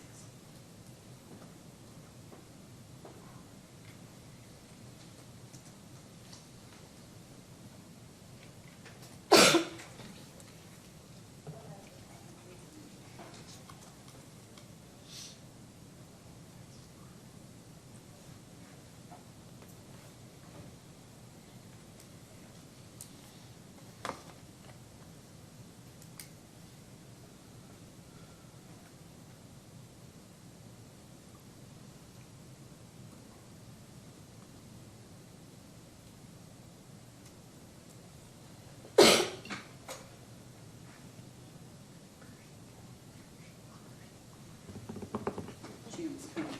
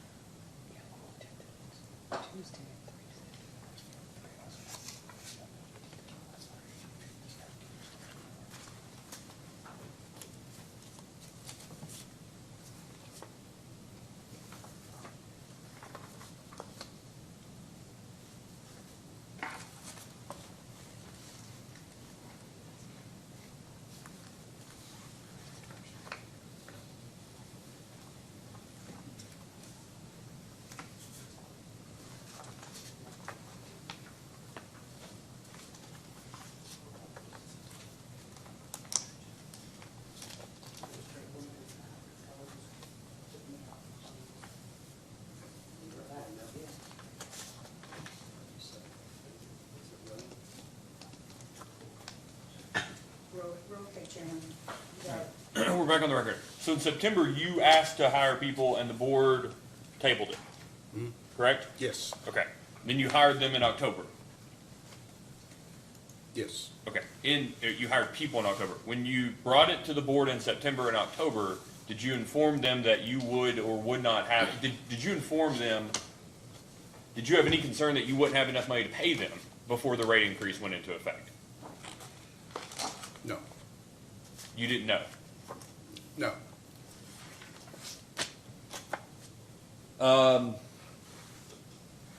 Did you hear the reference I talked about earlier, phase one, about the PSC being behind? You heard me ask that about, to Mr. Wells earlier, the reference in the minutes. Is phase one filed with the Public Service Commission?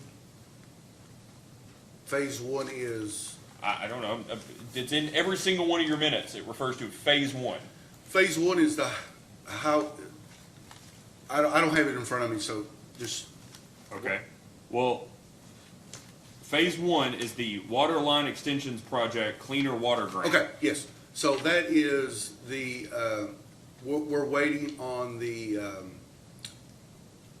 archaeological surveys, and then once those surveys come back, then it'll be filed with the commission.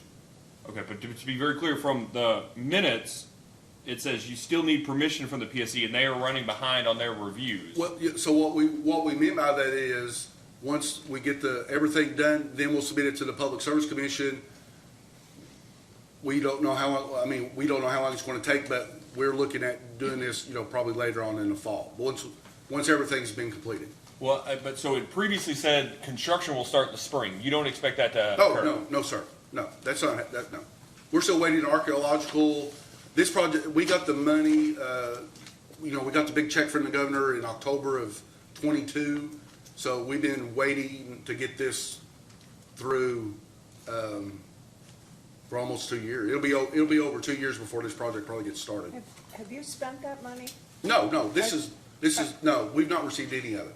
Well, I'll take it back. I think there was an engineering fee that come out of it. Okay. Yes. I was just worried that I think there are time limits on that, so. Do you have a contract with the county to pay for the leases? Yes, I'm pretty sure the master lease. No, I know that you said the county has the leases. Yeah, because it was my understanding at the time that we did not have enough, I think you have to have a minimum number of vehicles in order to qualify for the fleet. And so we wasn't able to do it on our own, that we had to go through the county fiscal court. So the county fiscal court also leases through that as well. Yeah, but I guess, is it your lead? Do you have the lease? Do you all sign it? Or does the county sign it? The and county you have judge- well, let me finish the question. And you have an agreement to pay the county back? It's not that way. The county judge assigns it, and then we make the payments through, we mail the payment to Fleet. Yeah, well, let's ask about it this way. You don't pay, whose door do they come knocking on? Yours or the judge's? I would think they would come to us and take the vehicle back. So we're gonna ask for the documents. Sure. Loan documents. Yeah, I've not seen it personally.